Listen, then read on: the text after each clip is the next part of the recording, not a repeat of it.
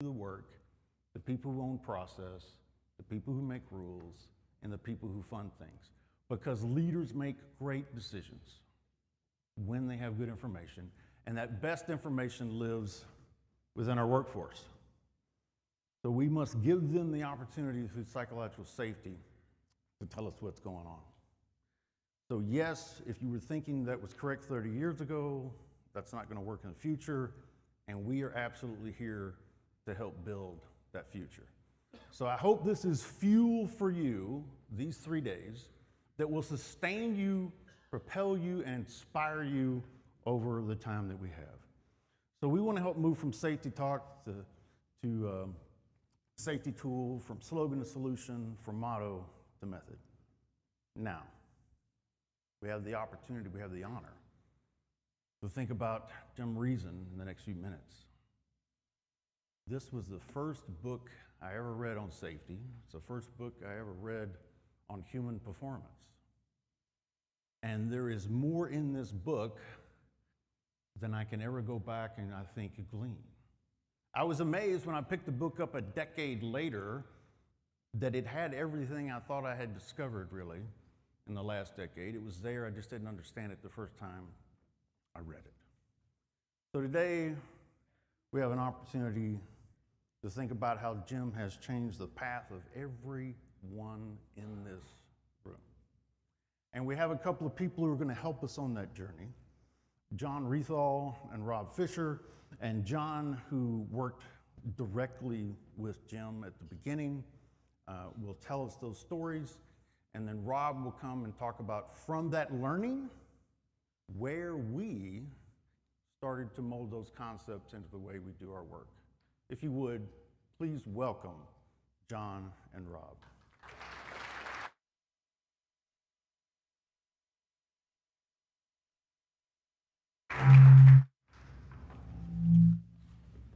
Thank you. Good morning, everyone.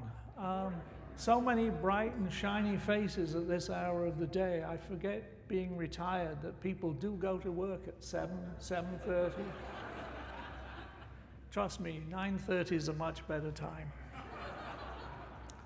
So what I'm going to do is give you a little bit of history from my time with Jim Reason, who I'm sure you know died in February this year. So my role is more the historian.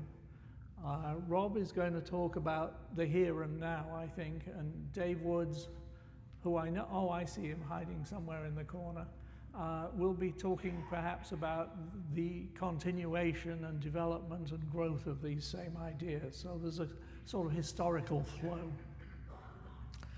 So let me move on. I don't know if many of you know quite how Jim became the august leader of the organization and personal safety work, but it was a little indirect. Jim's early work, when he got his Ph.D. from the University of Leicester in 1977, was actually on motion sickness. And that was taken up and sponsored by NASA and the US Navy research group to do with space sickness in some of the early days of the manned space program. And he was working in that field and published one of the books that I think was on Charles's list, Motion Sickness. But as he found that very quickly, it's very hard to do the classic research in psychology by getting students to throw up thanks to the joys of studying the actual motion sickness. So one thing happened by coincidence around that time. I don't know if many of you have heard this story, but his first foray was in human error was his own personal experience. One day when he was going to make a pot of tea in the English fashion. That involves a teapot, loose tea, pouring the water in. At the same time that his cat, which was a savage Persian cat, was pestering him for food. So inevitably enough, he finished up putting the cat food in the teapot. most people will go, yeah, I'm stupid, never mind, move on. But that triggered him to start thinking about what were the mechanisms that underlay that, and perhaps that's a common experience to people. That kind of low-level error doesn't have a big consequence, but you know, it's not what you intended. So he started a program at the University of Manchester, where he was now a professor, in getting students to fill out diaries from their own personal experience of things that just were actions not as intended during the day. And other people were thinking about that. He was not unique, but he was one of the first. And in fact, I first came across Jim at a lecture he gave in 1979 in England on that work. And it struck me as a simple engineer sitting in the audience that he was somebody who was thinking about structure of problems rather than just a catalog of problems. And that really started my work in this area too. That time I was with what in the UK was at that time the Central Electricity Generating Board, working on the case for human performance for one of the new reactor systems that was going on. Anyway, moving on. So he was doing that development work, thinking with the student diaries, and at the same time things were happening in the real world. Perhaps the most notable event that time-wise was applicable was the event at 3 Mile Island in March 1979, which I realize how long ago it is that whenever I've given talks at places like Ohio State University, the students are going, what? 3 Mile Island, never heard of it. And you realize that this occurred years, if not decades, before they were born. And it's scary when, to me, it was one of the most, significant events in this development. But other events went on. The release of toxic gases at Bhopal, the Challenger explosion. For people in Europe, one of the significant events was the sinking of the Herald of Free Enterprise, which was referred to as a roll-on, roll-off ferry, where it has a big door at the front. People bring their cars and trucks onto the boat. The nose goes back down to make it seaworthy and leave. Well, in this case, they didn't close the front door, and it departed into the sea and then sank. And another example is Piper Alpha, a North Sea platform. And at the same time, there were a series of conferences. Other people were getting interested in this area. The first one, I think, on record was known as the Clambake Conference in 1979, where John Senders personally organized a gathering of people he thought were the experts, and just personally funded this meeting up in New England. And that was followed by a series of NATO Advanced Study Institute meetings, those dates, 1981, 83, and so on. Gives you an indication of the time frame when this was now a fermenting area, many people getting involved. And perhaps the most important one was a conference in Bellagio. And this is the point where my presentation falls to pieces, because I have one photograph, one pointer, that I want to point out a few faces, but I have 2 screens. So, who prefers that side? Who? I'll assume that this crowd can see this picture, and then on a later one, I'll use that one to get your own back. Now I'll see if the presentation works if I go off stage. Okay.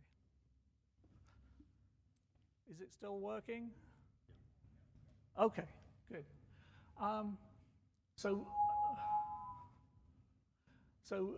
This is Jim Reason sitting here on the front row with people you may know if you're at least in the nuclear business. There's Alan Swain next to him, Neville Morey, John Senders. He was the one who personally organized the first.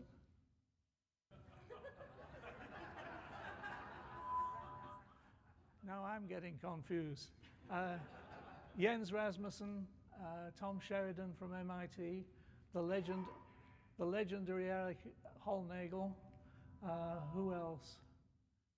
Where's Dave? There he is. Dave Woods, who will be following on this morning. David Embry. So that was in 1983 at the Advanced Study Institute. Wonderful meeting. It was a week-long meeting at the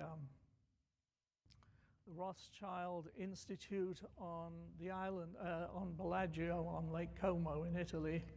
Everything provided, people working together.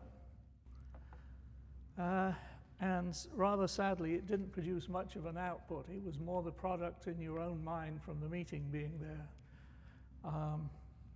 Moving on, just to show how much the world changes and doesn't change, Dave Woods, I, and Neville Morey organized a party for Jim Reason for his 70th birthday.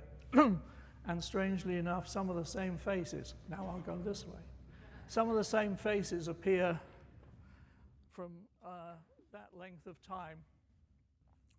So there's Jim. I'm somewhere hidden here by David Embry. Since we were commercial rivals, that was typical of Dave to get in the front.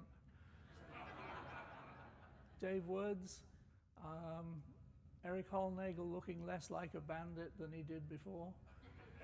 Neville Morey, John Senders, Bill Runciman, who was responsible for patient safety in Australia.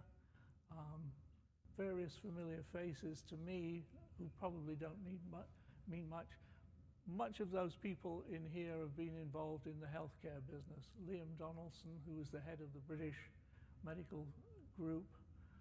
Bob Weers, who sadly passed away, was a wonderful leader in lecturing and promoting safety in the American health community. I could keep going forever, and that wouldn't be fair to the other people following me. But I say this is a historical lecture, so I've got to have some kind of nostalgia in there.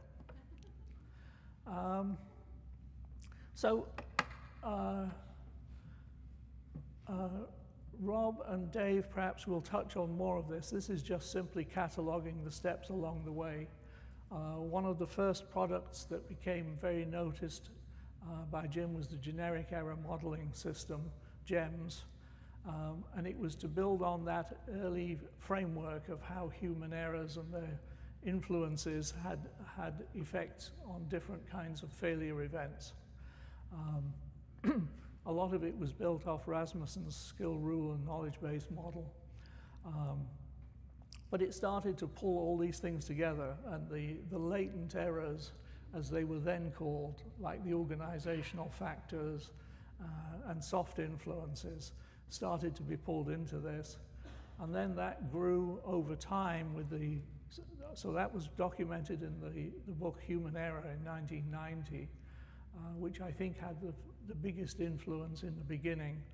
And then that developed into the so-called Swiss cheese model and produced the organizational accidents work, always short referred to as ORGACS. For some reason, people are very puzzled why the word ORGACS was used, but if you have to rate out managing the risks of organizational accidents 100 times, you very quickly give up on that. But as those of you who've read it and will hear more about it, it's really about how the alignment of gaps in slices of Swiss cheese can lead to vulnerabilities, because the defenses in depth represented by those perfect slices, no holes, would have blocked the event. So it's a way of structuring that kind of concern. Now, the work that we did together with Jim was certainly the brains and the architect, and then I was involved later on in trying to take some of this and make use of it.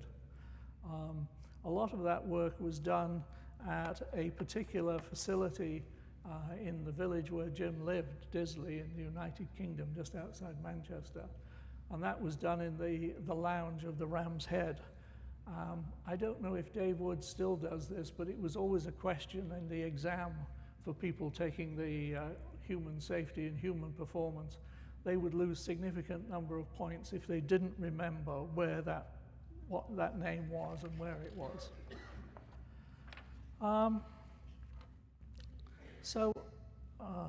Sorry, I have 2 pointers here, and I keep switching between them.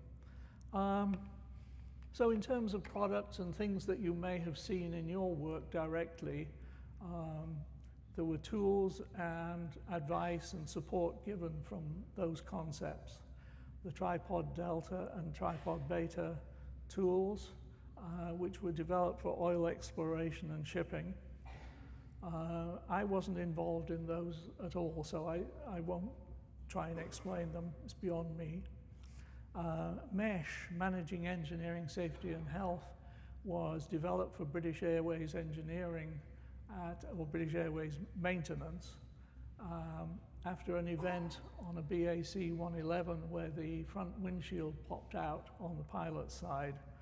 And it was occurred because a maintenance supervisor had the idea that it was about time that these screws that were holding the windshield in got replaced. There's been some kind of corrosion. So he went ahead and replaced them all in the windshield, but unfortunately in the dark of night, they were the wrong size screws.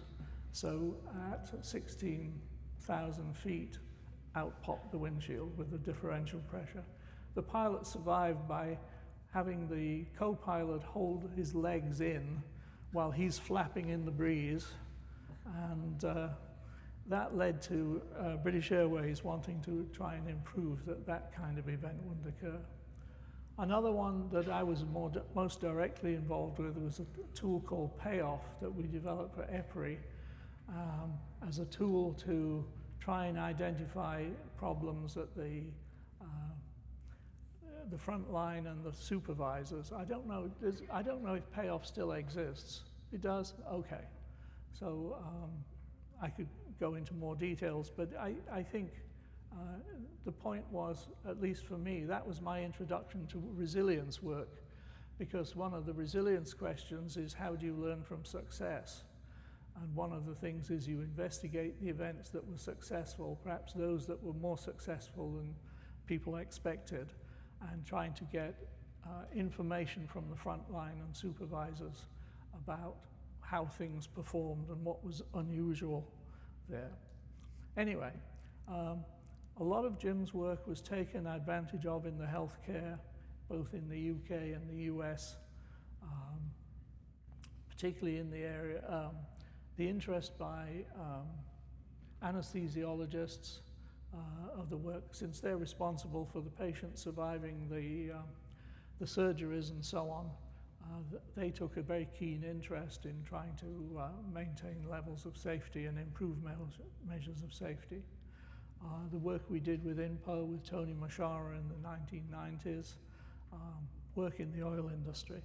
But the point of that is just to say it covered the central concepts covered quite a wide range of different industries. No, not that one. There we go. These are just some personal observations working with Jim on a sort of continuous basis. The things that struck me was his ability to get in front of an audience of very varied technical people, from nuclear industry, from healthcare, to people involved in aircraft maintenance, and so on. Locomotive engineers, sea captains, heart surgeons, and be able to take the ideas that he'd worked with and put it in a way that people could relate to. I think he was almost unique in that ability to convey the ideas of the deeper complexity in ways that people could make a connection to. And he had a great charm with audience. He could charm audiences. He was so good at getting you into his world and grabbing by the fist. what we would say in England, he had quite a character. He was a notorious raconteur. He could tell stories forever and a day. And from a personal point of view and a British point of view, then his wicked sense of humour and tease audiences was quite notorious. One of the things that was always a problem for him was that there was, because the ideas had been taken by the audience, so many questions, and I was, for many of those presentations, was his bag carrier and sidekick. And he would be whispering out of it, he'd be saying, "Lovely question, I'm so glad you asked that." And he's whispering out of the side of his mouth saying, "Get me out of here." So my last sentence there about would maintain perfect politeness while signaling his desire for rescue was one of his more endearing characteristics when you're trying to achieve that. So that gives you maybe a history. I don't want to take up more time than I have, because Rob has his time slot to come. I won't be staying around after this session this morning because I have other obligations to get to. So this is just a note on my last slide here. One of the things that happened for Jim was that he was awarded in the British Honours System an honour called the CBE, or Commander of the British Empire, which, just for information, is one step below a knighthood. So he didn't quite make Sir Jim Reason, although we had numerous conversations over glasses of whiskey about what would it take? What do I have to do to get the upgrade? Typical Jim. And it was specifically for services for reducing the risk in healthcare. And that's basically all I have to say. So thank you for listening.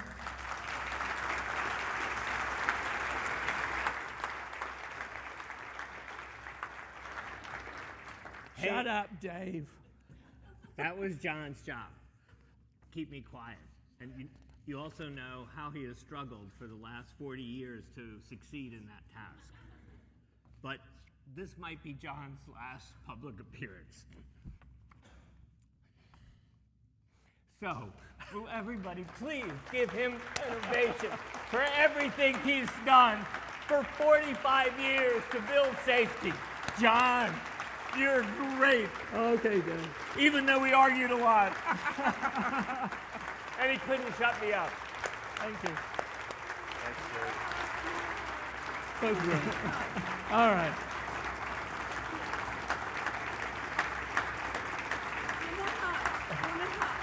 Wants a hug. Anyway. Thank you, Dave. Thank you. Dave, as John was going to leave the stage, my first memories were of John being a little bit of Jim's handler. And I rarely talk about Dr. Reason without mentioning John and his contribution to kind of helping us manage things. So, clicker.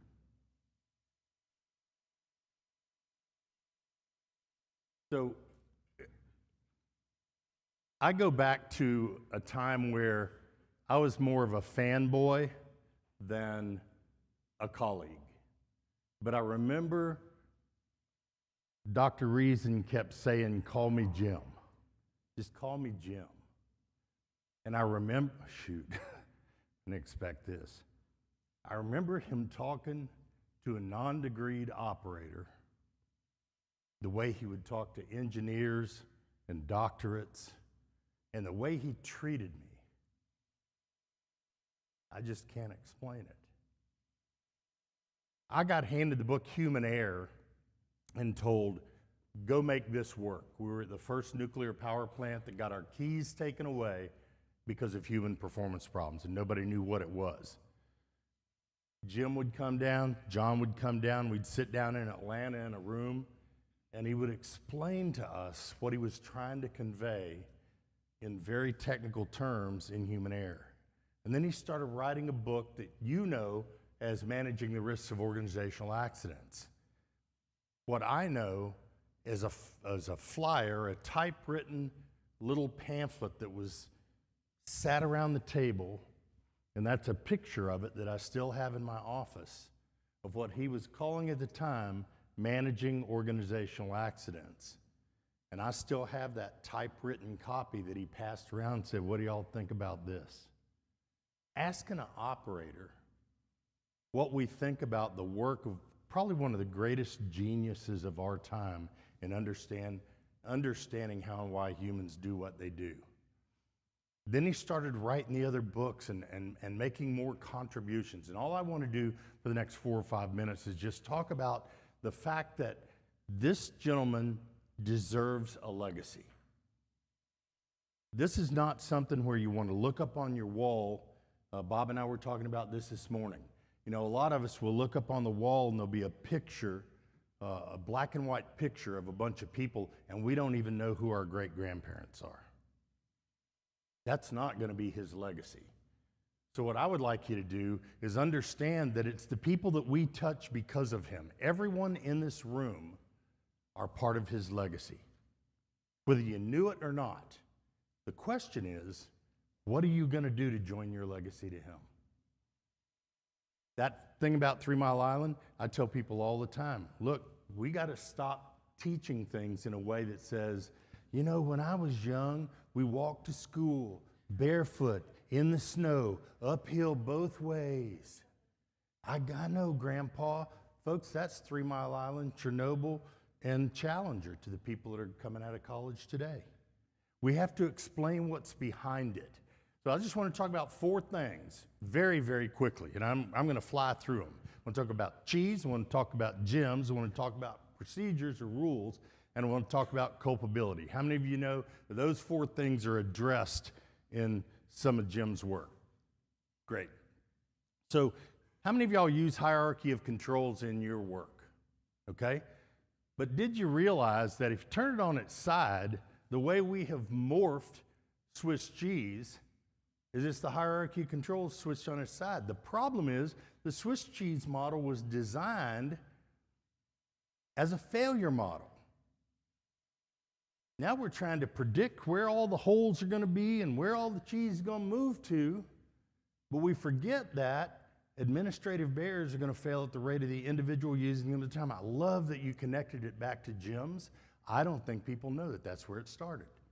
Not gyms, J-I-M-S, G-E-M-S. So if you think about it, the way the Swiss cheese model was designed kind of morphed. It's all spread out over time. It's all the pieces of cheese move. The holes change size. Those are 3 forgotten attributes, but let's go back to what he said.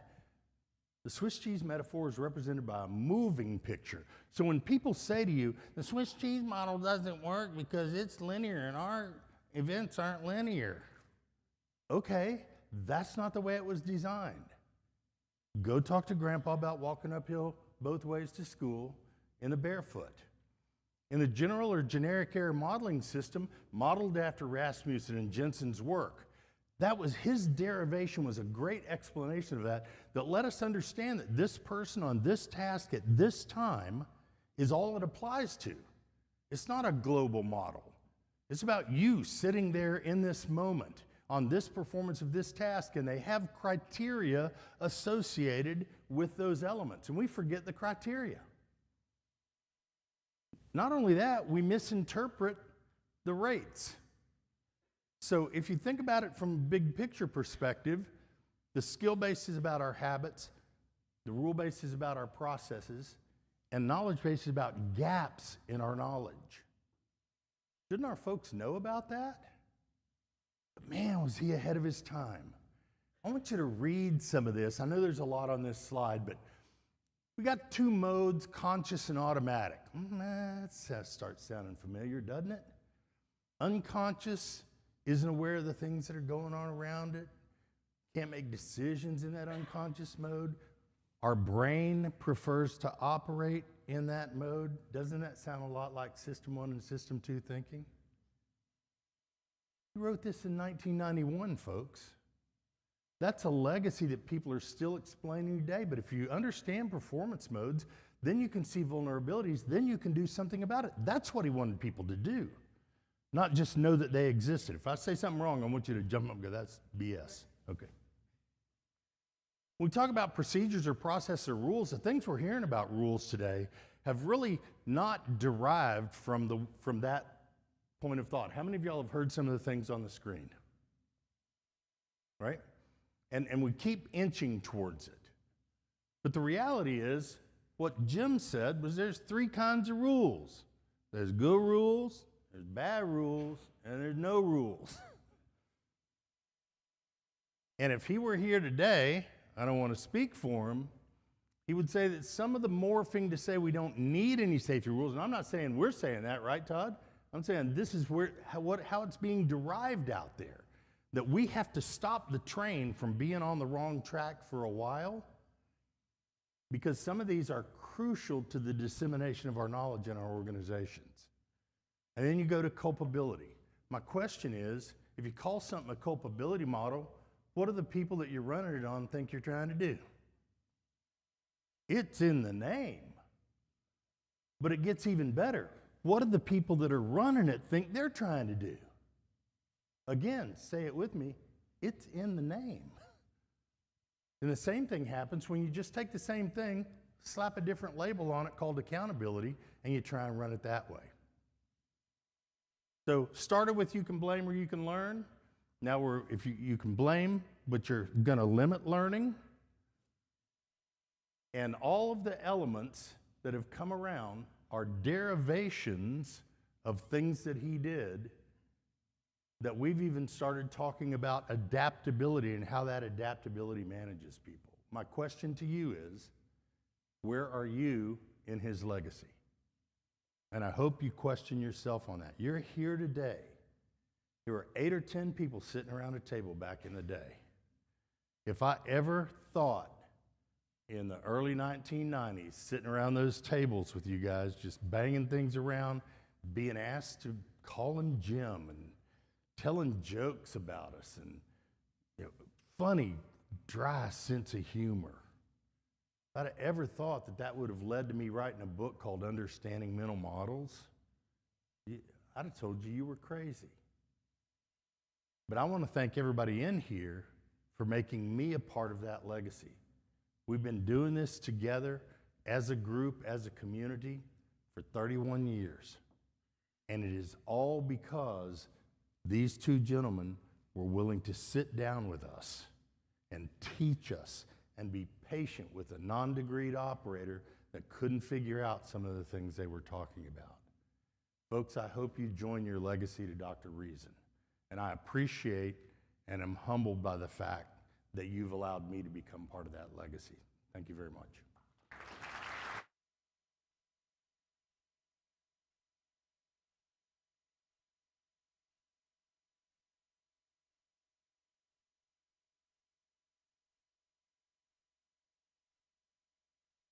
Morning, how are you? So I have a distinct honor this morning. I have the opportunity to introduce Dr. David Woods, who will be coming up here just after me.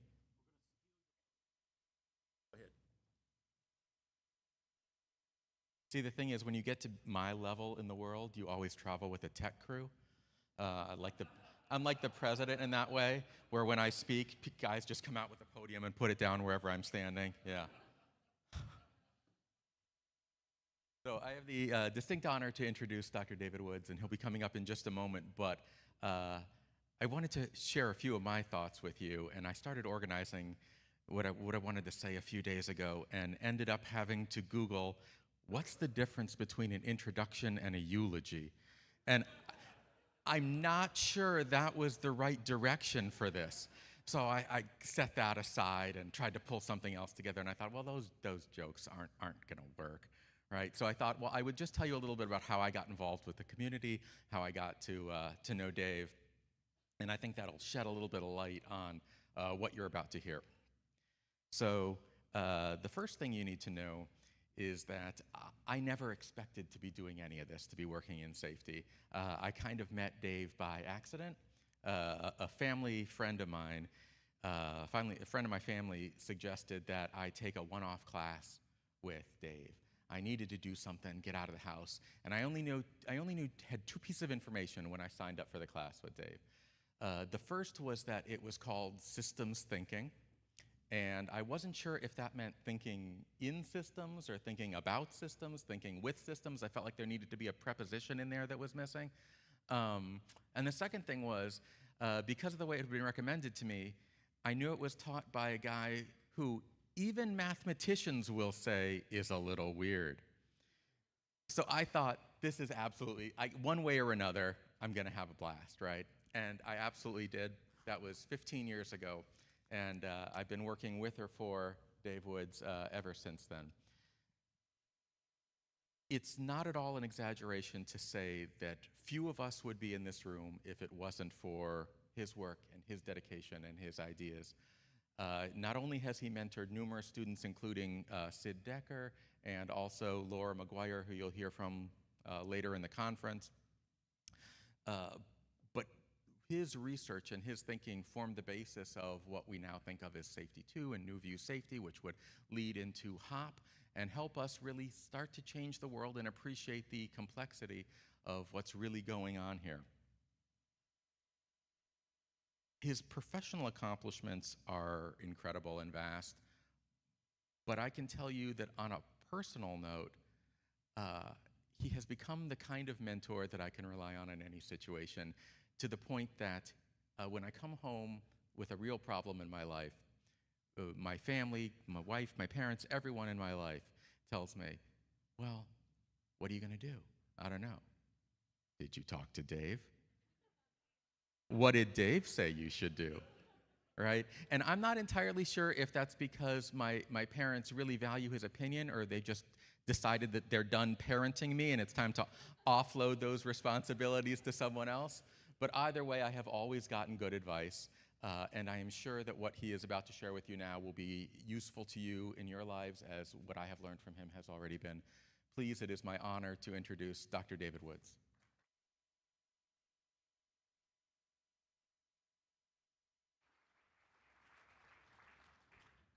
Thank you. Just a quick aside.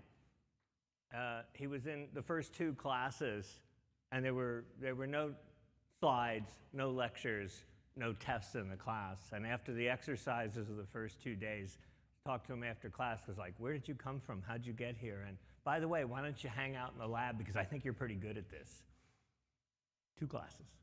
So anyway, way up there. Oh, so let's, in a sense, transition from history to today.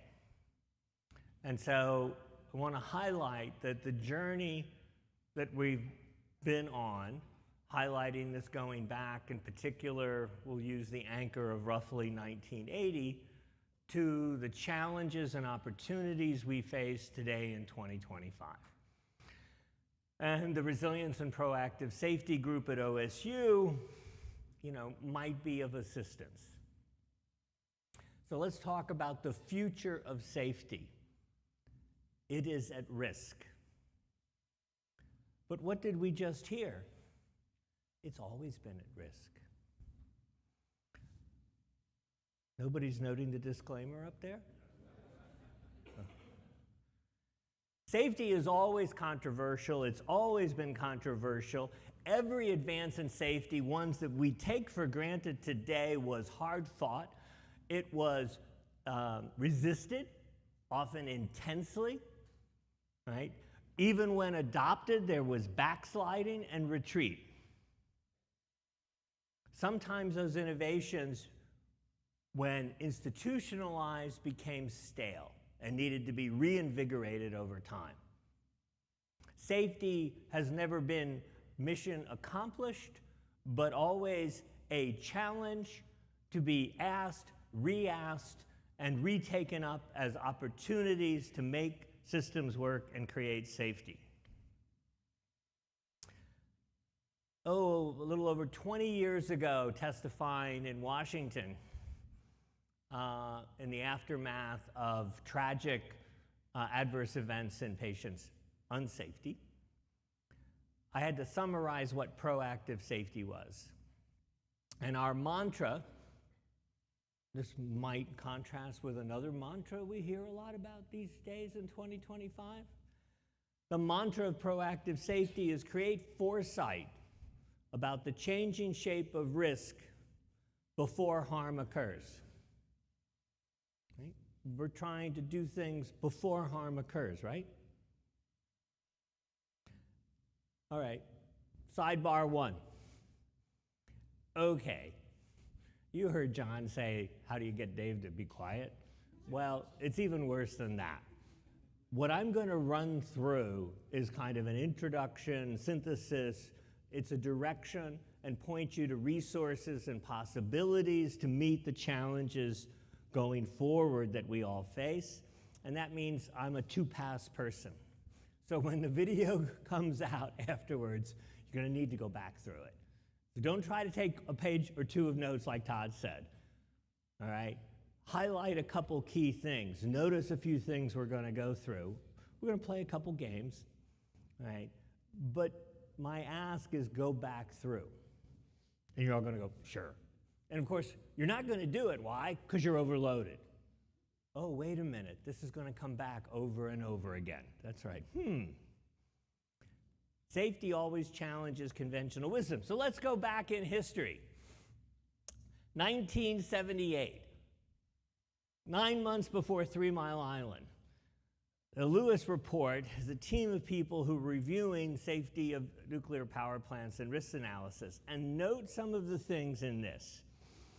Well, these probability calculations, are they conservative or are they overstating how confident we are in safety? It's very difficult to balance. An inability to assess human adaptability during the course of an accident. I am foreshadowing games we are going to play and answers you're going to provide. I am giving you hints all through the beginning of this, so you'll maybe be able to answer the questions later better. A nagging concern that we've missed something important, that this is an incomplete analysis, that we've missed something. We don't know how to treat common mode failures, common mode factors and events. We don't know how to deal with sneak paths. What's that? Oh, wait a minute. Our systems are more complex and interdependent in ways that we can completely track and understand and include in our models.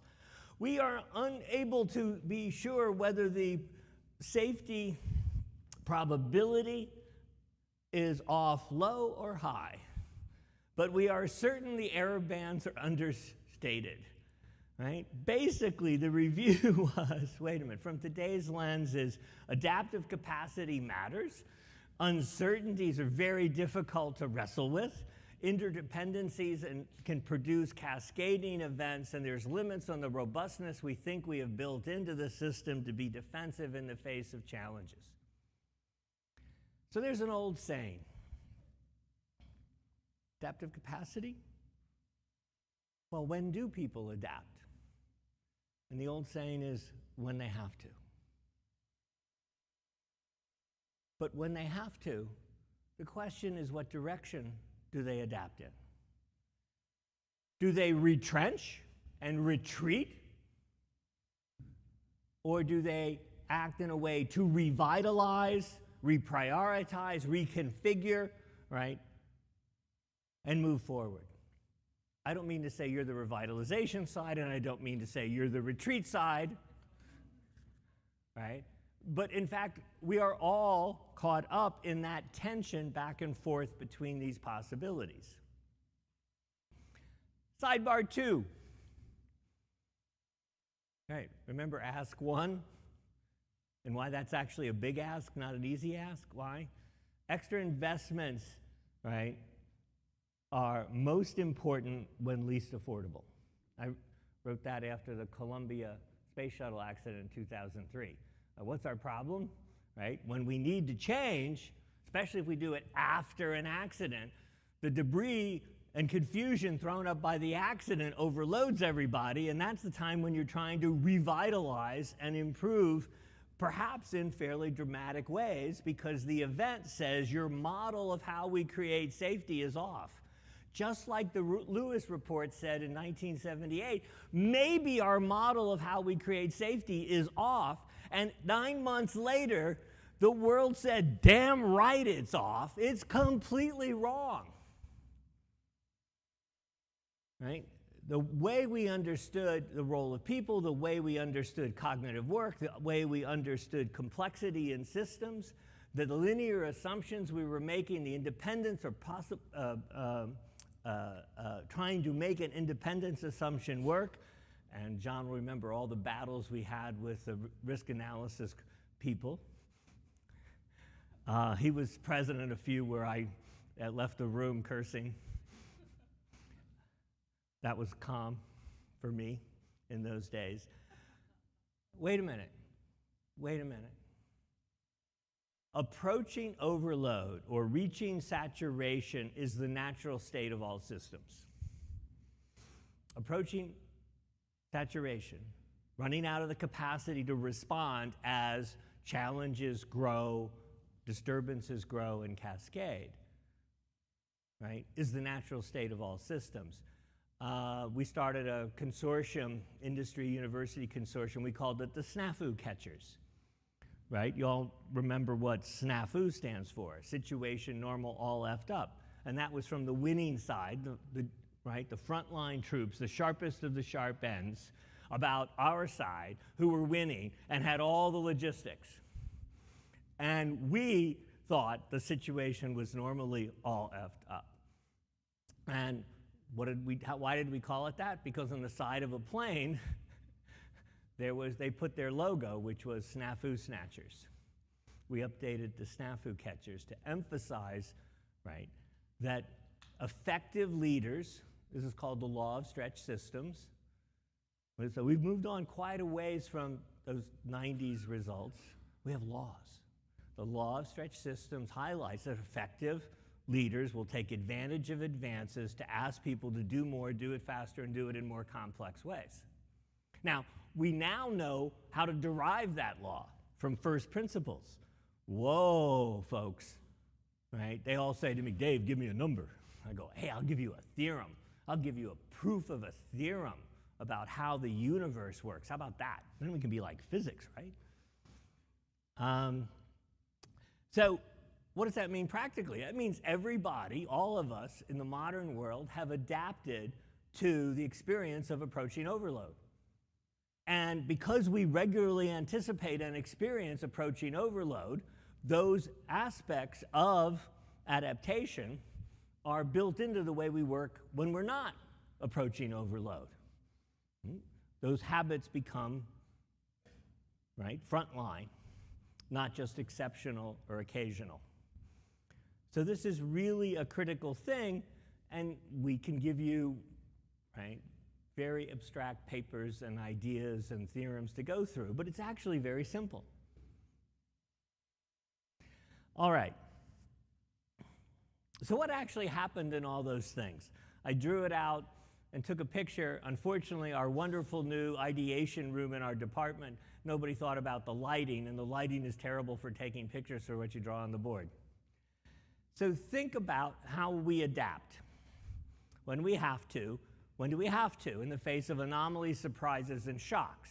3 Mile Island was a shock, and it triggered not simply a nuclear power re-examination, it was a re-examination across the board in all worlds about safety, complexity, and how we succeed in when we can grow new capabilities. So the retrench side is always the interpretation, well, this was just a local thing. We can repair it easily. There was just a component or subsystem, especially those other people who aren't as careful as we are, right? And then we can move on. I always wished I had done a diary study like Jim set up, where I just wrote down every time I heard somebody say, 3 Mile Island shows this. I would have had 4 notebooks, right? And they would have covered all kinds of things. A lot of them a quarter right, and 3/4 wrong, but in addition, in compilation, missing all the points. On the other hand, what actually happened was a revision, a re-examination that allowed me, at 27 years old, all of a sudden to take on unbelievable assignments about how to design control rooms, use new computers, new visualization capabilities to help people, right, when anomalies happen in complex dynamic worlds. So we got to redirect efforts in new directions, we got to reinvent things, we got to reinvigorate, right? It was all great, right? No, because what happened immediately? The pressures to compromise. Well, we can't go that far. Oh, how many times do we hear, oh, Dave, we can't build that. You know, that would take us too long. We don't know how to build that, right? One time they said that, so we went back, grabbed an intern from Carnegie Mellon, and a week later we came back. What do you mean? We just built a prototype of it. What do you mean you can't build that? Backsliding. Oh my God. What has my experience been the last 2 weeks talking about aviation safety on committees and others in the current crisis in aviation safety? I think I'm in 1980 all over again. We're talking about backsliding, talking about retreat, talking about losing sight of the advances that created the ultra-safe aviation system, right? This stuff goes on regularly. So there's always a mix back and forth. In that mix, right, remember the new ideas have been growing. The seeds for them came out in the 80s and through the 90s, and new ones in the last 15 years have been growing under the label resilience engineering and other words we're using. And we have new fundamentals, new techniques, and new things you can build on. And we have resources to show you about them and work with you as partners in these. So what happens when you're slammed? Right? When you're slammed, think about what goes on. Pace increases, tempo. Right? Remember a lot of the things you look at. Where's tempo? Surprise, tangles of interdependencies, saturation, lag, friction. Friction in putting plans into action. Lag. We once did a study of a response to a failure, right? And the procedures were perfect. And if you followed the procedures, you couldn't possibly solve the problem. Were they wrong? No, everything in them was completely correct. Why? Because they didn't take time into account when things happened, how fast they happened, how long it took, what congestion could arise in the process of executing it, the friction that happens, right, in real-world settings. How old is that finding? Oh, it goes back to 1832. We don't have to go back to 1990 on some of this stuff. Come on, we can use these ideas to handle systems, right? The need to increase your adaptive capacity, right, is greatest when you're running out of adaptive capacity. That paradox that's at the heart, right, of how we meet challenge. So can we keep pace with change? And what do we often see? That retreat, the pressures to compromise, oversimplify, treat it as just a minor thing to repair in the system that basically works as we like. All right, it leaves us slow, fragmented, and stale. Are we slow, fragmented, and stale right now in the world of safety, in the world of our industries? What do you think's going on in aviation right now? Are we slow to change? Are we caught in repair? Wait, what happened? Let's see, 2018, 2019, twin accidents. The advances in aviation safety over the last 40 years were supposed to eliminate repeats. 346 people died in the twin 737 MAX MCAS automation accidents, a repeat accident. That was never supposed to happen given advances in proactive safety. That is an enormous black mark on our ability to build and create safety.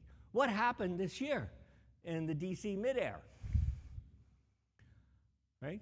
As soon as you look, you find out helicopter traffic going northish on the east side of the Potomac is flying ridiculously close normally to one of the approaches to National. Right? There's some imprecision on the helicopter side, a bunch of different reasons for imprecision and drift. Right? Complete, right, separation and blockage across organizational jurisdictional boundaries between commercial aviation at the airport and the different civilian and military jurisdictions that govern that helicopter traffic. Nobody pays attention to incident after incident after incident of too close go-arounds, right, near misses. And then one gets too close and we have a mid-air collision. What was created in the history of aviation safety? The Aviation Safety Reporting System. What did other industries copy? The Aviation Safety Reporting System to find incidents before adverse events happen so we don't have the adverse event. What a failure. Wait a minute. Jim Reason, John put up a list of some of the accidents. Where have we seen this before? Herald of Free Enterprise, Challenger, Columbia, on and on, the same pattern. And here we are. Whoa, folks. We can't rest on any laurels. We're in trouble. We're in big trouble. All right, let's tell a story. All right. I got a memo to a safety manager. Right? A lot of you are safety managers, right? Working with safety managers. You can imagine that you're a safety manager. All right, here's what the upper management says. What are you doing to utilize the new advances in AI? Oh, this says the opportunity and new capabilities are going to be amazing and increase the productivity of our organization. We'll be able to work faster, better, cheaper. This is a memo coming from the C-suite. Sound plausible? Right? Did you receive one yet? I know people who are receiving this memo. I really do. Please show me how you're infusing AI into your operations to increase productivity and reduce costs. By the way, do this quickly or we will be left behind because all of our competitors are already using AI. Uh-oh. Wait a minute. So what's your role as safety manager? You're just one of the middle management functions that's receiving this memo. What are you going to do? Well, what are you responsible for? Think proactive safety. Think, right? I don't wait for adverse events and then change things. Right? Recognize, we test, we check, we cross-check, we corroborate, we look, we gather evidence. We just don't move fast and break things? Huh? Silicon Valley? AI gold rush? You're sitting there going, wait a minute. So what are you going to do? But you're a safety manager. So what do? You actually have a cross-cutting role where you connect to many of the different functions in the organization.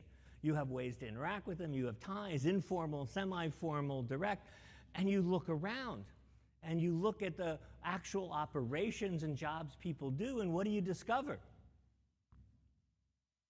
Wait a minute, all the frontline people are already using a chatbot.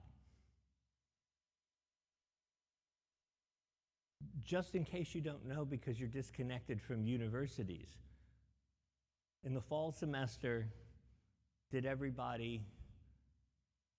people use chatbots? Did students and undergraduates use chatbots? Oh, they started to. It was nice to have. It's interesting to explore. Right? What happened in the spring semester? Everybody used it. It became frontline. And that's what you observe in your organization. Some people are finding it nice to have, and it helps them with some busy work. Others are saying, no, it can take over other kinds of activities, and it's now becoming frontline in the way they do their job in operations. And then you start looking and you realize, oh my God, they are starting to adapt and adopt using AI-infused technologies to do things that are only one step away from safety critical. What are you supposed to do? Because remember, you're supposed to show lower costs and higher productivity, and management in their memo says, by the way, to make sure you move fast, we've cut your staff and budget. Because we're supposed to get all these great gains from AI. It's easily accessible. I don't have to do much tailoring. I don't need specialization. All I got to do is pay a little monthly fee. Oh, by the way, it's really cheap right now, even though it uses gobs of money, gobs of energy, and gobs of water, right? And nobody is paying full freight for the use of this because it's attracting all the, vacuuming up all the money in the world for a few companies in the AI gold rush race, right? So that movement from nice to have to frontline to safety critical is a pattern of adaptation, a cycle of adaptation, right? We see this all the time. It's called the slide to criticality. And we can see in that slide where at some point it's a ratchet, right? It's a slide. Well, if it's a slide, I can go back. I can move from what became frontline to the older ways of doing things. Okay. But what happens as that becomes frontline and business critical, vital to the services you supply as value to your customers? You start to lose the ability. Why? Because management and others take advantage of the change to ask you to do more, do it faster, and do it more complex ways. Or in this case, just less people, less resources, less experience, less expertise. So as you cut the experience and expertise, your ability to slide back goes away. It's not a slide anymore, it's a ratchet. You can't go back. So what do you do when it fails? And despite the gold rush rhetoric, what do we know? Everything is limited. You had to make trade-offs and put it together and get it to work. That was making assumptions and anticipations on how a new world would work. Remember the Lewis report. Oh, yeah, we can quantify the probability of a core melt at 10 to the minus 8. And then they come back, well, maybe that's being a little overconfident about how the future is going to work out.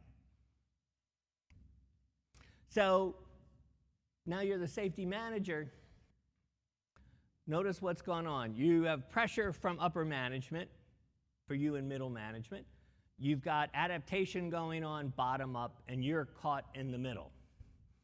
Your resources are being squeezed at the same time that new things are happening. How are you going to be thorough? How are you going to introduce checks? How are you going to carry out your safety responsibility?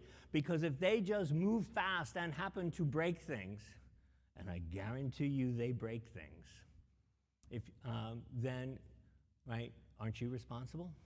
Aren't they going to turn around you as the safety manager? Aren't you, as a committed safety manager, going to feel inherently responsible? You're in a trap. So what are we going to do in that trap? Well, this illustrates our challenge here. The driver is faster, better, cheaper pressure, move fast and break things, the AI gold rush, the Silicon Valley dominant business model. You as safety manager, right, have to balance those things.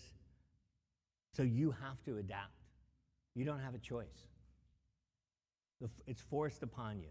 Now, we just wrote about this 2-3 weeks ago. It came out in a Bulletin of the Atomic Scientists, not your normal outlet for these things, called Silicon Valley Way, Move Fast and Break Aviation Safety, in the context of the recent crises of confidence in aviation safety. We're all slammed. In safety, we are slammed. And how are we going to adapt?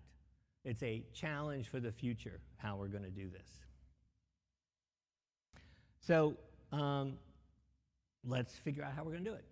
Time for us to do a little work, play some games.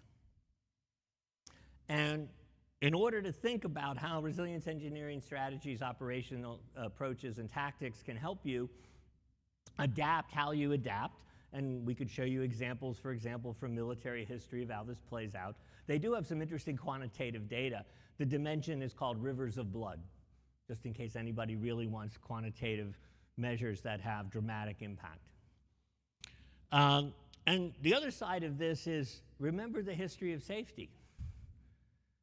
People like you have already done this.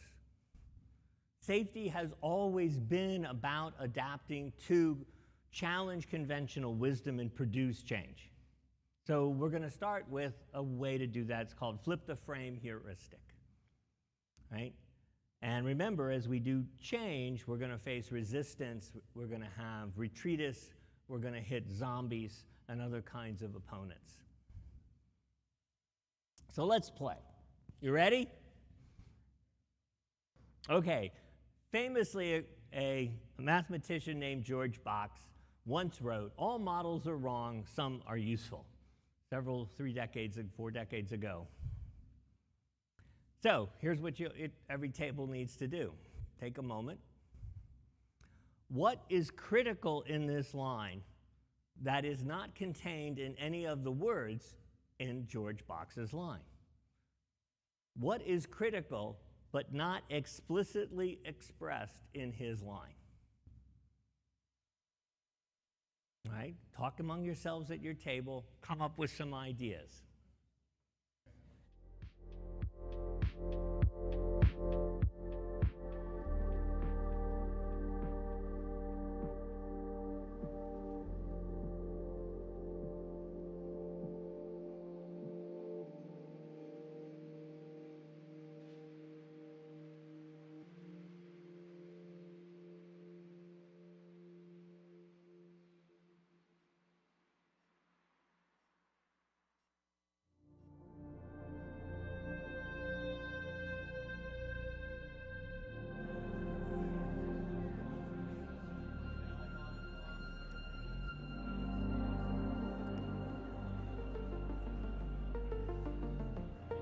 Anybody got something? But don't shout it out yet. If you think you got something, okay, here's a hint. If you think you got something, here's a hint. What's critical and not there explicitly is not about any of the words or adding a word to clarify this very short phrase. It's about the relationships. What's missing and critical is in the relationships between what those words express. It's in the relationships, not the words themselves. So think about the words as how they capture relationships. Don't look at the words themselves, or use the words to extract relationships that are otherwise not mapped out. Okay, try some more. See if that helps you.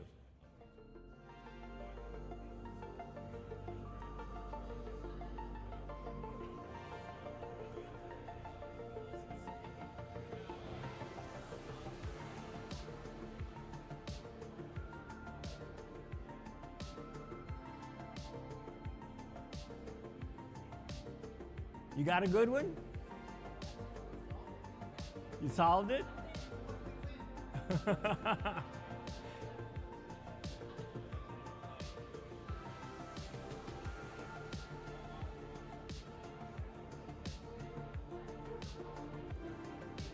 Okay, enough here. Table on this side. Anybody want to shout out what you think is critical but missing from George Box's line? Somebody on this side. Somebody. Brian. People. That's a good one. All right, somebody else.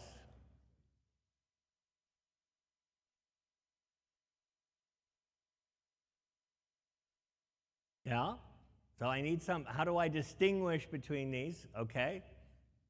Models are relative to the situation in which they're applied. Yeah, context, right? How many had context or something like that? Yeah. All the students know if they get asked a question in their qualifier exam, there are 2 things to always remember to answer if you don't know the answer. And the first is, it depends. or it's contextual. All right, yeah.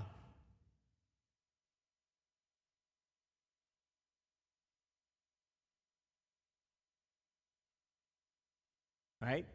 So that's part of the models are wrong, meaning they can't capture all of the variability and ways that surprises that can occur. Again, notice the reason I'm trying to do an exercise with relationships. What did I start with in 78? A quote back in the history that reminds us of this line, right? That being overconfident in our model that gives us an estimate of that we're safe and completely safe and everything's fine. We have made it inherently safe and we're done, right? Versus, wait a minute, this is an active, dynamic world, hint, hint, hint. Because did anyone have, wait a minute, where'd the slides go? Time? When? When is the model useful and when is it wrong in ways that matter? When? So that's the other word they all know. When they don't know the answer to a question I ask, if it isn't depends, the answer's time. What's the biggest problem in everything we are doing in safety? What's the biggest compromise we make is we lose time. We lose time. These are dynamical systems. And by the way, if you've noticed in the slides and things that were pictures that were shown by John in the discussions, the people in those pictures are mostly gone. They all have gray hair or no hair. We're running out of time up here, people like me. So if you know a place where time stops, I have a little bit left to go hide there. So if you know where it is, I need to know pretty soon. Can I make a comment? Yeah.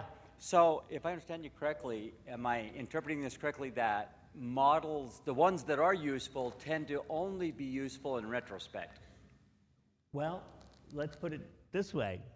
My revision of Box's line, and you can watch a short video at the Foundations of Resilience video series.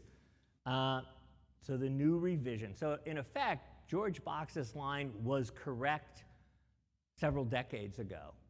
What happened is modelers, compromised and turned it into something safe when it was originally poised as a challenge to modelers to be humble.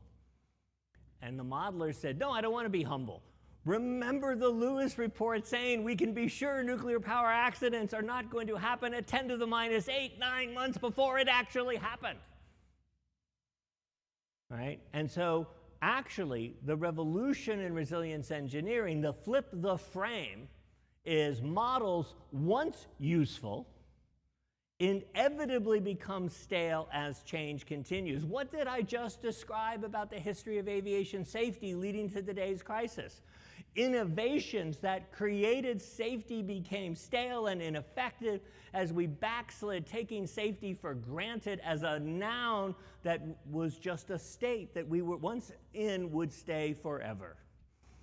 Models, once useful, inevitably become stale as change continues, requiring revision, reframing to keep pace.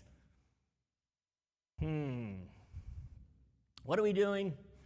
Escape the Traps is a game we're going to play between nouns and verbs. Verbs, gerunds, adverbs, growth, complexification, pace, tempo, surprise, tangle, saturation, lag, friction, congestion, cascade, conflicts. There's your checklist, right there. All those words, they're pointers, they're verbs. Expand them. They're all dynamical, right? You take that list of words, right? Put it on your wall. Every time something comes up, ask yourself, where is that going on? How is that going on? And every aspect of your work will become more relevant, more capable, more anticipatory, more creative about how to understand and guide the systems to adapt in ways that will create safety. So let's play nouns versus verbs. Nouns and verbs do battles. Okay, I want you to shout it out. Mean time to recovery, or mean time to failure, or whatever you want a variation on that. Noun or verb? Everybody again? Noun. We're counting up a category. Oh, what do we have in safety? A whole history of taxonomies. Did you know Jens Rasmussen once did a taxonomy of taxonomies for a big cross-European conference? And no one then or now understands that he was trolling everybody. Those Danes are so subtle. Yeah, it's a noun. Yeah, what does it get you? Nothing.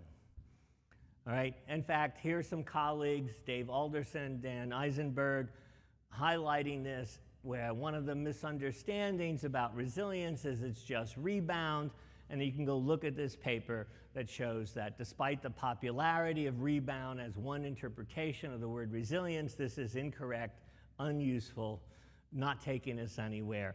It's a compromise. It's missing the opportunity and substance of the new ideas. Okay, here's a harder one. Overload. We said overload has been a theme, saturation running through. Is overload a noun or a verb? Ooh, are you good? Okay. Okay, how is it used as a noun? A state, a situation. What? A status. A status. Yeah, in a state of overload. Yeah. And so if we do it as a noun, what do we need to do? If we treat overload as a noun, I mean, this is a big line of work in human factors, human performance, right? We need to measure how overloaded you are. Heart rate variability, right? Surveys. Are you overloaded? And what do? We reduce your load, right? And the assumption is we can set up a way to operate where you will stay far away from being overloaded.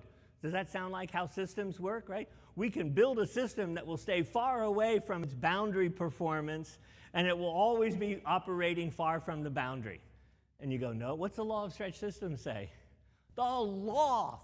It's a law. And even better, I can derive the law from first principles about this universe. Very simple.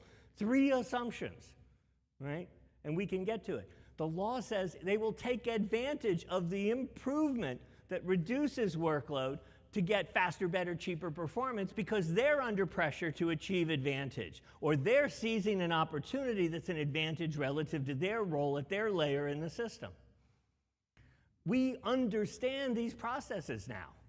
You can take advantage of this understanding. Now, how do we treat overload as a verb? Right? The answer is, this is what everything in resilience engineering comes down to. How do you act when you're approaching saturation? And that means, right, if you reach saturation, you have a brittle collapse, right? In the modern world, failure is due to brittle systems, not erratic components. Why? Not because components aren't limited and have weaknesses. All components and subsystems have limits and weaknesses because there's finite resources, change continues, and others are taking advantage of our improvements, right?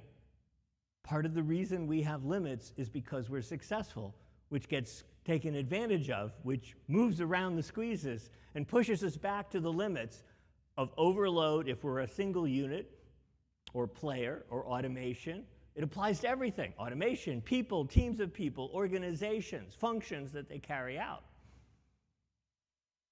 So treating it as a verb says, how do you help people adapt when approaching saturation? We normally we either do too little too early or too much too late. It's a terrible thing. I can show you how it works with just automation. I can show it to you in math for some kinds of automation if you want. I can show it to you in principles for higher levels of organization. That can be the dynamic basis of how upper management wants middle management to run things in guided adaptability.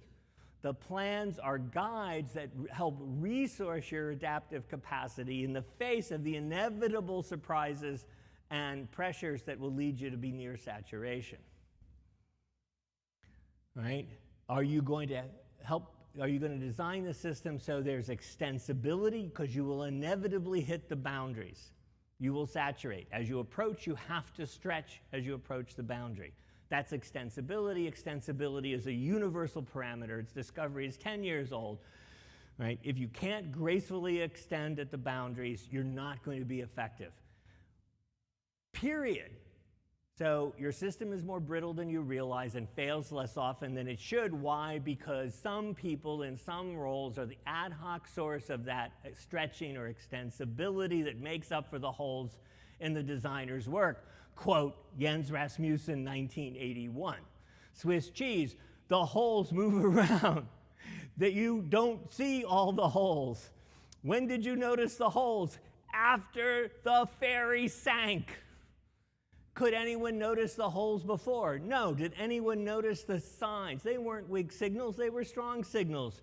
Before Challenger, before Columbia. No. Columbia, one I got to help investigate a little bit. A debris strikes on launch, not on orbit. Debris strikes that hit a different part of the vehicle. Debris strikes with energy 100 times more than the maximum in their analysis. Oh my God, it's the Lewis report all over again. How many times do we have to see this? We have to stop compromising. We have to stand up against the backsliding to move forward. All right. Well, I think I just already explained. Extensibility and brittleness.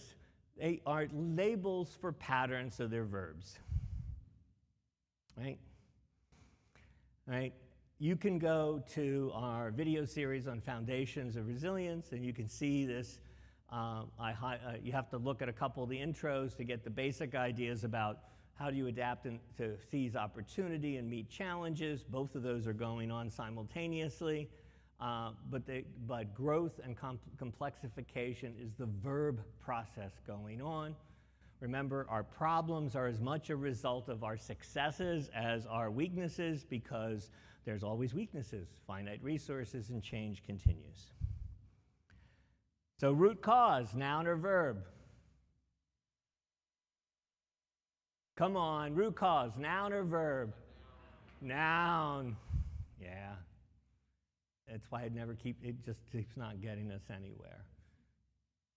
Right? If you're going to capture these processes, you've got to start thinking in verbs first. Yes, of course, we need nouns too. The problem is the modern Anglo-American system has made us so noun-centric that we're in gigantic trouble. Where am I? Here we go. And this has been noted by several. Eric Hallnagel's been saying this for 20 years. I translated him. You trying to say I'm done?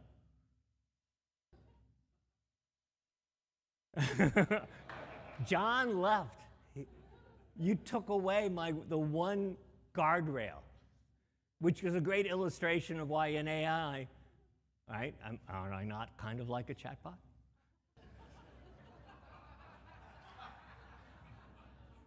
John's not here to laugh at that. Nouns lose sight of what builds, sustains, or constricts adaptive capacities over time. A bunch of people. So my ask of you is lead with verbs. Nouns first will trap you into the dynamics of faster, better, cheaper, move fast and break things. Right? The safe and effective will be sacrificed. The mantra of proactive safety will be sacrificed in the face of the pressure to be more productive and to cut resources, cut expertise. Events that harm will occur that match the past. We don't need any more repeats. I don't need twin accidents. I don't need failures of learning from repeated incidents to diffuse a coming accident. There are coming accidents if we move fast and break things. How are we going to resist these pressures? Well, guess what? We have to do the same thing of revitalize safety under stress. You know, you might have noticed in all that stuff of bringing up all these old ideas that are still floating around today, partially understood, partially used, partially successful, partially, innovative still. Maybe you should say, hey, you old guys should leave the stage and let us take over. Right? Maybe it's time for a new look. Maybe it's time for reframing. Right? I mean, this is the challenge that you face, and you have to adapt to it. You can retreat and retrench, or you can revitalize and move forward, drawing on the past, but using it in new ways to meet the new forms of challenge, the new context. When that happens, our history and understanding of that is it will grow middle out. You gathering in a place like this is middle out. You're building informal, semi-formal lines of connections across formal organizational boundaries. Build and reinforce institutions within your industry sector that cut across those lines horizontally, those functional lines.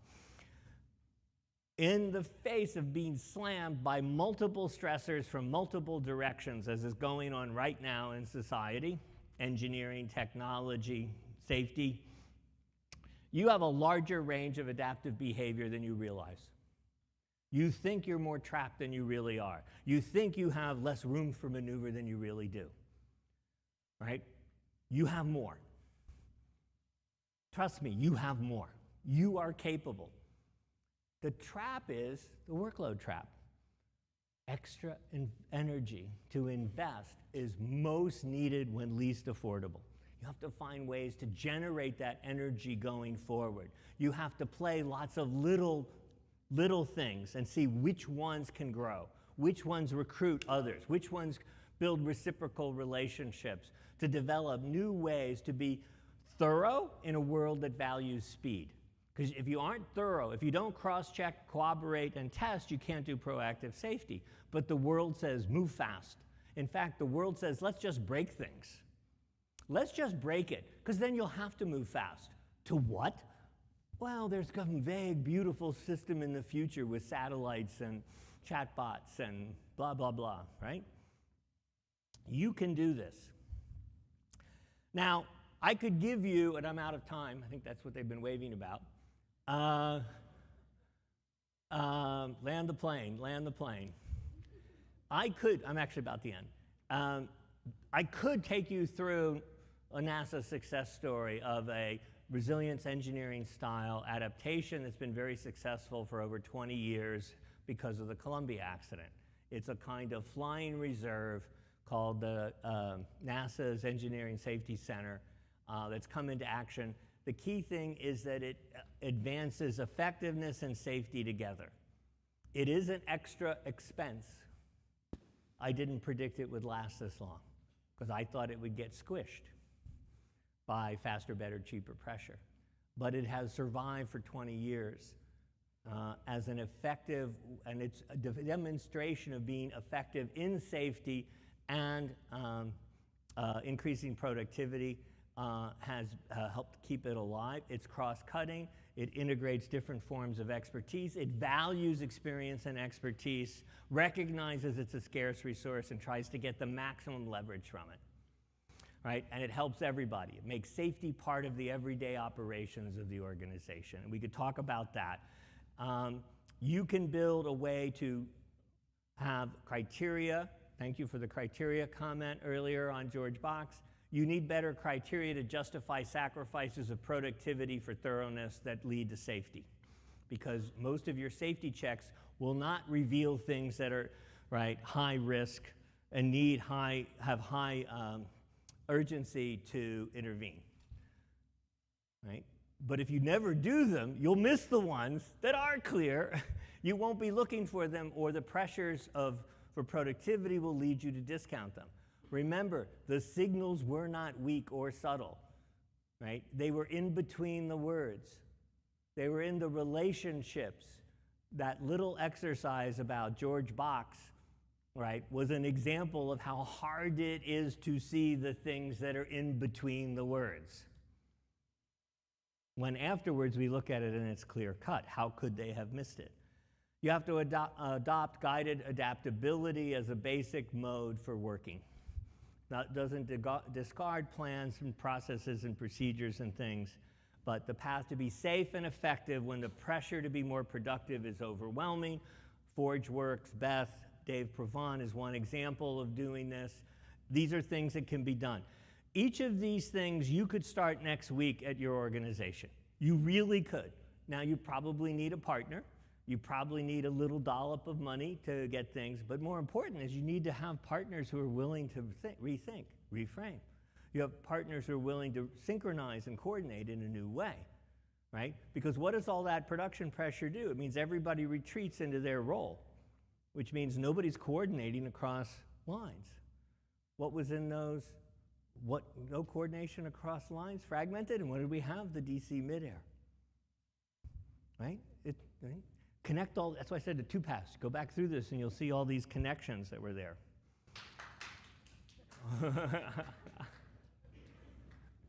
All right, wrapping it up here. Faster, better, cheaper, and move fast and break things is risk-seeking. Proactive safety has to balance speed and thoroughness in new ways. We are racing towards safety and systems engineering malpractice. It's up to you to innovate, revitalize, and grow safety in the face of today's challenges. What would Jim Reason, Richard Cook, and others who can't be here say? That's part of the theme. Fight the zombies of oversimplification. Don't compromise with them. Build on what we know to chart new initiatives. You're just as smart or ignorant as we were to figure out how to meet the new challenges and create opportunities. Don't trust us.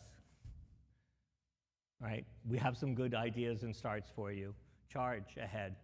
Compromise can only be a temporary hedge in the larger process to build robust and resilient systems in the face of the basic limits of this universe. So, you know, resilience engineering can give you this. You can partner with us. You can partner with others. We're trying to build effectiveness through university-industry partnerships. We're pretty cheap. Aren't we pretty cheap? But it does take some resources and the real-world examples. But we are there to facilitate. Other kinds of groups are. But you can build new partnerships. You can work middle out. You can create the future of safety. Because if you don't, we're in big trouble. Thank you very much.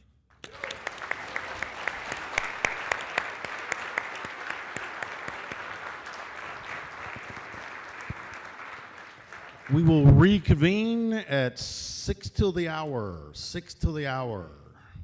54 after the hour. 6 minutes before the hour.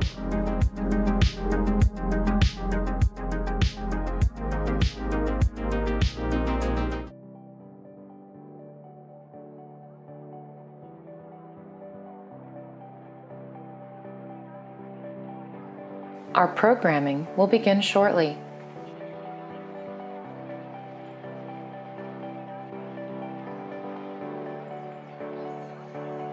There are several ways to get involved. We have speaking opportunities during our annual conference and monthly webinars.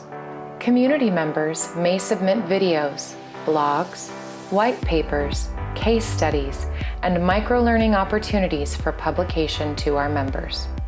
You can even get involved in service on the board of directors or event planning committees.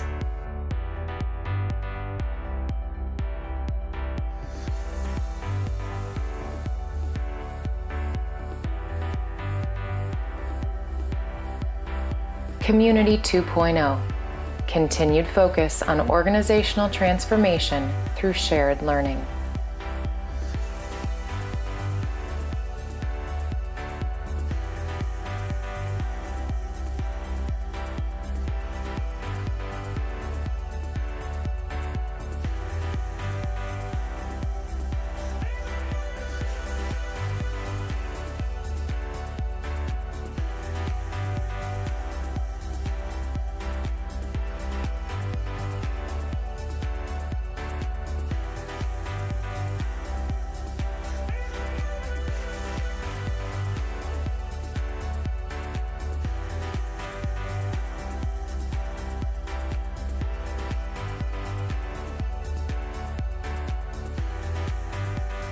Our programming will begin shortly.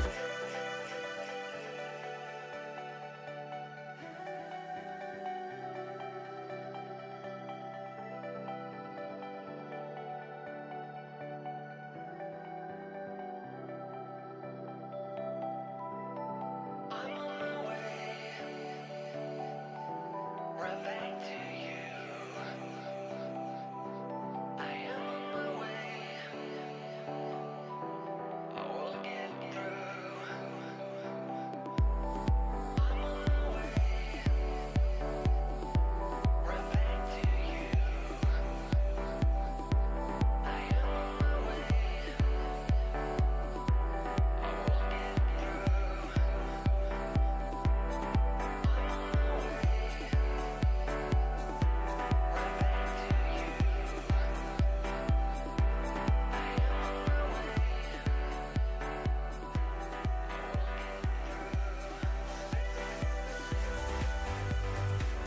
Our programming will begin shortly.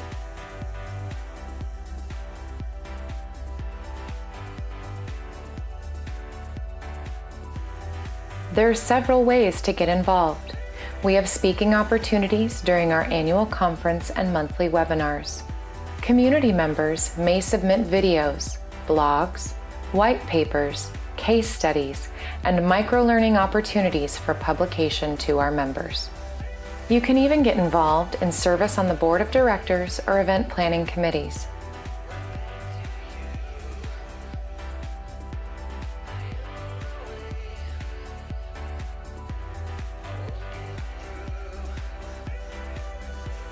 Community 2.0.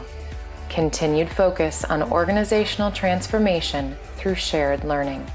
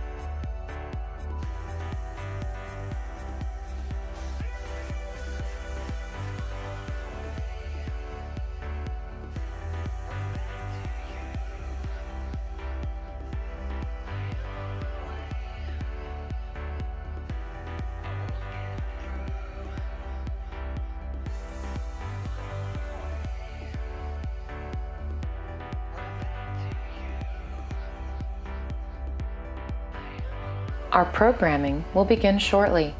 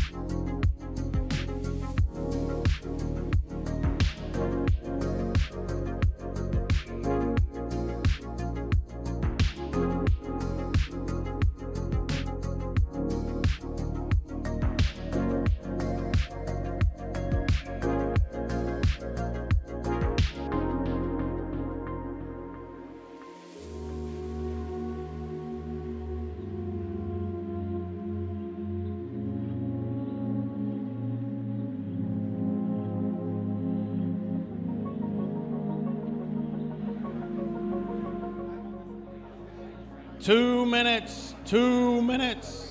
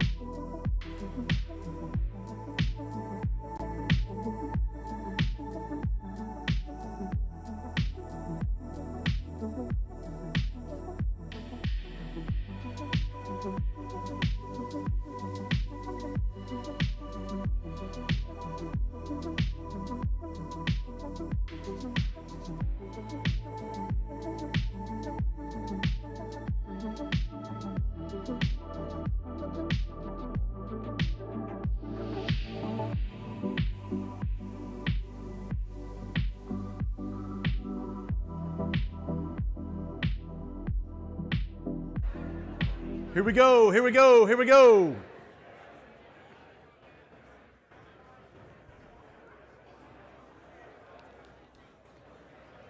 New books added, Bringing Out the Best in People, The Field Guide to Understanding Human Error, The Like Switch. 2 more books. I made a vow to you to protect you. We have another copy of Behind Human Error, Dave Woods. You can have that signed. And then added name, Tony Mashura, who was talked about today early on with the IMPO efforts. We'll see who wanted to be a winner and who wanted to be a loser. Scott Mary, loser. Alan Morgan, winner. James Newman, loser. Oh, winner. James Newman. Isaac Rodriguez, winner. All right, thank you.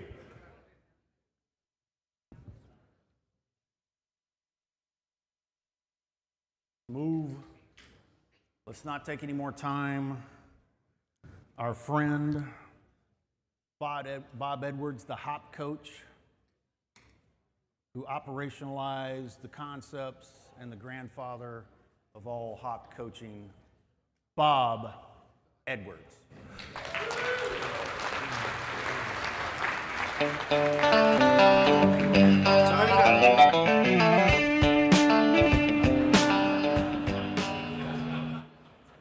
I know who did that, Patrick.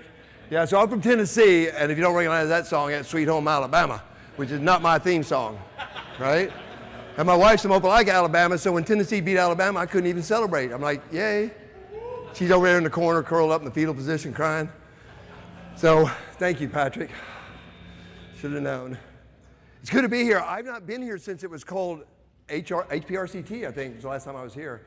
And every year I find out about it, I already had something going on, and so I was like, golly, I got to get to this thing. I'm so glad to be here. So glad to see so many people that I know and to meet new people. And I got just a few thoughts to share with you. I'll do my best to get us back on track, so we'll be ready for lunch, as Todd says, his favorite meal of midday. So now many of you know I have a very large family. I have 12 kids. They're all adopted, so shut up. I know where they came from. But I now have 17 grandkids, and one on the way, and one great-grandchild, and Spencer. So every weekend when I get home, I travel a lot. For week after week, I would be like, Spencer's still here? And my wife is like the most merciful, giving person ever. And she's like, well, he's having a hard time figuring out what to do. He just needs a couple of weeks. Well, after a couple of months, I'm like, is he living with us? And I went up to our spare bedroom. It's got LED lights. It's got posters. We just celebrated his 1-year anniversary 6 months ago of Spencer. So anyway, he shoots himself. Oh, no, it's no big deal. I mean, we're in the South, right? This happens all the time. And it wasn't like he wasn't committing suicide. He just shot himself. I say no guns in the house. I mean, because I've got little kids and grandkids downstairs and whatever. And so he had it at a friend's house. And then he was showing off to some people, some of his buddies in a car there at the Target parking lot in Hickson, Tennessee. And he was showing how fast he could break it down, take it apart. Boom! Shot himself through the femur. Oh, yeah. $75,000 worth of medical bills. He's okay. He's okay. But, of course, you can imagine my Marine son, who is a Purple Heart recipient. He's like, oh, Dad, is that your new Purple Heart recipient son? I'm like, shut up. So anyway, I hear Spencer on the phone the other day, and he mumbles. I'm like, Spencer, you need to talk up more. But anyway, he was speaking clearly enough. He's like talking on the phone. He's like, yeah, ever since I got shot, blah, blah, blah, blah, blah. And when he got off the phone, I said, Spencer, let's be clear. You didn't get shot. You shot yourself. There's a big difference. Yeah, if you don't know, we'll talk about it later. So anyway, it's always good to be here. It's always good to share a few thoughts. Now, when Todd first came to us, him and Martha and some of them have taken the more wordy but quite brilliant human performance principles, and they started trying to make it more friendly for us guys, like knuckle draggers like me that make stuff, manufacturing guys. So he brought us this. And you guys have all seen this through the years. Now it looks something like this, where we've got like still 5 principles. Some people have 6. Monday in the workshop we did on operational learning, it was cool. I just said, what are you guys doing with this? And how have you changed it and modified it? I love what Dr. Woods just said. Just keep moving this forward. It doesn't stop. It's not done. We're doing it, right? It is the verb of doing things. And so it was really cool to hear how people were applying this stuff and the different even ways they've changed some of the wording. But I want to talk a few minutes this morning about this leader's response piece of it. Because in operational learning, which is something I do a lot of, this is super, super important. And so I worked in GE Appliances for about 16 years, and I'm an old maintenance manager and an old engineer, and mostly just, I guess, old at this point. But I was working in safety for a while, and it was really frustrating because it's so hard to fix people, right? And I was about to give up, and I met Lisa Brooks at one of our Session E events, and she said, have you guys ever heard of HOP? It's kind of a new thing in industry. She introduced us to Todd. Todd came in and kind of, I don't know, just changed a lot of stuff in my life just by him coming in and presenting these concepts and these thoughts. Well, while he was there, we had an event. It's kind of a pseudo near miss. Nobody got hurt, but we make appliances, about 5,000 a day, and we load them on the trucks, like 6 at a time with a Basiloid type, something like this. Well, we don't like to ship air. So what had happened is, with a regular routine, the last 6 that Willie would put on this thing, he would have to take, so there's a gap right there. We don't want to send that gap out. So he take that dock plate down right there. He didn't drive on the trailer. He just set him on there. And then boom, close the door, truckload of product. Beautiful. Does it all the time. While Todd was there, during, I think your first time you were there, Todd, or maybe the second week you were there, this event happened. They called me. I was a safety manager at the time, and they said, hey, we just had an incident where a guy drove onto the trailer without the dock plate. I'm like, ooh, that's a bad deal. That's like a cardinal rule for us, right? And so we very quickly did a quick investigation on it, found out he had absolutely done it. He came clean on the whole thing. So we sent him home, wrote him up, sent him home, took away his performance award, right, and put him on a final written warning. How does that feel to you? Familiar? Yeah, so that's what I had done. So I was pretty sure I was right, but Todd's talking about this human error stuff and whatever. So I went, Todd, you remember the conversation in the hallway outside that little training room. And I said, Todd, I just want to share something with you. And I shared in the story, and I said, we did the right thing, right? He said, I think you just sent somebody home for a human error event. I said, yeah, but he broke a rule. He said, but did he do it on purpose? Like, did he come to work and say, hey, I wonder if I can jump that gap? Because we do stuff like that in the South, right? Dukes of Hazzards is not a TV show, that's reality. So I said, no, he didn't do it on purpose. And Todd said, well, are you willing to learn? I'd already sent him home, right? Would you bring him back in and we'll do what we call a learning team at the lab? And this is my first experience, right, with this. So I said, sure. And we brought him into a room. We had him come back in. We brought a couple of other drivers in there, like a area team leader or whatever. And when Willie walked into the room, his first words were this. Todd, do you remember this? He said, I promise you guys this, I'll never do that again. And Todd looked at him and said, I appreciate your sincerity, but I don't think you can promise me that you'll not do something that you didn't intend to do. And I was like, here we go. And we had flip charts. He started writing. Pretty soon, Todd hands me the marker and says, you just keep this conversation going. I won't go into the details, but we found out a ton of stuff around the brittleness on these dock doors. Dock plates that had a kick-up plate, the ones that did not. The lights were not interlocked, which means you could have no light in between the dock plate and the dock lock going off. And so when we learned about that, I looked at Willie and I said, well, Willie, I think you should treat no light the same as a red light. Todd looked at me and he said, Bob, I don't think no light is the same as a red light. No light is no light. I don't know what it's telling me. We found out a ton of stuff that we could do to improve the interaction. We had like 60-something docks. So what was interesting to me about this too is afterwards we realized, wow, we messed up as a leadership team. So what do we need to do? Well, my first thought was, okay, next time we'll do better, because I've got pride, right? And I'm the one that sent him home. And Scott Oswald, Scott O, our plant manager, we met and we talked it through, and Scott said, how about we undo this? I was like, because I sent him home. I gotta repent. I gotta say I was wrong. And Scott said, I think this is a moment. I think we need to take advantage of this. And so we made him whole. We brought him back in. We gave him his performance award back. We took it off his record, and we wrote a story about it and put it out in the newsletter. It was a pivot point for my site. And that was the beginning for me in my world around 2012-ish. So I'm relatively new in this. These guys have been doing it for 30 years. But it was the beginning of this sort of hop journey for me. Now, one of the things we did in this conversation with Willie is we started to create this thing we call industrial empathy. If we reach if we understand the condition that he faced, the information he had, the tools, equipment that he had or did not have, the pressure he was under, which we know this in industry, there's always production pressure, right? Everybody agrees with that? No matter what you're doing, there's always production pressure. And I say this all the time, production is always king. No, Bob, you can't say that at a conference. Safety first. Well, you're not shipping out truckloads of safety unless you're Granger, right? And so we're actually got to make product. If we're not making product, we don't have any reason for any of our other programs. So our goal is to create more industrial empathy. And when we did with Willie, we realized, man, this guy's a good guy. He didn't mean to cause any harm. You know what was on his record prior to this? Nothing. And now all of a sudden, he's about to lose his job. So it was a real pivot point for me. So our goal then becomes in this journey to be less judgmental. Judgment's easy. Aren't we all geniuses after something happens? 2 years ago, national champion football game, right? Georgia played TCU in Texas. What was it, 60-something to 7? I know. Roll Tide. After that game was over with, TCU knows exactly what they should have done with Georgia. Not showed up. Would have been less painful, right? That was brutal. Worst beatdown I've ever seen. Our goal is to be more curious. And curiosity is key to all of this stuff. So I recently did a learning team at a site in North Dakota. So I've been there in the winter, don't recommend it. And then I was there in the spring for this learning team. And they brought together two of their really good contractors, but they've had a lot of dropped objects. And the leader that sponsored this and kicked it off, he came in and he was kind of sober and somber, and well, he's sober, but he's kind of somber. Well, I don't know that he was sober. He was somber. Anyway, he said, I really appreciate you all coming here. This is not, I want you to be open and honest, but I want you to know this is hard for me to have this discussion because as we looked at all the data, U2 contractors have 70% of the reported dropped objects in North Dakota. And so we got to do something about this.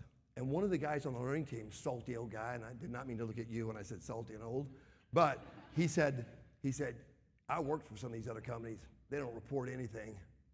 So I began to listen to these guys talk. It is negative 50 degrees, wind chill factor, 40 mile an hour, 50 mile an hour winds. They're 60 foot up on a tower, on and on and on. Oh, by the way, half of those dropped objects reported fell into a safe zone. I kind of call that a success. And so as I got to thinking about it, I got to realizing This is good news. So when we got back together with the leadership, and I said, what we just learned here is that everybody's dealing with the same stuff. Nobody has magically solved this problem. We've made some improvements here or there, but the fact that you have 70% of the reported ones, I did my best, Jocko Willink. Good. Good. You got something to work on. These other companies don't have anything to work with. They think we are good to go. And what do we know about some of the sites that have really, really low injury numbers? What's happening at some of the sites? Bad things are happening, right? Because we're not listening and looking. So I think it changed the whole conversation with the leadership team from, God, we got to do this learning team because we suck, to thank you for being open, thank you for being honest. I think that's accountability. If you give people like an environment where they can openly report this stuff, that's accountability by its true definition. A willingness to accept responsibility and to tell your story. That's what we want. HOP doesn't bring we say no blame. I don't say no blame. I say blame doesn't fix it. Right? It's one of our principles. Blame fixes nothing. We don't say don't blame. What do humans do automatically? We blame each other. We blame ourselves. I blame my kids. Right? We blame the government. It just doesn't fix anything. That's all we're saying. It's a distraction. So true accountability is a willingness for people to bring things forward. That's what I love about this. I can build an environment where people can be honest. And we know this. If you have a person problem and you get rid of the person, what happens to the problem? Goes away. What percentage, just make a number up, what percentage of the people that work for you do not belong in your company? I don't mean they don't work as good as you or look as good as you or smell as good as you. I mean, they don't belong. They're bad for the company. Give me a number. Make it up. 1%, 1%. 40%? No, he's messing with me. Yeah. So 1%, 2%, that's about right. And for those 1 or 2%, where should they be? Out of here, right, Charlie? They shouldn't be here. We don't want them here. I asked that in front of a big group one time, and an HR lady said, 30%, and she was serious. I'm like, 30% of your people are terrorists? I said, you have really bad hiring practices. Well, unless you're a terrorist organization, and then you suck. Well, because less than a third of them are even doing their dang job, right? So in reality, it's 1 or 2%, and those should be out of here. We're not saying we don't have people get into our businesses we don't need. Of course we do. But what we're saying is when bad things happen and people are trying to get the work done, blame's not going to fix it. We need to know the context. And you can use disciplinary action to it's kind of give someone a fair chance to get in line, right? Or they got to leave. Maybe to fix a hiring mistake. Shouldn't have hired that one. Okay, fine, let's get them out of here. What it doesn't do is build more accountability. And I'll say this, tell me if you think I'm wrong. I don't think anybody has punished the way to operational excellence. Not even the U.S. Marine Corps. I'm an old Army guy. I served during the Cold War. My Marine son served in Afghanistan, so he gives me a lot of crap about serving during the Cold War, but I remind him we won that one, so shut up. Where are my military people? What do we got in here? What do we got? Tell me some of the branches. Navy, Air Force, Army, Navy. Any Marines? Yeah, all right, yeah. In the war, I've read it, the Warfighting Manual for the U.S. Marine Corps, arguably one of the toughest fighting forces on planet Earth, it says we cannot have zero tolerance with Marines in combat. They will mess up. Isn't that something? They know we're going to mess up. They know they're going to mess up. You can't be perfect. We're not anywhere close to perfect. Add in all that complexity, and you're far from perfect. So I don't know. I just feel like this learning thing. I love what Dr. Wood said about lead with verbs, right? So learning is what, Todd? I think so, right? Learning is powerful. And learning what is happening is even more powerful. So I love this. There's a really famous philosopher. He said, the less we know, the more we tend to blame. And then the more we blame, the less we're going to learn. And around it goes. And you can quote him on that because I do. Yep. So I just think it's cool too because anybody in this space, Dr. Wood said this so brilliantly, we're all part of this. You young people that are now coming into the workforce and helping us out, thank you. And thank you for being patient with us, with our lack of ability to manage a smartphone. But we need you, by the way. There's a pretty big gap in some cases because a lot of young people, they're super smart. They've never rebuilt an engine. They've never fixed a bicycle chain. Well, okay, let's teach them how to do it because we need them. We can't keep doing this stuff forever, right? And I think trust is a lot to ask, so I'm not really saying that we got to build trust, but let's at least build an environment where people can be more honest. So I was talking to a lineman with a power company, and he told me a story. He said, I had a real problem a couple weeks ago. He said, I was headed home, and they called me and said, bring the trailer. It had a pintle hitch. I show that because people don't know often what a pintle hitch is. But bring the trailer back to the shop. And he said, we don't need it. I'll bring it Monday. I'm going to miss my son's ball game. And they said, don't go home without bringing it to the shop. So he said, now I was mad. So I went over there, slammed it in the pintle hitch. I took off. It didn't hold. Chain gave way. Boom. Went out through the field, tore it up. He said, I came clean on everything. I told him I was angry. I was just frustrated. And so they said that they appreciated him being honest, and then they sent him home. And they put him on a final written warning. And when he came back to work, they sent him through anger management class. Like, I couldn't make this crap if I tried. And so I had a chance to meet with their leadership. And I said, hey, I got a question for you folks. I'll ask you guys this because it's kind of fun to see. How many of you mess with trailers? Oh, wow, over half the class. Now, hold them up. I mean, half the group. Hold them up. How many of you have ever had an event with a trailer? Wait, more hands went up, right? I don't even know if that's possible. If you mess with trailers, it's not if, it's when. Yeah. So I'm a boat guy. I took this 1987 Ski Supreme junkyard boat, rotted out, engine didn't run, and over the years have turned it into this. What do you think of that? Isn't that beautiful? There it is. That's after this past winter's updates. I'm always updating and upgrading this thing. Look at that engine, 351 Windsor, balanced, blueprinted. Look at that. What do you think? That's Dodge Challenger yellow. You may not like it, but you're going to look at it anyway. Everybody loves it. Look at my dog. Look at that. Isn't that awesome? Oh, yeah, I'm sorry. My kids like it too. Yep. That seat over there that guy's sitting in is one of my sons, is the exact height for my wife. She's 5 foot nothing. And so it's measured from the back of her knee to the ground so her legs don't dangle. So you'd sit in it and go, God, this is too short. I'm like, it's not for you. Get up. So this boat, could you ask me to care more about that project? Probably not. So we're out on the lake. Weather hits us, catches me off guard. I'm an outdoor guy, so I'm pretty good at watching the weather, but I missed it. And in Tennessee, you can like do a J-hook and catch it. And so now there's lightning and thunder, and it's just a mess. And so when I get off the lake, my most important thing was to get my wife and kids where? Off the boat, in the truck. Now I back down in there and I hook up to it. I'm really good at that. I'm not bragging, I just do it all the time. And I take off out of there. Well, the strap that holds it on there till I get it up and get it fully strapped down gave way. All I heard was shh, boom. There she sits. Yep. Oh man, I tore up the fins, the propeller, the rudder, anyway, $3,000 worth of parts. And you can see the strap on the front there broke. And so my Marine son saved me. He had an inline winch, and so he came up there, and we pulled the trailer, we jacked it up and pulled the trailer back underneath the boat, and we got it out of there. Took me a month to get it all straightened out. Of course, he couldn't help himself, because as we're doing all this work, he happened to notice a sign there at the side, no parking on boat ramp. Yeah, he's a real comedian, that one is. Now, would sending me through don't rush training help that? Or do I need to improve? I tell you what I've done. I've bought a strap that's UV protected and twice the strength of the original one, because it's not if, it's when I hit it too hard again. His boat actually has a new system where it latches in place when you pull it into the boat. I haven't figured out how to put that on mine yet. But if I don't build a better system, what is liable to happen again? Something simple. So I share that story. Talking to this leadership team, I said, hey, by the way, anger management therapy, not a good solution for trailer safety. And the guy that had been arguing with me about it, I knew it was probably him. He said, well, when you say it out loud, Bob, it sounds stupid. I said, good, say it out loud more. Because it is. It's the crazy stuff we did with like forklift operators, right? As soon as they have an incident, what do?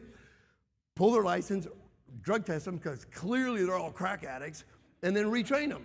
It's all insulting, isn't it? What does that fix? Nothing. So how we treat people matters a lot. I think we have long industrial memories too, don't we? I remember back in '87, right?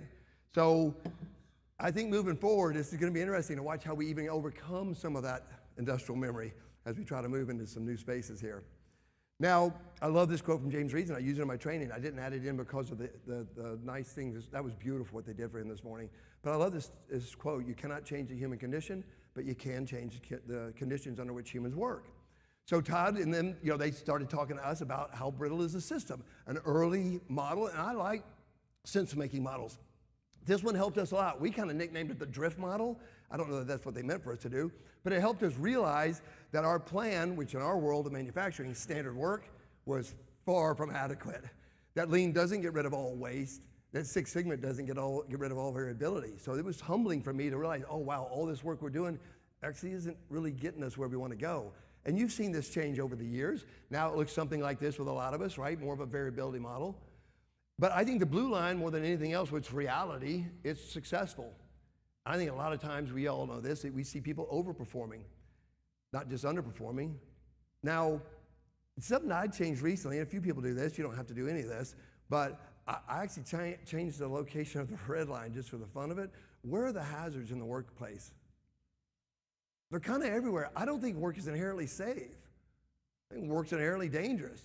By the laws of physics, anything inside a pipe is trying to do what? Yep, electricity's always looking for the ground. Everything on top of a cabinet wants the top of my head. Everything on the ground's trying to trip me. Everything sharp's trying to cut me wide open. I think the red line is everywhere, right? Sometimes we have it protected, sometimes we outmaneuver it. Eventually things pile up against us and we have a bad day. So we call them I named it that, so don't think Todd did. We call it the Conklin Conference because there's a bunch of us hanging out with Todd in New Mexico. And we do them now mostly there because Todd hates airplanes. And so we were at one, and remember there's a Navy officer in there, and he really liked this stuff, and he's like, would this work in with like the Navy sort of incidents and events? And they do stuff similar, but he thought it might be cool to try a learning team. So Todd, you'll be proud of me. You know, when he called us and contacted us and wanted me and Andy to come there, I mean, I was pretty busy, and I told him that, and he said, well, we're gonna fly you to off to a aircraft carrier off the coast of Sicily. And Todd, I said, my schedule just freed up. Would you agree with that one? That's a perfect answer, right? So we spent part of a week out there on the USS Ford, and the new systems, I don't know if you know this or not, but the new systems that launch these aircraft, they're electromagnetics. So you watch Top Gun, the steam, that's like the Nimitz class, I think. This is the Ford class, and these are all electromagnetics. Where are my Navy people at? God, this is an amazing week for me, and I'm an old Army guy, right? And so we're there, and those Navy guys told me that launch mechanism has enough power to launch a Toyota Camry a mile. That's really specific information, U.S. Navy.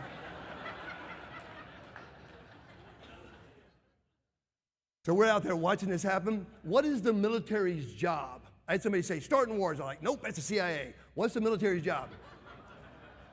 Combat readiness, protect us, right? Defend, protect and defend, strength, right? Peace through strength. So if you're an aircraft carrier, what's your job? To launch a bunch of airplanes. So how much time do you want in between launches? Minimum, that's right, Charlie. And so as soon as that shuttle, there's that shuttle device in the lower corner, there's 4 lanes here they launch from. As soon as they launch, they start lining up another airplane. There's a young lady there, I don't know, she's like an E3. And so she stands and lines up the new jet. Well, while she's lining that jet up, what is she looking at?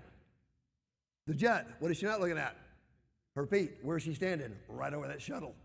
If she's ever standing here, what do we have? A boot with a foot in it flying off the side of the boat. Her military career is done. All day long, all shift long, guess where she stands in between each of these, right over top of that. The most advanced aircraft carrier, arguably the most advanced on the planet Earth. And where's the hazard? Right there. Now, what was interesting when we did the actual operational learning, they had reports coming in, aircraft damage unknown origin. That's a $100 million jet. Nobody knows how it got damaged. Well, here's why. The handlers, these young sailors, came into this learning team. They were like super respectful. They're like, yeah, okay, yes, sir, Mr. Edwards. I'm like, yeah, I'm just Bob from Tennessee. They said, yes, sir, Mr. Edwards. And so anyway, we just started talking, and they started telling me, remember industrial empathy? Try to walk a moment in their shoes. They work all night long, getting the deck set, horrible weather conditions. They're 75% staffed. They can't find enough chains. They call it the chain war. They can't find enough chains to tie things down. And then in the morning, is it called the mini boss or air boss? Who does the flight deck?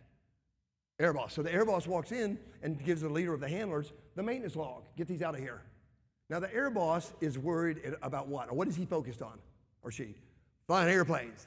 Here's the maintenance log. Get these out of here. And they said invariably there'll be 3 or 4 of them on the back row. So now very quickly, what do they have to do? Move them, get them off the deck. And so in moving things quickly, what do? Dink. right? So let's say you're an E3 and you damage a $100 million jet. Now guess what rank you are? Let's go with E2, right? Let it happen again. Now welcome to the E1 ranks. So very quickly the reports begin to say aircraft damage, unknown origin. Do you blame them? I don't blame them. And one of the young sailors said to me, Mr. Edwards, it'll never change. I said, well, maybe. But Charlie, remember, they asked me to come out there not because I know anything, but because I'm super curious. My curiosity will get me killed eventually, but not yet. And so I was just learning from them.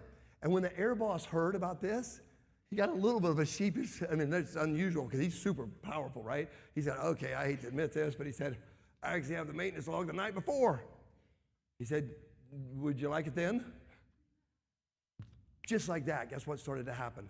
They quit damaging so many aircraft in handling. Now, they got other problems. You can see it on the news. Everything's on the news.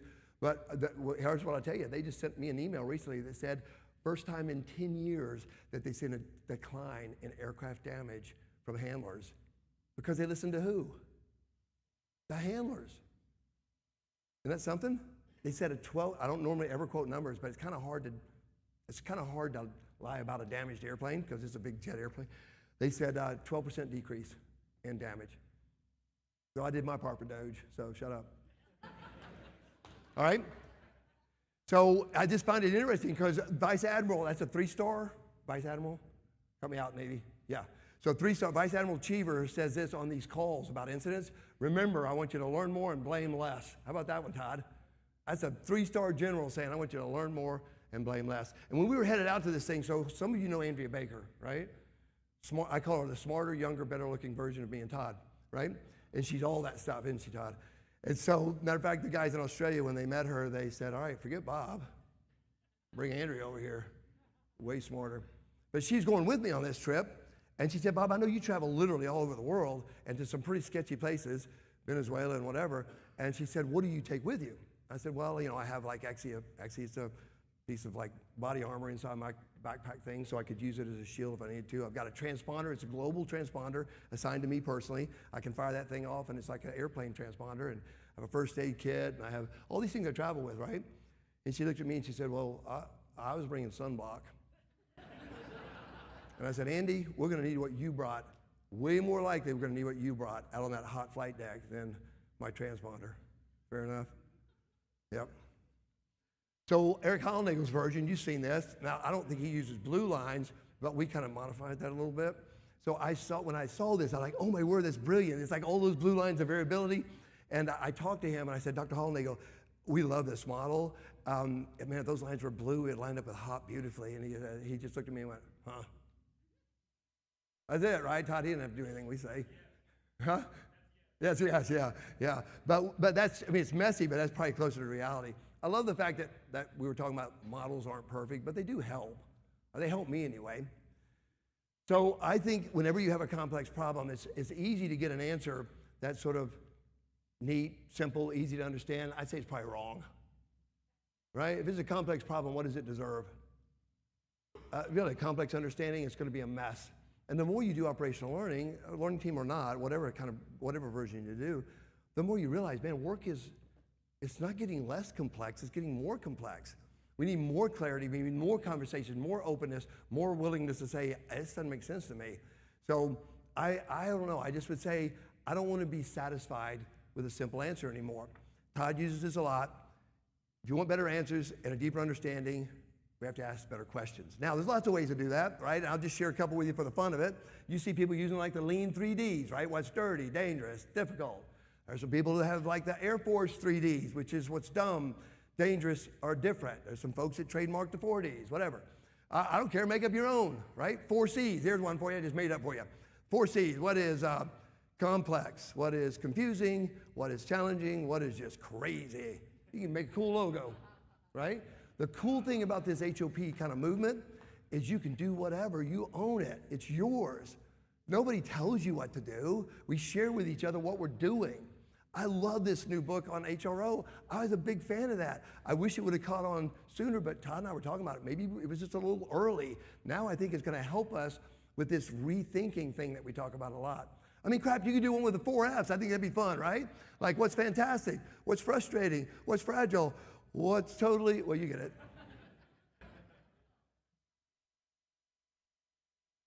For me, I love Todd's thing that he said forever. Not why did you do that, but how do you normally do this? Tell me how you normally do this job. What do we find? All the brittleness. It's all right there. So the questions we ask and how we ask them, I just focus more on normal work than anything else when I do operational learning, even when a bad event has happened. So here's my last story for you. I was at a site and they were having a lot of slips, trips, and falls with meter readers that had to read these old meters. And so I got a chance to spend some time with them. So if you want to learn about meter readers, who do you want to talk to? Meter readers, where do you want to meet them? At their barn, at their shop. Where do you want to not meet them? In the HR conference room, because it's bugged. No, it's not bugged, it's not bugged. It's totally bugged. If you say to my maintenance guys, we're going to do a learning team in the HR conference room, they say, what time is that? Because I have COVID at that exact time. So yeah, I went to their world. And they were started talking to me. And I remember slips, trips, and falls was why we were pulled together. I'm okay with that. But what did I ask them? What is it like to do your job? They begin to talk about the sketchiest part of town they go to, oftentimes to turn off people's power. They've been egged, hit with sticks, cursed at. People cut their dogs loose on them. They stack things all up over the meter so they can't get to them. All of a sudden, I'm not thinking about slips, trips, and falls. What am I thinking about? Their life, right? They could die doing this work. So evidently I was a little too interested, Todd, because they invited me to the field, which normally I love, but this is like, okay, maybe I shouldn't have been so interested in this one. But I figured, you know what? I've had a good life. I'll go. The next day they had me paired with this lady. I mean, she was about this tall, my age, early 60s. And she was just tough as nails. I'm like, son of a gun, this is a scary part of town. And as we're walking along, people were yelling at her and saying, you cutting my power? No, you're good, you're good. She came up to one house and nobody had answered the door, right? You could hear him in there. Dogs barking. She said, I got to cut this guy's power. He's 3 months behind on his bill. And she cut the power. Immediately, he lets 2 dogs out. They come running out. Whoa, right? Out of nowhere, boom, she hits me square in the chest with her hand. And she said, dogs! And she had spray. Like, where'd the spray come from? She had it in a holster. Like, this ain't her first rodeo. She get ready to spray these dogs down with pepper spray. That guy grabs his dogs and says, sorry about that, ma'am. She said, I'm sure you are. Come here. He said, you got to pay something. I can't give you power. He had a little card reader thing. He went back in his house, got a credit card, probably stolen, came out, paid, right? And she left the power on. I'm like, whoo. She said, I didn't stage that for you. That's my normal work. We came around behind one house. Sure enough, stuff piled all over the meter. Couldn't get to it, or hard to get to. As we walked in the backyard, about from me to about where you're at right there, there was a fence, and it wasn't a normal chain link fence. It was a lower type fence. On the other side of that fence was one of those, I guess, like a pit bull. And I am kind of the dog whisperer, and I'm pretty sure I understood that dog. I'm pretty sure he was saying, I will eat you, right? I'm pretty sure, right? She said, he doesn't seem that aggressive. I'm like, I'm pretty sure he just said he's going to eat us. So she handed me the spray and armed it. And she went to go climb up over this stuff to get to that. And she said, if he comes over the fence, spray him in the eyes. Well, I was a clerk in the Army for 3 years. I've trained my whole life for this. So I'm facing off with that dog, right? Now, he didn't come over the fence, but I got to thinking normally it would just be what? Her by herself, hoping to goodness that dog doesn't come over. When we got back, she said, boy, sure would be nice if our VP would do what you just did. And I asked him, and he said he would. I was back several months later. I said, how'd it go? They said, well, everything's going better. We're getting some of the things in place that we wanted. And I said, how'd the field trip go? They said, great. I said, where'd you take him? They said, Brentwood Estates. You know where that is, right? It's like where everybody mows their lawns, husbands and wives don't argue, teenagers obey their parents, your dog poops in somebody else's yard. You know what I'm talking about, right? I said, why didn't you take him where you took me? They said, well, we were afraid to. So this was the last assignment I left for them. I want the VP to hold the mace. Because I believe this is true. I believe great leaders make great decisions if they have great information. I think a lot of times it's a data input problem. So operational learning is all about getting better data, understanding better. How do people really do their work? And I'll leave you with this. The power to ask the right questions comes from not already knowing. Todd said this to a bunch of people in front of a crowd one time. He said, Bob, you're really good at this operational learning stuff because you don't seem to know very much. I think that was a compliment, right? Yeah, so what's your next move? I don't know. But here's a few thoughts. Like, I think it matters, right? Make it safe to tell the truth in your organization and go on the learning journey with the people that are doing this. Don't accept simple answers. It's not the real answer, right? We want the messy stuff. Listen to your workers, and for goodness sakes, look for a reason to say yes. Easy to say no. Look for some reason to say, yeah, we can give that a try. Try it out, see if we can make it better. And I don't think the worker is the problem. Remember this, Todd, when this was said by somebody in something, you and Sydney were up there front talking, and he said, hey, I think you guys are saying the worker's not the problem, they're the problem solver. So bring them into the conversation. Now, I do want to share this with you in closing. Some of you may have seen this. This, I believe, is the greatest example of the voice of the worker I maybe have ever seen. That's a toilet plunger. I'm good at it, because I got teenage boys that don't know how to do a courtesy flush. One time in the middle of the process, buddy, and it will just all be okay. Have you seen the one they sell at the dollar store? Yeah, I'm sorry. That's too close to the working product. The next one, I actually have this next one. I love it. I think a safety person designed it. It's got an ergo handle. I can plunge away and not get carpal tunnel. Pretty sure this next one was designed by NASA. Isn't that cool? I couldn't get it to work very well, and the guy told me, he said, we have to fill it with water first. I'm like, what? Fill it with water, then, anyway. What I'm about to show you, I was at a refinery in Pascagoula, and I was in the bathroom. And I know you're not supposed to take pictures in the bathroom, but I don't have an HR department, so I saw this thing, and I'm like, okay, that may be the best designed toilet plunger I've ever seen in my life. That has the voice of the worker written all over it. That is a worker who's been splashed one too many times. Now I'm a safe distance from the working product. The voice of the worker is brilliant, always. They have the coolest ideas. So we give everything away. Recognize your new book up there? I just read the intro to it. I'm like, this is going to be good. This is going to help us.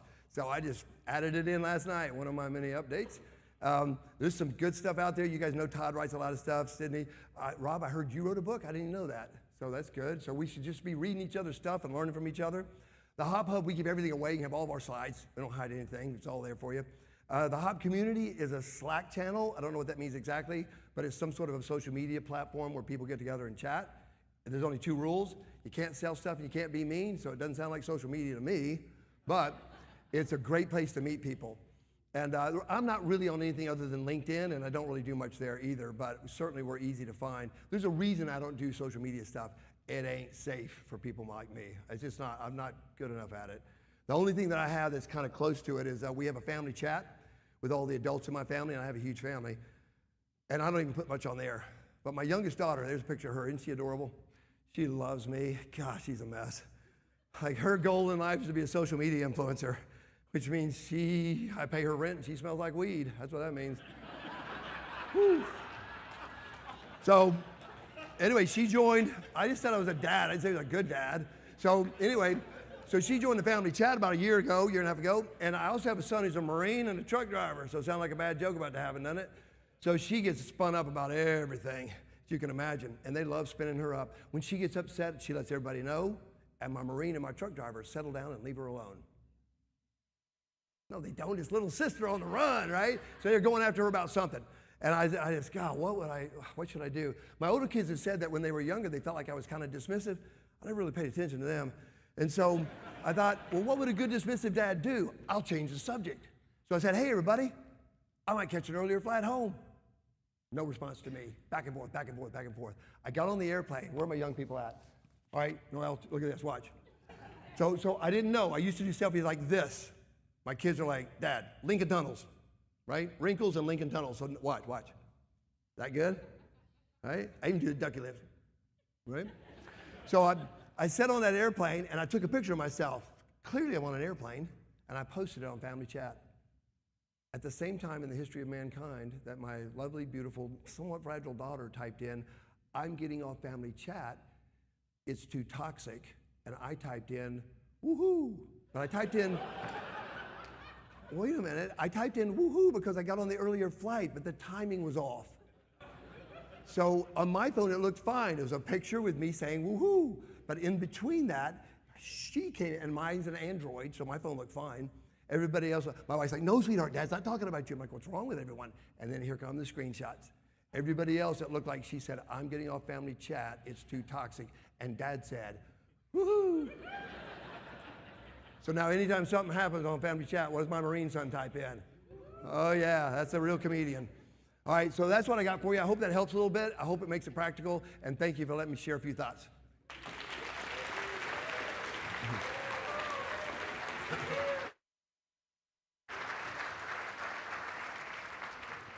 We're on break. I'm sure you're going to want to get with Bob. So, Bob, don't try to go to the bathroom right now. All right, take a break.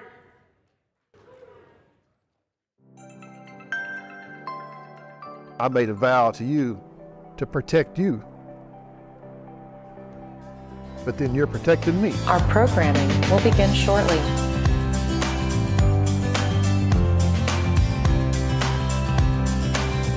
My name is Eric Baker. There are several ways to get I'm involved. based out of the We new have speaking Technical Training opportunities Center during in our Tulsa, annual Oklahoma, conference and monthly I've webinars. been with the gas company Community now members for just may over submit 25 videos, years. blogs, white We did the papers, maintenance on our case own studies, vehicles here, and micro-learning so it became opportunities for necessary to change publication the to our oil. members. And as part of that You can even get process, on involved this in service on the particular board of directors or it event planning requires me committees. to jack up one side because it's hard to get the equipment, the tub and myself and everything under there. And so I jack up one side and then slide under there to pull the Community drain 2.0. plug and Continued take the filter focus off. on organizational And so I had jacked transformation the truck through shared up learning. and had my young son Caden helping me that day. I was helping my dad with the trucks, and sometimes he wants me to help him because he can't do it by himself. I just handed him stuff.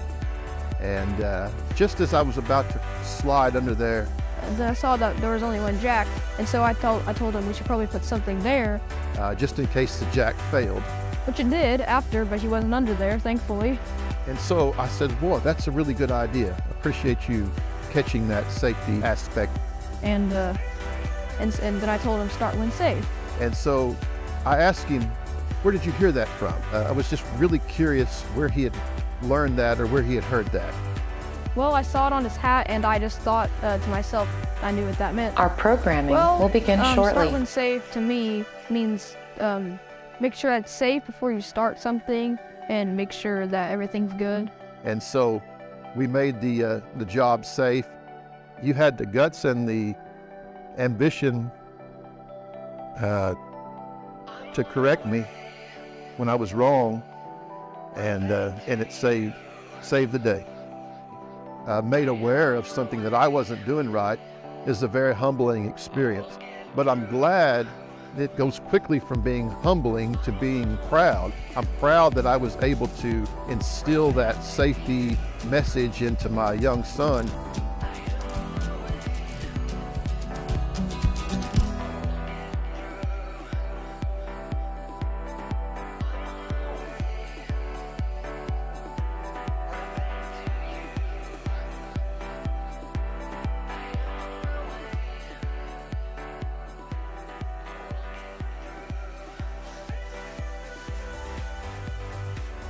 Our programming will begin shortly.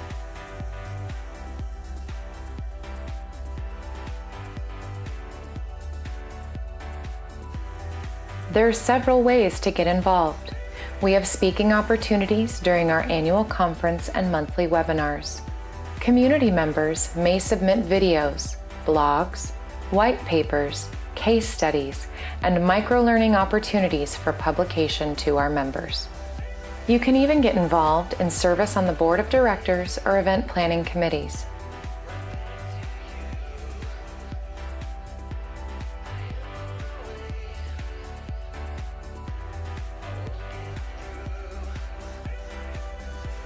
Community 2.0.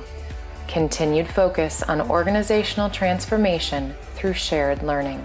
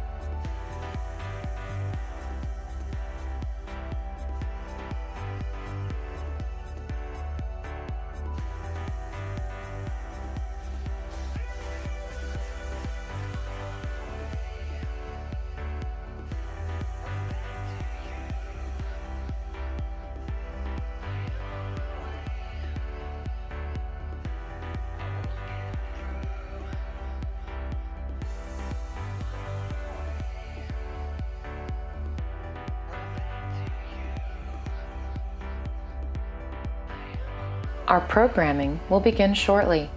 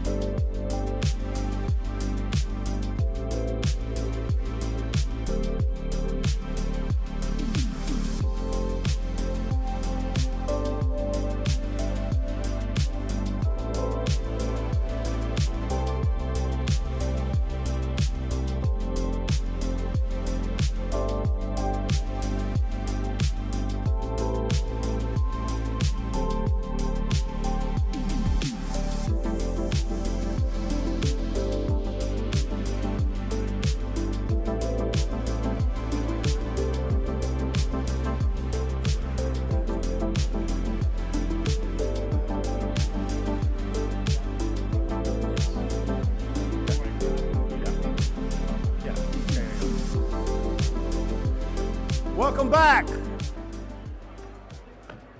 If your buddy's not in the room and I call their name, don't tell them I called their name. Josh Elliott, loser. Chris England, loser. Oh, winner. Listen better. Nick McLaughlin, winner. And Chris Shell. Super winner? I don't know. You should give a book to one of your friends that love you so much. All right, let's sit down. Let's get ready. Let's don't take any more time away from our next set of speakers.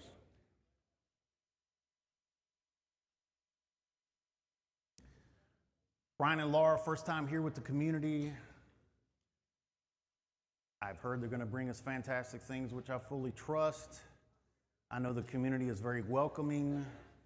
How about we put those two things together and give a great welcome to Brian and Laura.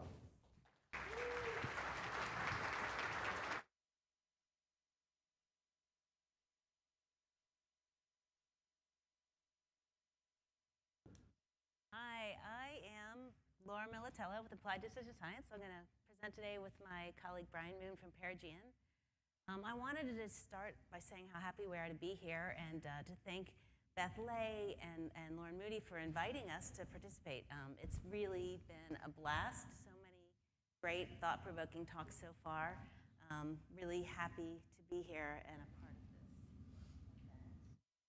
this. We're going to talk today about naturalistic decision-making. Brian and I are both on the Executive Council for the Naturalistic Decision-Making Association.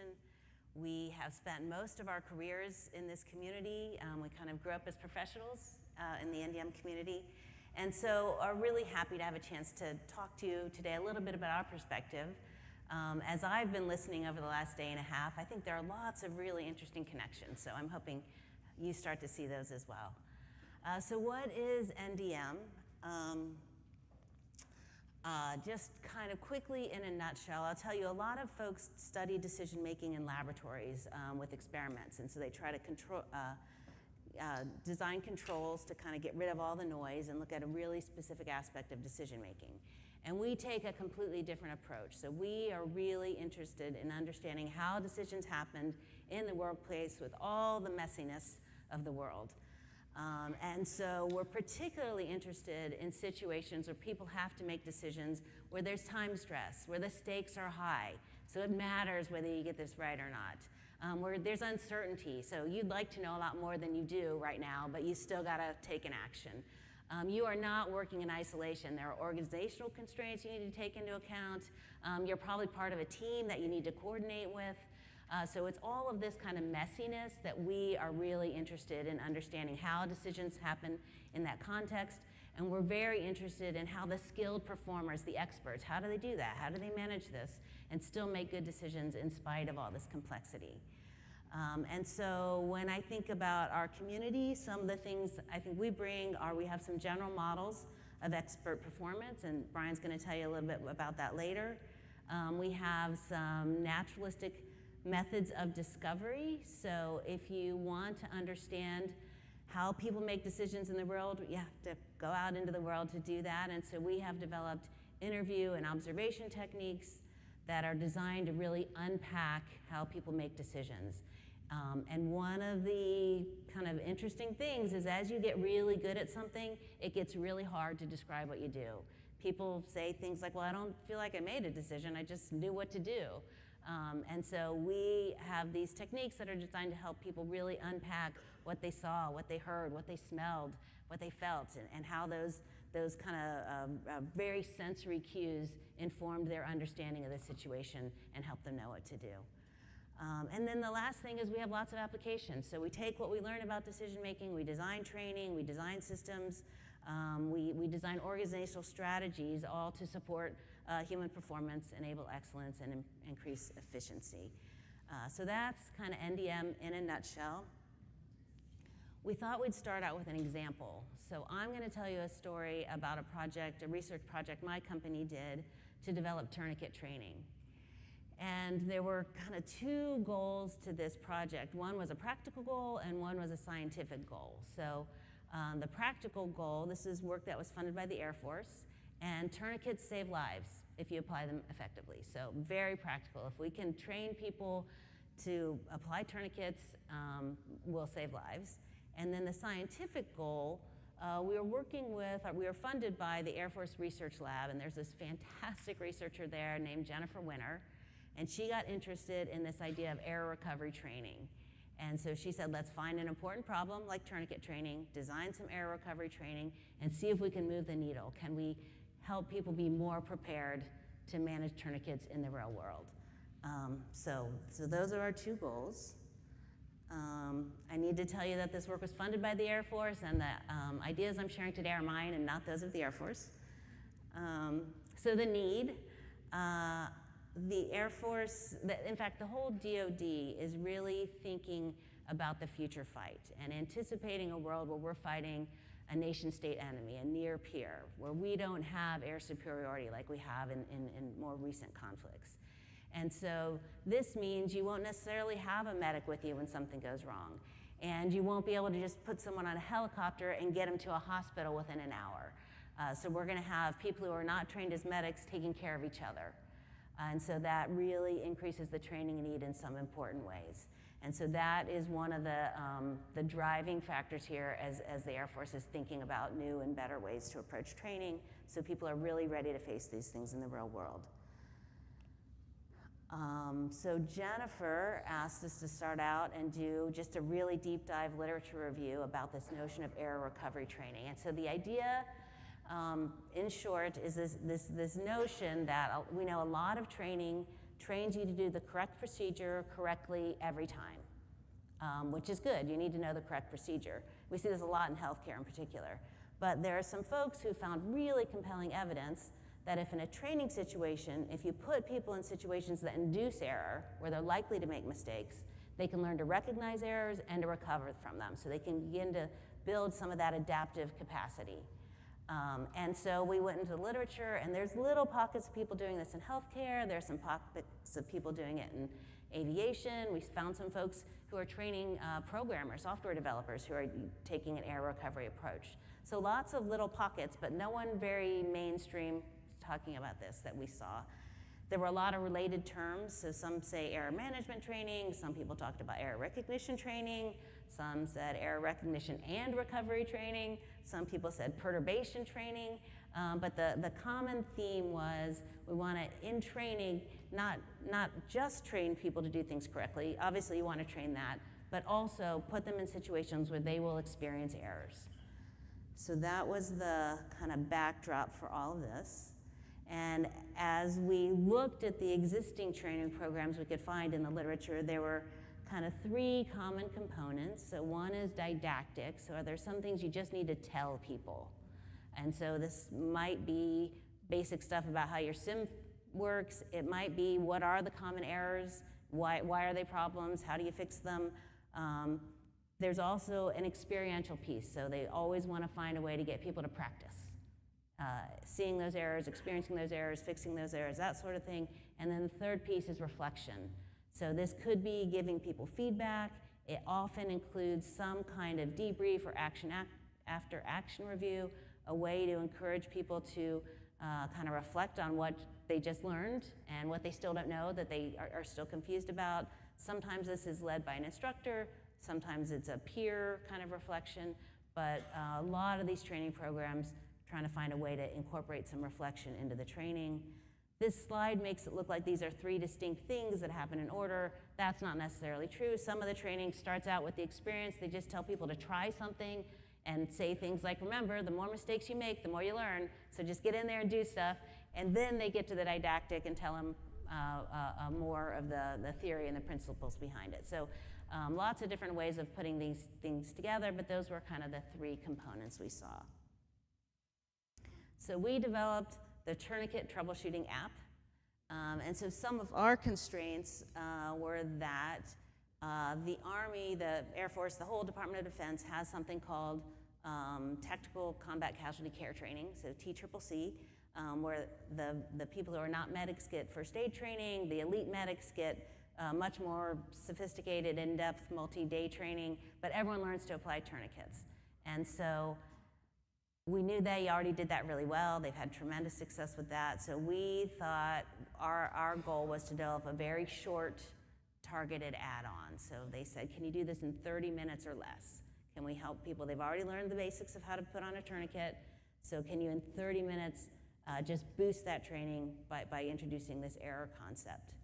So we had it to be short.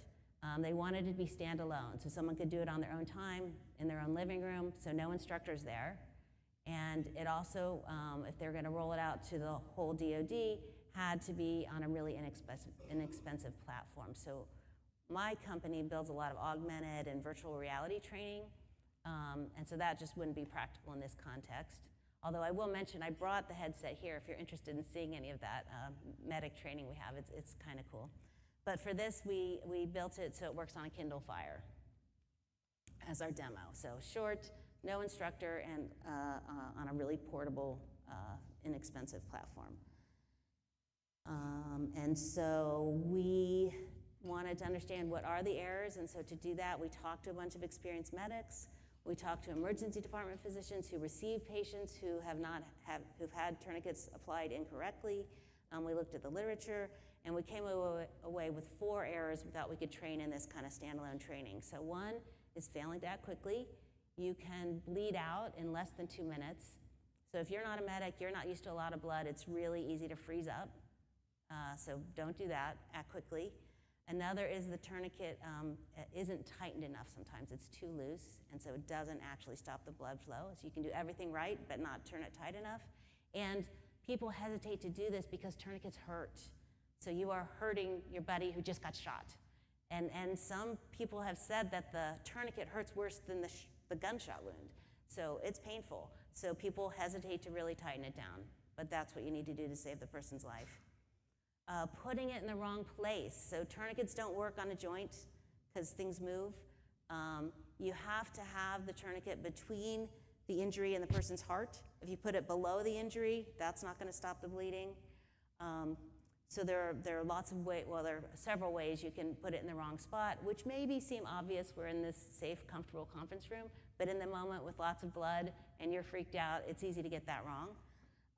And then the last one is failing to monitor the tourniquet once it's been placed. Interestingly, you can put the tourniquet in place, everything's working just fine, the person has stopped bleeding, and as they start to relax, as their adrenaline kind of seeps out and their muscles shift, that can loosen the tourniquet. So it may look like nothing has changed, but the tourniquet is now less effective. Or maybe the person just slumped over, or you put them on a gurney to transport them somewhere. Any of those kinds of things can loosen it. So it's really important, even though it's working great now, to go back and check and make sure that it is continuing to work. So those are the 4 errors we wanted to teach people to recognize and fix in 30 minutes. And so we took this learn, experience, reflect from the literature and tried to incorporate all these different elements into that 30-minute training. So let me walk you through that. So there is a 4-minute video in there, and in that we walk through each of those 4 errors, and we have pictures, we have some photos. We worked with this really amazing medical illustrator who drew just terrible-looking injuries, and so we walk through what the errors are and how to fix them. That takes about 4 minutes. And then the medical illustrator created a bunch of images for us that we built into flashcards. So each one has an injury and a tourniquet, and there's a multiple choice question. And this is just to give you a chance to practice recognizing a correctly applied effective tourniquet from one that is not correctly applied. You get immediate feedback. If you get it wrong, that card goes to the back of the deck and you'll see it again. You'll get a chance to try again before the training's over. And then the third piece is a graphic novel. So when we were designing this training and folks told me they wanted to put in a graphic novel, I thought it was a terrible idea. I thought comic books are, silly, they're fun, and this is a really serious topic.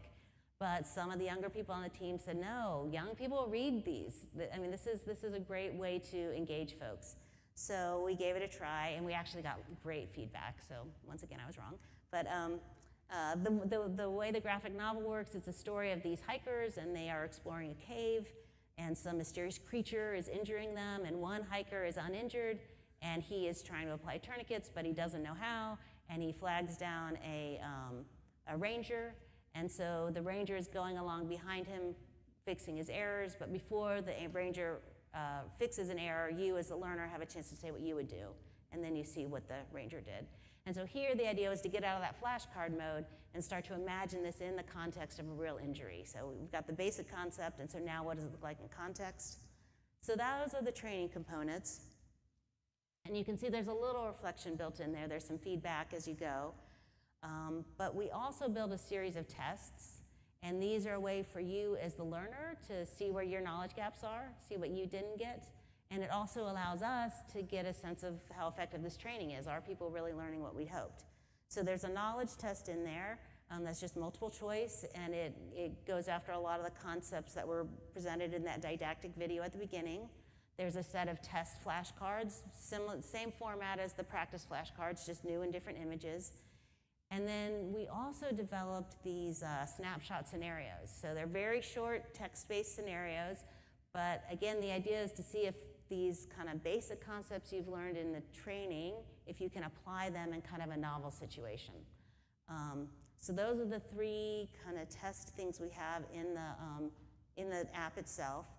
And we had a chance to do an evaluation of the app. So we worked with UCLA, their EMS school, and we used those three tests, but we also wanted to see if we could assess how well this kind of mental rehearsal in an app in a 2D world transfers to the 3D world.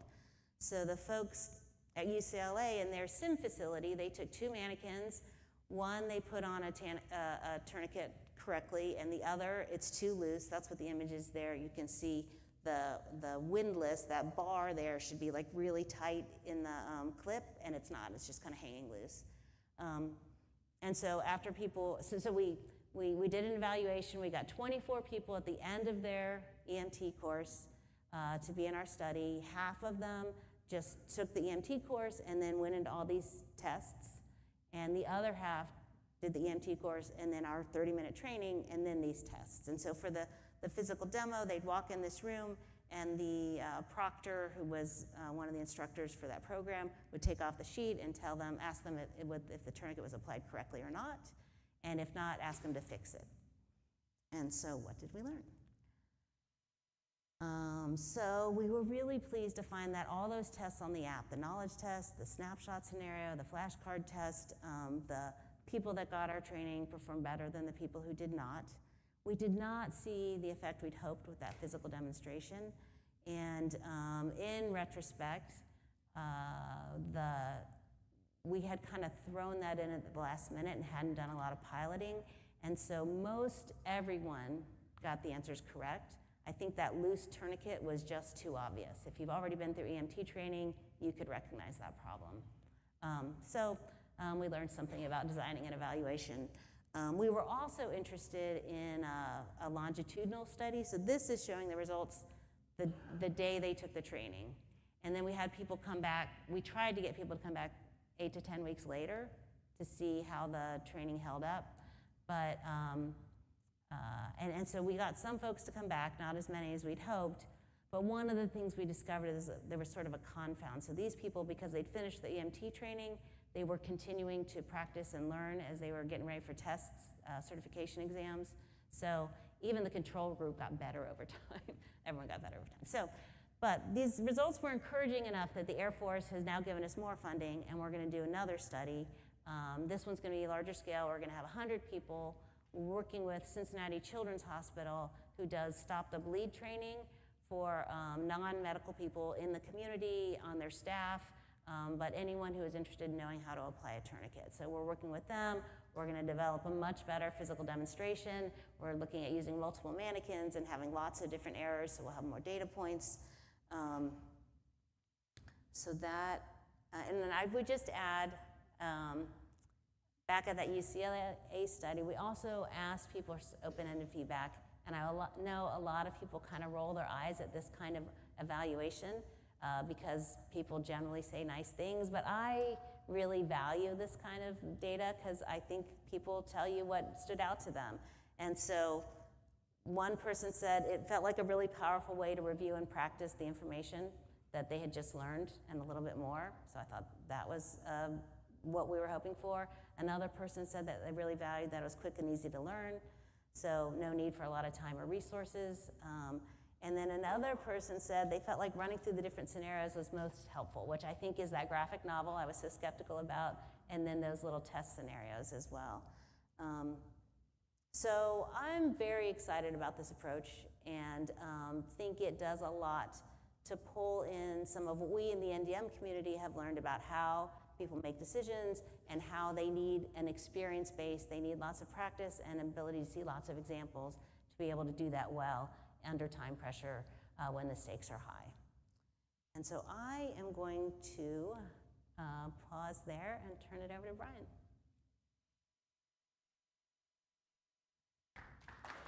Nice job.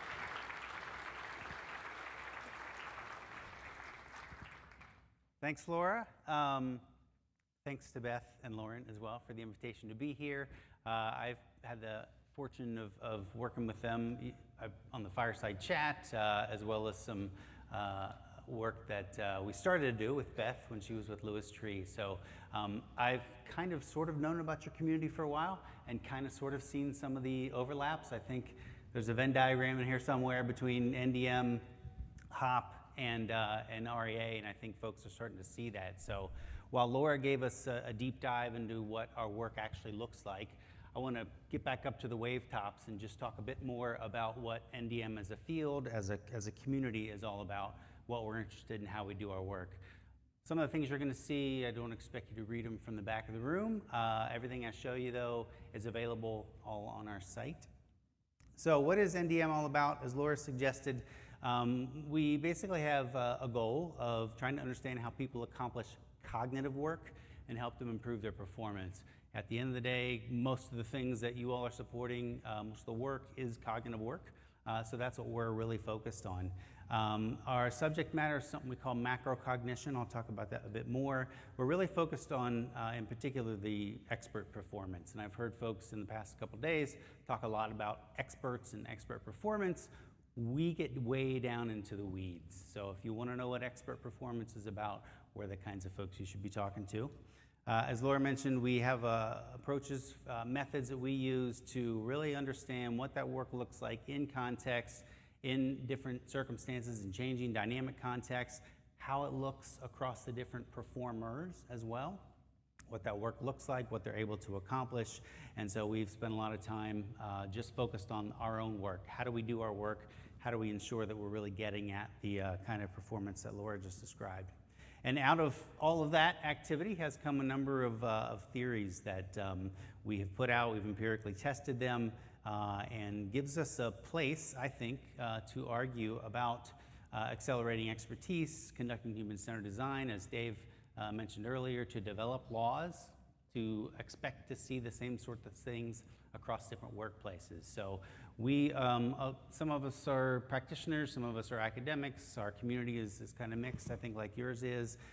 We all publish, and again, everything you see here is available for deeper dive.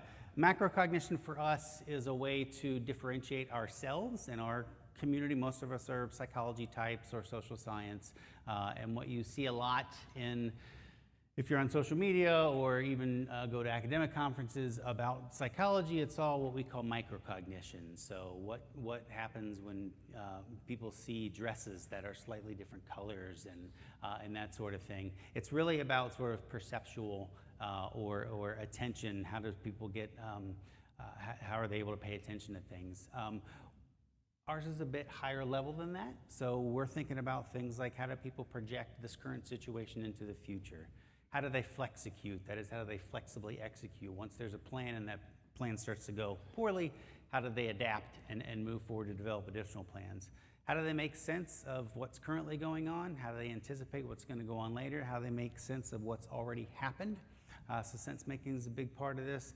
How do they relearn? How do they come across new concepts that require them to let go of the old concepts before they can really understand what's happening? And how do they keep common ground with each other? Not just how do they coordinate, but how do they all make sure that they all have a shareable view of what's actually happening in the situation. So we look at the way that people think in those types of ways so that they can do things like manage the uncertainty that they're faced with, so that they can detect problems early before they become problems. I've heard a lot of talk about weak signals around here. That's a big piece for us too, is how do we get people better able to recognize what even a signal is. How do they decide? Of course, we talk a lot about decision making. How do they coordinate? Dave mentioned the pieces about time and how synchronous activities get worked across teams, across different regions, and across different tasks. And then how do they manage the attention? So not just how do they get distracted, but how do we bring their attention to the things that we need them to pay attention to if we're designing systems for them. So again, macrocognition for us is these sorts of things. We also have the advantage, I think, of working with folks in operational context because they can kind of wrap their heads around this sort of thing, right? If I'm talking about deciding or maintaining common ground with your teammates, they get it. And so I do think that the kind of work that we do is operationally ready, right? It's ready for operators to engage with us on. Again, back to expertise. We work in all kinds of domains. I know healthcare is big here, as well as utilities.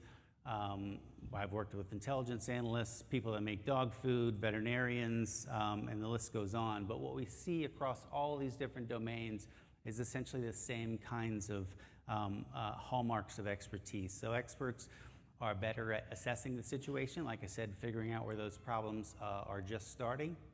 They spend a lot more time assessing the situation than making decisions. So if you see someone taking a lot of time, it's not that they can't figure it out, it's that they're trying to really understand what's going on. They see the invisible, that is, they see things that others miss. I think the best way to bring this into the light is we all watch the Olympics, we see the divers, looked pretty good to us. I didn't see a huge splash, and then you realize as they're starting to play it in slow motion that the commentators are already telling us what they saw, which the rest of us missed, right? That's what we mean by seeing the invisible. They keep the big picture, so they keep an eye on not just what's going on in the immediate circumstance, but what the mission is, right? And what the guidance has been. They have extensive mental models. I know there's talk in this community about mental models. What we mean by that is basically ideas about how things work, ideas about how things are broken. Use a lot of associations and metaphors, and what experience buys you in any domain is just a sense of typicality. You kind of know what this ought to look like because you've seen it a lot of times before. So experts size up situations quickly so that they can take satisfactory action. Notice I didn't say optimal action, I said satisfactory. They get the job done, right? They run their routines. They can find leverage points that the rest of us are just going to miss because they know that going to talk to Dan down the hall is how I get this thing accomplished, right? They mentally simulate, so they're constantly thinking about not just what's happening and what I think is going to happen, but what happened 10 years ago. Right, you'll find them just sort of reliving and rethinking about what I could have done. And they're really good at improvising, part of that adaptive capacity that Dave was talking about. They're just really good at sort of making things up on the fly because they kind of know it's going to work and it's going to get them through the situation. They're also really good at just managing their own work, right? Managing the uncertainties I mentioned, directing attention, not only their attention, but the attention of others to pay attention to what needs to be paid attention to. They're really good at authoring stories. I'll talk a bit about one of our key methods, which is getting those stories out of them. They just know a lot. I know there's a lot of folks in nuclear. I had a long project with Westinghouse, and you're talking to 40-year experts who were there when they originally built the fleet, and they are remembering details that are just extraordinary, down to the screw level, right? And so they just have banked this incredible declarative knowledge, some of which may be in the systems, but a lot of which is not, right? They also appreciate their own strengths and limitations. They will understand where their adaptive capacity is limited and understand that getting outside of that can present challenges for everybody. So when we talk about models of expert performance, we're talking about descriptive models of how people work, how the cognitive work plays out. This is what we call in our community the recognition prime decision model. So if anyone ever read Malcolm Gladwell's book, Blink? Yep, so that book is primarily about a person named Gary Klein, who Laura and I worked with and studied under for many years and continues to do so. His main contribution, in my mind, is to get everybody to realize that people don't necessarily, when they're trying to make a decision, lay out all the options, assign the attributes to them, weigh the attributes against each other, and try to come up with some sort of optimal situation. So when he had a contract early in his career to go study command decision-making for the Army, he couldn't necessarily go hang out in the battlefield, so he went to hang out in fire ground stations because they also make those kinds of decisions. And what he started to realize is, as Laura said, it was a lot of, well, I don't make a decision, I just kind of know what's going on here. So when you have a contract to go study decision-making and they're telling you they don't make decisions, you got to sort of figure out what's going on here. And what he started to understand is that they're not making decisions in the way that I just explained, those sort of multi-attribute utility analysis. They're really sizing up the situation. They're trying to understand if this situation is something that I've seen before. If they do recognize it, they're going to understand the goals that are involved, the cues that they should be looking for, which cue them into the expectancies, and then there's actions that could follow from that. If they don't quite understand what's going on, if their expectancies are violated, for instance, they may do some more work. This is what I just said about taking more time to size up the situation, right? Reassess the situation, maybe seek some more information. Once they have an understanding of the typicality, the familiarity of this particular situation, then the action plans follow serially. That is, let's think about, given this situation, what we could do. A lot of times that's going to work, right? That's your satisfactory action. Sometimes it doesn't work, and you got to sort of mentally simulate through, is this going to work in this situation? Because it's not exactly the same situation that we were in before. How can we tweak it? How can we modify it, right? And often they'll go through a serial analysis of the action options that are available to them, okay? So this is what Gary started to hear a lot of people talking about, right? And his recognition prime decision model is pretty well known, certainly in our community, but it's gotten outside the community with, you know, popularizations like Malcolm Gladwell. There's other things that happen, of course. We also think about evaluating our decisions. Did they work? Were they successful? And so some of us have taken it a bit further to think about not just that decision moment, but what happens as people learn. Right? They get rid of some of those ideas because they didn't work, or maybe they get rid of some of the people who suggested the ideas to them before. So when we talk about models of expert performance, it's this sort of thing. It's going to be descriptive, usually closed loop. So some of our models are a bit more linear, but a lot of them are just closed loop because action is always happening. The circumstances are always changing. So how is what we do any different than you might hear other social scientists, other psychologists talk about it? We think it's really very different.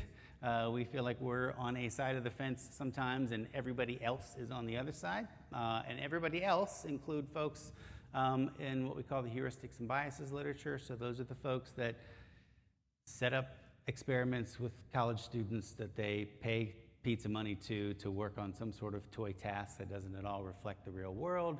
And then they find out that there's some sort of bias, and you've seen all the biases before. Other folks in the sociology of knowledge, they get away from the idea that there is an individual expert and they're just sort of following what the rules or the procedures are anyway. The evidence-based folks, what they often don't see is that there's a heck of a lot of intuitive decision-making that goes into selecting which evidence is appropriate for which circumstance and how can it be tweaked to gauge for use in my own circumstance. The AI and AGI folks, I think Dave hinted there, to me that has sort of grown into an even more important group that we have to think very seriously about because as many of you well know, there's a lot of talk out there about expertise is being overcome by these types of systems, and that's a much longer conversation that we can have whenever anybody wants to. So you hear a lot about this stuff. The heuristics and biases, just one more point about them. I did see, it looks like somebody took the Kahneman book. that is that community, right? System 1, System 2 thinking. If anybody wants to buy me a beer tonight, I would be more than happy to go on and on about why I think we are on the other side of that work. All the biases, you've seen them. There's the biases codex. The people who have different infographics for all the biases. It's confirmation bias, anchoring bias, all that sort of thing. Again, what you have to realize is that all of these biases were manufactured in a lab, right? They aren't necessarily what we see in the real world when we're watching people work, when we're talking to them about their work, when we see expert performance. What we do see is that work is really complex, and it's complex in different ways. We have a couple of lists here. The one on the left that we call the dimensions of complexity that make modeling different. So the world, some of it's static, some of it's dynamic. We can't tell if this is a discrete or a continuous activity, right? We can't tell if this is a sequential or interactive, right? So when we talk about complexity, our community is breaking that down. We're interested in getting into what does it mean to be complex, and how is complexity evident in different ways. On the right side are the many different ways that people at all levels of experience try to protect what it is they think they know. We call these knowledge shields. Our colleague, Dave's colleague, Paul Feltovich, and others came up with a list of these by watching cardiac surgeons at work. And as they were going through their work, they would come across something that was happening and try to explain what was happening based on what they already knew, right? And so sometimes that meant, they were explaining things away. Sometimes it meant they were appealing to authority, right? And these aren't necessarily wrong. These are just the way that they are trying to, in the moment, think about what they know and what they're seeing and trying to make sense of what's going on, right? So we call these knowledge shields. They're not biases because, again, the circumstances are sort of calling forward a need to explain something, and this is one of the ways that they seek to explain it. Sometimes they were actually right about these things. So another aspect of expert performance that I've been thinking a lot about lately has to do with motivation. Everybody knows extrinsic versus intrinsic. You see all these different diagrams. Has anyone heard of grit from Angela Duckworth as a concept? So either you got grit or you don't. If you read the grit book in as close to detail as I do, because I'm interested in these methodological things, what you'll see is that she went out and started talking to people. She was talking to West Point cadets and trying to understand how is it that people get to this kind of place, right? How do they, why are they here and why aren't other people here? What's the motivation behind that? Which is all really good stuff. And then she asked herself a question that I tend to avoid, which is how do we measure this? So then she turned what she found into surveys, and then she handed a bunch of surveys to a bunch of other people and had them declare on scales of 1 to whatever how much grit they had, right? So we see a shift in methodology, which gives us now a shift back to old models of motivation. What I hear people describe when I hear people like my daughter, who was on the USA field hockey team and went through a process of getting there to the highest levels of performance in her field, and when I hear about the people that she coached, and when I talk to her parents, what I see is a process. She didn't have motivation inside her, and I wasn't motivating her from the outside, and neither was anybody else. She went through a process. She was just kind of living her life, and at some point she was doing a thing, and somebody happened to say, hey, you're actually pretty good at that. And so she's thinking about, am I good at that? Who is this person that told me I'm good at it? How do they know I'm good at it? Was I really good? How does that compare to anybody else? Right? So it's a process. And as she tries more, she starts to realize what really matters in terms of understanding what good is and what expert performance looks like, right? So she starts to grow a broader suite of metrics. She starts to realize that even though dad said she's good, that matters a whole lot less than the opposing team's coach telling her that she's good, right? So motivation to become an expert at something is much more of a process. At some point, she did other things like gymnastics and decided she wasn't going to do that for one reason or another. So you start to also decommit to things, even as you're committing to this thing that you're going to move forward with. So we think more about process. We are very verby people. We talk a lot about verbs. That macrocognition wheel was all about verby things. We're very verby people, and we look for the process behind rather than what's intrinsic or extrinsic to the task or the person. So I want to talk a bit about methods. We are not about surveys. We're not about heart monitors necessarily. We're not about hooking people up to machines. We're not about laboratory experiments, but we are about getting out there and understanding what the work really looks like, or what the work should look like or could look like. I'll do a couple plugs. Here's my first one. We do have a workshop on Friday. Cognitive task analysis is sort of our suite of methods that we use. We do have an online course at cta.institute where you can come and get some introduction to these sorts of things. There's a book called Working Minds that goes into detail. There's also worksheets that we can give you, job aids about how to conduct these sorts of things. So when I hear folks in this community talk about, how do you get out and talk to people, we have very, very specific ways of doing that. Right? Very specific ways to structure a conversation so that they can articulate the parts of their experience and expertise that they couldn't do otherwise. Right? So that's what we're all about as methods. Just 3 examples from my own work about putting these different methods into play.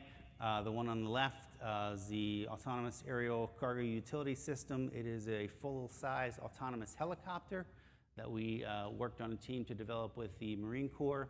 One of the cool things about naturalistic methods is you can also think about and talk to people about the work they do now to envision what the work's going to look like when technology or other types of systems get implemented, right? So Dave Wood's concept of an envisioned world, it was very much part of this because our job was to give a tablet to an early career Marine and in 10 minutes have them be able to completely run an operation where some autonomous helicopter with no pilot, no flight crew was going to come and deliver something to them or take away a casualty. And so we had to think about how does that happen now, which means talking to the pilots and crews that aren't going to be there anymore, which means talking about the folks on the ground who are going to be doing these orders, which means talking to the folks in the background at the main base who are going to be managing multiple of these missions at a time, right? Again, this is not something anyone has ever done before, but we have to talk to them about the way it's currently being done to understand where their adaptive capacity is going to be stretched. I had a project a year or so ago with middle school math teachers, right? We've all been through middle school math. Everybody knows how to teach, right? We talked to about 35 or so middle school math teachers across the country in different types of schools, and we're able to delineate what the pathway toward expertise actually looks like in middle school math. So these were all interviews with people about the work that they currently do and how their careers have moved forward.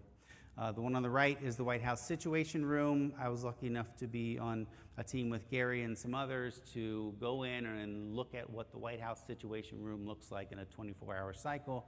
We did it in chunks, and I talk about this project. I mean, it's kind of cool, it's the White House Situation Room, but I talk about the project because this is a case where I didn't use cognitive task analysis because you can't exactly conduct CTA when people are trying to do real work. One of those shifts happened to be during the London bombing, so we got to see it in a crisis mode as well as just sort of overnight mode and everyday mode. But the White House Situation Room is a communication space, it is an intel analysis space, it is a meeting space, and it's all within the confines of a historic building, so there's only so many ways you can change the whole thing. But what you're seeing here is actually the design that we got to, and the person in the back is the senior intel officer, and you can see that they can look down and see everybody's screen, right? They can see the other analysts working in front of them. Before we had this project, everybody was behind that senior intel person, and so those weak signals were just carrying on behind them, and they had no idea what was going on at certain times. So again, we could talk to folks about work that they haven't even done yet. We could talk about the work that they've done, and then sometimes we learn a whole lot just by watching them do what they do. Last thing I want to talk about is some of our applications. What is NDM all about with regard to we study people, great, but how do we make this stuff work in the real world? We care a lot about that pathway toward expertise, starting from the novice to advanced beginner to competent, proficient, expert level, and understanding what needs to happen along the way, but also what that looks like. What does it mean for a 5-year middle school math teacher? We don't necessarily align to the 5-year. We're more interested in what kind of skills are we expecting them to have, what kind of errors might we see them make, and how do we advance them to that next level by understanding where they're at currently. So we talk about pathways, competency models is a big thing for us. We also know that 10,000 hours doesn't matter that much if those 10,000 hours aren't spent working on hard problems, getting direct, timely, and accurate feedback, and doing it a lot, right? So one way that my company's come up to help that problem, that is, help people learn ostensibly through the experience that others have had, so we can compress that 10,000 hours by borrowing 10,000 hours from other people, is a decision practice game. This is scenario-based learning without scenarios. So rather than spend all of our time up front coming up with scenarios for people to work on, we make it part of the exercise to build the scenario and then see how people respond to an emergent scenario. That lets the experts share their experience. It lets junior people hear really good questions. And I can show you more of that if you'd like to see it.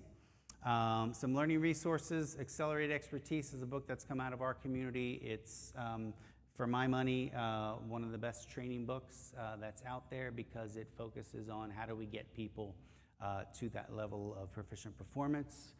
There's another book that is available. Is anyone working on any virtual reality AR training right now? I see 2, 3. Is anyone being told that they're going to have to work on AR and VR in the near future because that memo came down? Yep. Of the people who are told that they're going to have to do this sort of thing, are you willing to share your story about where you're at in the process right now in 30 seconds or less? Wow, that's frightening. Yep.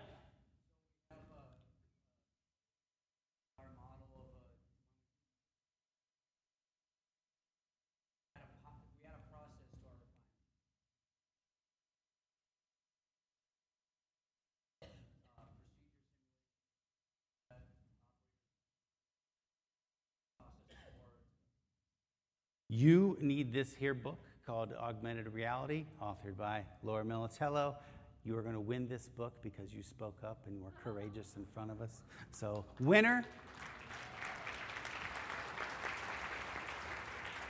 And I would highly encourage other folks who are trying to implement this sort of technology in their training to come talk to Laura. It's a terrific book, just came out, but it's about training design principles. How do we use these kinds of technologies to get to the level of expertise that we're trying to develop? We do work a lot on teams who are developing systems. These are just some early design seeds for the interface for that autonomous helicopter I was talking about. A lot of our work, again, because we understand what work is going on out there, we are pretty good proxies a lot of the time for folks who are trying to build and code things. And so they rely on us to understand not just the regular work, but all those edge cases that are bound to come up. There's lots of laws, as David suggested, and lots of just general guidelines we have about how teams work, how combining teams of AI and people can work or not, and where those things can go off the rails. So a lot of these ideas are out there in publications that we put forward. Of course, we're all big fans of the OSU folks. There's another group called the Institute for Human and Machine Cognition in Pensacola, Florida. If you're not aware of them, they take a lot of, have a lot of resources available for folks, especially if you're doing anything in robotics, cybersecurity. Again, it's a human-centered approach. I'll leave this sit here for a second.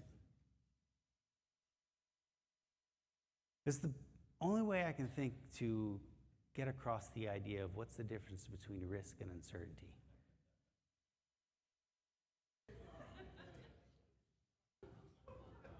All right, it seems to be working. So we are very interested in both. but what we find is that organizations spend an awful lot of time on the risk side, and they don't really understand what uncertainty is. And until you can separate those concepts and see them play out, you're typically, what we find is that you're focused on a whole lot on the risk. That is, you're focusing on the risks that you know about, right? And you're not concentrating on those things that are out there and you just don't have any information about them, right? So that's what uncertainty is about. And I'm glad the demographic works. Another thing that we're interested in is expertise management. Everybody knows what knowledge management is. My perspective is if you're going to spend any money on knowledge management, you should spend it on the most important knowledge you have in your organization, which is your expertise. So a large part of my work has been about helping organizations who are just about to lose those 30, 40-year experts, and the organization starts to realize very late that hell's going to go to a handbasket when that happens. So we try to help them build programs, help capture some of that expertise using our cognitive task analysis as a way to move through that. There's a great book on uncertainty mindset. It actually came from a sociologist, Von Tan, and his domain was innovative food. So he's working with high-end cuisine restaurants all around the world and trying to appreciate how it is that they not only deal with uncertainty management, but how they work that sort of thing into the regular workflow so that you're not setting training aside outside of the workflow. Gary Klein's pre-mortem approach is a great organizational strategy for getting this group to think ahead with regard to projects that are coming up and where those projects might derail so that everybody's more sensitive to those early warning indicators. As Laura said, we do have an association. It's naturalisticdecisionmaking.org. Next year will be our 18th conference. It'll be at the University of Virginia in Charlottesville. Our call for papers, posters, and interactive experiences is currently open. So if any of this stuff is of interest, there'll be a lot of us NDMers there, and we would love to have some of you all come there.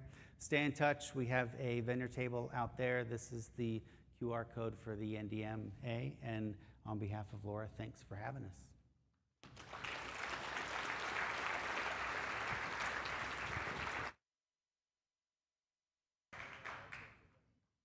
Thank you, Brian. Thank you, Laura.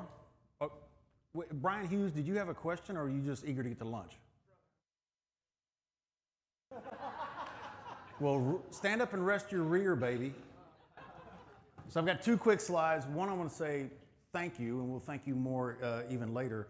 But the things you talked about, I found to be very durable. I will be thinking about those for a long time, and I'll be struggling how to integrate those models and fight with those. So I might come back and have some more questions. I know we certainly want to have you back, so thank you again.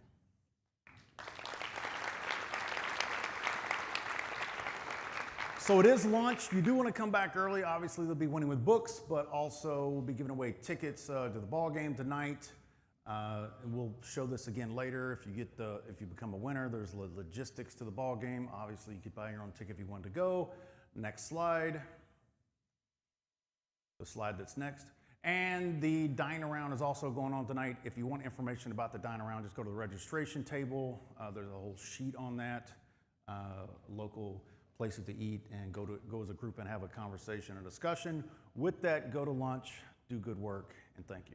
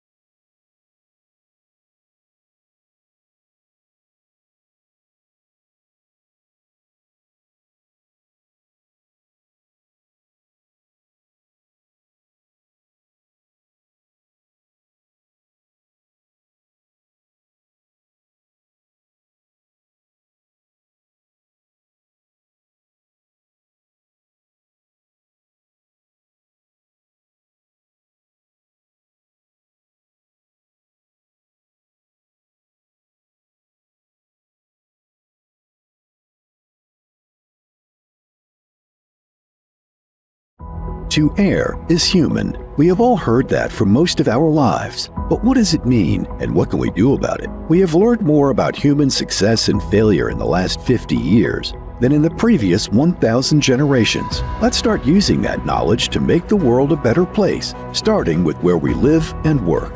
Fisher Improvement Technologies, also known as FIT, wants to help you protect your company and employees from potential harm. Their passion is helping clients in areas of human error reduction and management, incident analysis, procedure and written guidance excellence, and leadership development. Their human and organizational performance, also called HOP technologies, enable your organization to achieve operational excellence. FIT works with you to create an integrated HOP system to reduce the possibility of fatalities, injuries, quality and production upsets. To learn more about Fisher Improvement Technologies, visit improvewithfit.com.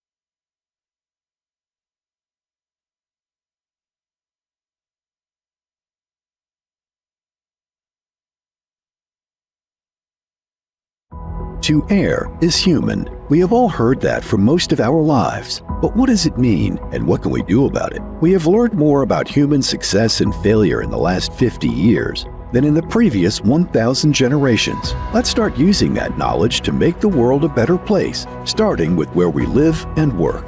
Fisher Improvement Technologies, also known as FIT, wants to help you protect your company and employees from potential harm. Their passion is helping clients in areas of human error reduction and management, incident analysis, procedure and written guidance excellence, and leadership development. Their human and organizational performance, also called HOP technologies, enable your organization to achieve operational excellence.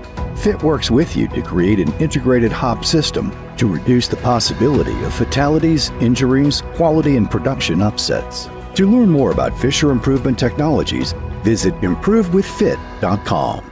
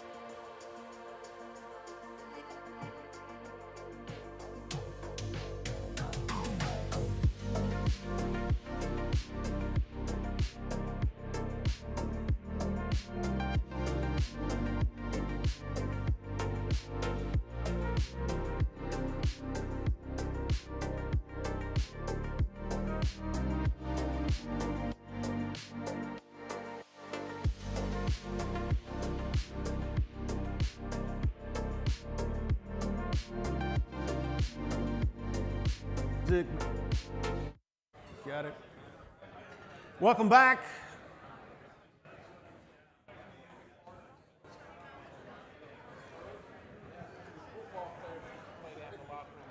You have to be in your seat to be a winner.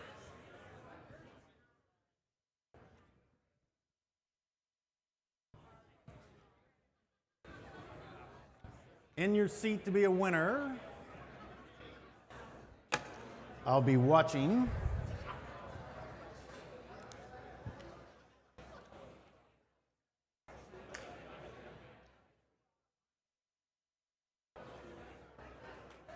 Nathan Bracey. Nathan, winner. John Evans. John Evans, winner.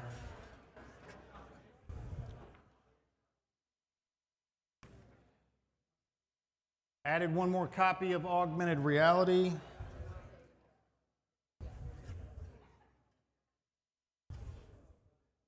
Lynn Huckabee, winner. That's what I want to hear, baby. Slide.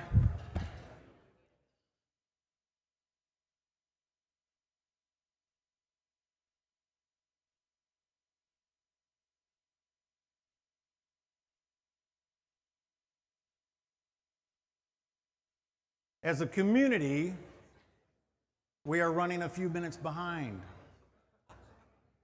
As a community, we will solve this problem.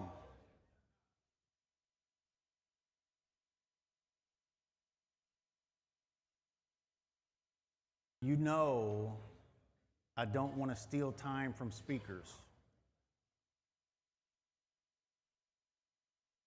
But I have to say something about our next speaker. We've had some very smart people here today. We've had some very accomplished people here all week.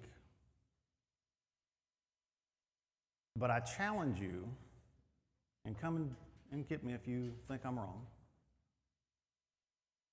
that we're not going to hear from anybody that you're going to be more eager to help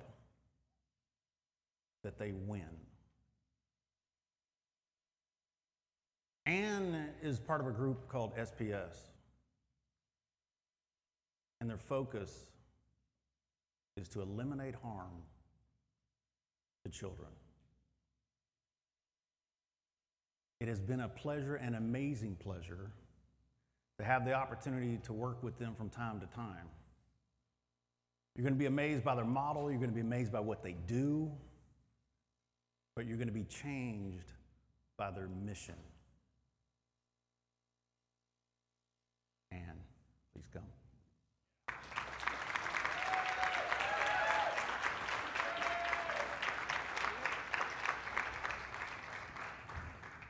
So I'm thinking we need to start a mutual admiration society, because I think if I were to annotate the last few years of my professional career with sort of positive impact people, the interesting thing is that there's a bunch of those people who are sitting in this room who have given me their time and wisdom so that I can grow as a safety leader and hopefully impart that knowledge in the work that we do. So people like Todd Conklin and of course Charles.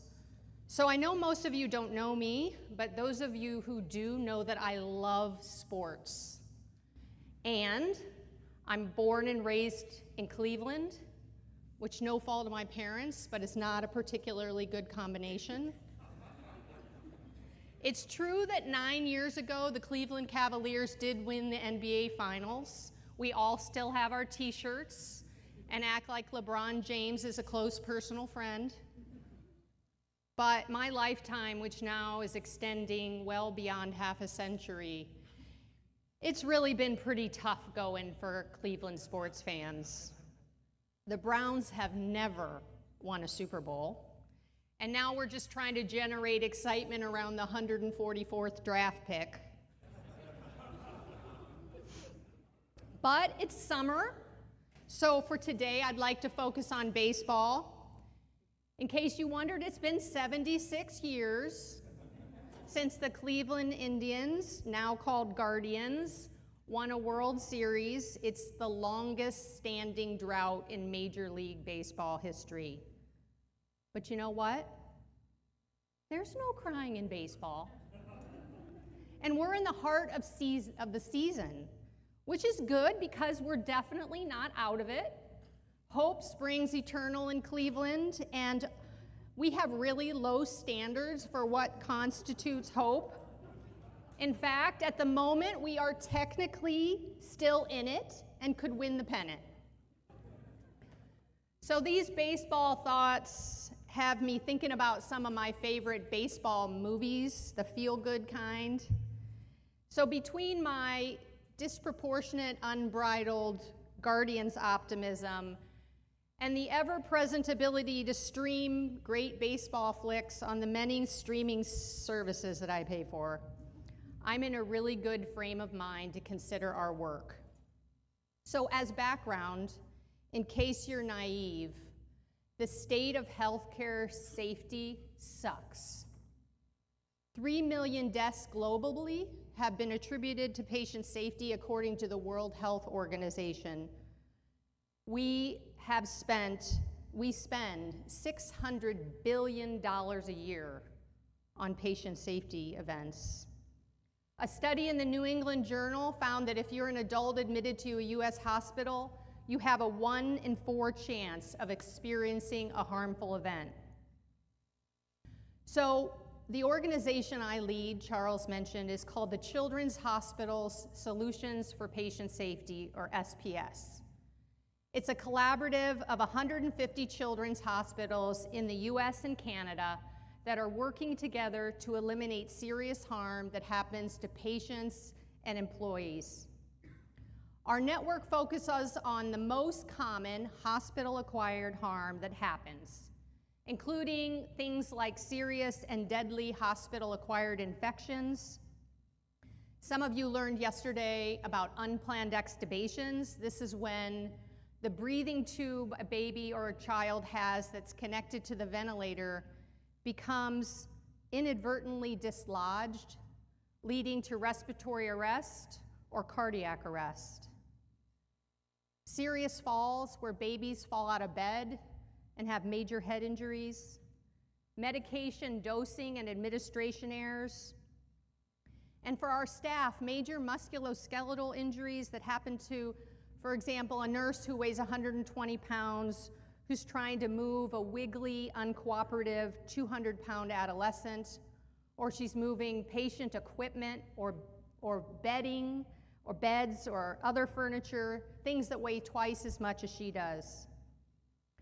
We started in 2008 when some quite bold and enterprising executive leaders of children's hospitals broke invisible barriers of competition to authorize passionate clinicians to collaborate for the sole purpose of eliminating serious healthcare harm. And to the delight and amazement of everyone, within just about 2 years, it actually started to work. And we kind of started to brag about it, which prompted the federal government of the United States to issue us a DARE. One other little Cleveland trivia thing we're really proud of. Maybe you've seen A Christmas Story and you know about the double dog dare, which is what I think about every time I say the word dare. Don't put your tongue on a flagpole in the winter. But that wasn't the dare. In this case, CMS said to us, we'll give you some money if you'll spread it around the country.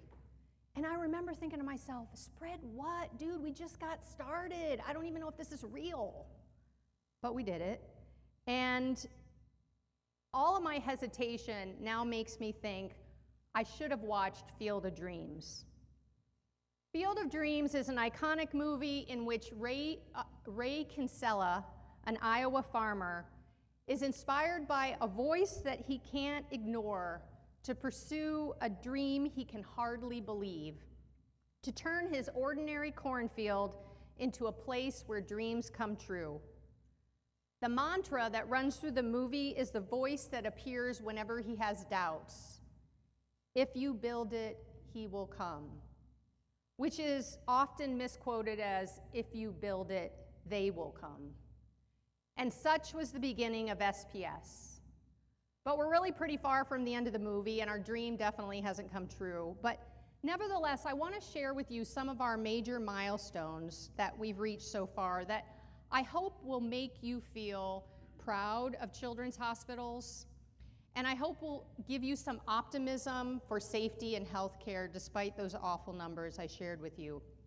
Unless you think I am overdosing on optimism, I'm going to sprinkle in what I see are some really serious strategic challenges and some hard lessons learned that we've had, major adjustments that we've had to make over the years as we go the distance. So the original meeting of the Ohio leaders was pretty magical, as I suggested, but maybe it was like a Buckeye thing.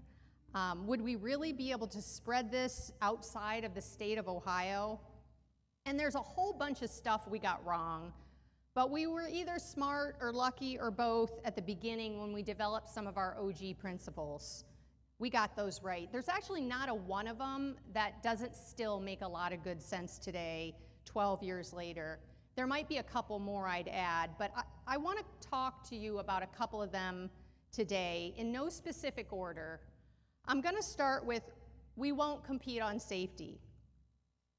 So for this discussion, we might need like a sociologist or a psychologist, maybe a philosopher, some competition, some benchmark, some goal to strive for is motivating and inspiring to people. However, I've observed that competition in the context of a learning collaborative beyond very small doses can be quite problematic. But of course, it's not as easy as just saying, okay, hey guys, let's not compete. In our world, competitive pressures come from all kinds of places, and each one really has some logical justification. The government, for example, imposes publicly reported measures and wishes to link performance with reimbursement. Seems like a reasonable motivational strategy and an important nod to transparency. We have all these business-minded people on our boards and leadership teams who want to differentiate the hospital to increase market share and ability to attract talent. And they're attempted to use safety performance as a lever for that, kind of like the US News and World Report hospital rankings. All this is easily justified because, as is often said, no margin, no mission. It's also popular on children's hospital boards to put financial incentives in place for executives and leaders that are linked to goals, which they posit will get everybody focused and lined up in the right areas. And even patients and families, and many others, like to latch on goals, particularly the concept of zero, that, as you know, has inspired a lot of thoughtful buzz and concern among safety thinkers and academics who appreciate how this well-meaning concept can have unexpected consequences. But to a certain degree, these strategies work. People buy in, like really buy in. They will achieve these goals at the expense of almost everything else. And of course, that's the problem. I really can't tell you how well those strategies help safety or not, but I am going to give you a couple examples, and I could give you many more, of how competitive structures that we have in place have created perverse motivations that slow improvement. So I mentioned we have a network of 150 hospitals, and we're trying to get better together, raise the bar for all of us. So if my board incented me to reduce the rates of patient behavioral events where a patient injures a hospital employee, a reasonable strategy might be for me to focus on the individual hospitals that have the most harm. And so the hospitals in this case that have the most harm, actually we just had a centerline ship up in our rate of patient behavioral events. And when we examined it to see what the contributions to it were, we found that 2 hospitals are contributing 60% of that increase. They're actually not bad hospitals. They're awesome hospitals. It has everything to do with the measurement, who their patient population is, how many mental health beds they have, what their acuity is. But you could see that if I was going to get paid for decreasing our patient behavioral event, I might just hightail it to those hospitals and spend all my energy just in those two places. We're trying to raise the bar for everyone, which is not, so having a little bit of cash in my pocket isn't going to help. Nevertheless, I want to tell you that in pediatrics, the competitive tension is actually really pretty low. We've made remarkable progress in developing a culture of non-competition. When we first started our work, nobody shared their safety outcomes publicly. Now, almost all children's hospitals do. It used to be that there were a few hospitals that you could find it on their internal websites, but people like me couldn't find it. I mean, you really had to, it was deep. And now those things are much more transparent. It's definitely evolved the way that we work together. Again, when we first started our network, we used to use the phrase, steal shamelessly. And I don't really like that phrase because we don't steal. It sort of implies something devious and reinforces the idea that we're competing. Instead, we share generously and receive graciously. And that's actually an amazingly powerful model that has accelerated safety improvement and is certainly a key to our network's success. I wish each of you could join one of our webinars and see incredible examples of people sharing documents, tools, etc., with no direct benefit to themselves other than the opportunity to be on the receiving end another day. The second principle I want to talk to you about wasn't one of our original core principles, but ended up being important, and that's distributed leadership. So we started the SPS network with about 20 passionate people. In an organization with a mission as audacious as ours to eliminate serious harm across 150 children's hospitals, it's really not possible to have too many leaders out there in the world. And so we've worked hard to build up that army and now have over 250 SPS leaders. In my role, I have had countless one-on-one phone calls with leaders because I believe it's critical for sustainable results. I work as hard as I can to create an environment that invites their engagement and innovation. I encourage them to text me and call me with an idea or a concern. My colleague Laura and I write personal notes to them every year and also offer to write to their supervisor as well, which many of them take us up on, so that we can express our gratitude and acknowledge their importance. This literally takes like 4 days to complete. Why? Because I think doing this is akin to offering stock options to employees. I want them to see and feel what I believe is true, that they own this network. Because what I've seen is that as owners, they care for it, they're proud of it, they might be volunteers, but I am continually awed at the observation that these people act like SPS is their primary responsibility, and they certainly love it. I can't tell you how many of them I have had tell me that the work they do with SPS is the most rewarding part of their job. And of course, another really important thing is that these leaders/owners influence the ones who are really doing this work that I'm going to have a hard time reaching. And that's the millions of frontline providers. These are the people who are really making our hospitals safer. The third principle is our mission motivates all that we do.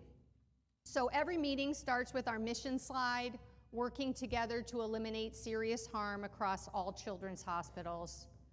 We started with just a few hospital-acquired harms that we thought were the most common and serious, and over the years, we've added a few more. when we've been impressed by the need to do so. For each of these, we've used the power of our network to develop evidence-based bundles that we've worked tirelessly to spread, and we'll come back to that. Last year, we published our collective results in JAMA that demonstrated what our results are above secular trends. As highlights to some of our successes, we've reduced adverse drug events, serious, by 73%, catheter-associated urinary tract infections by 47%, serious falls with injury by 82%, overexertions by 38%, unplanned extubations, that one I told you about, by 56%.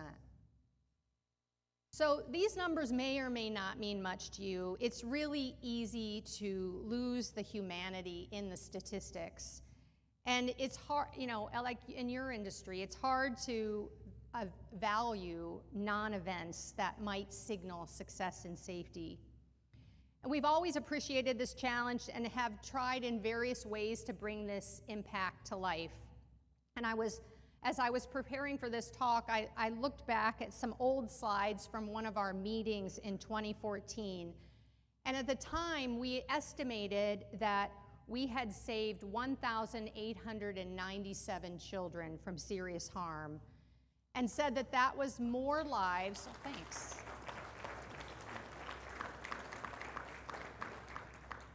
And at the time, acknowledged that that was more lives than were lost when the North Tower collapse of the World Trade Center collapsed.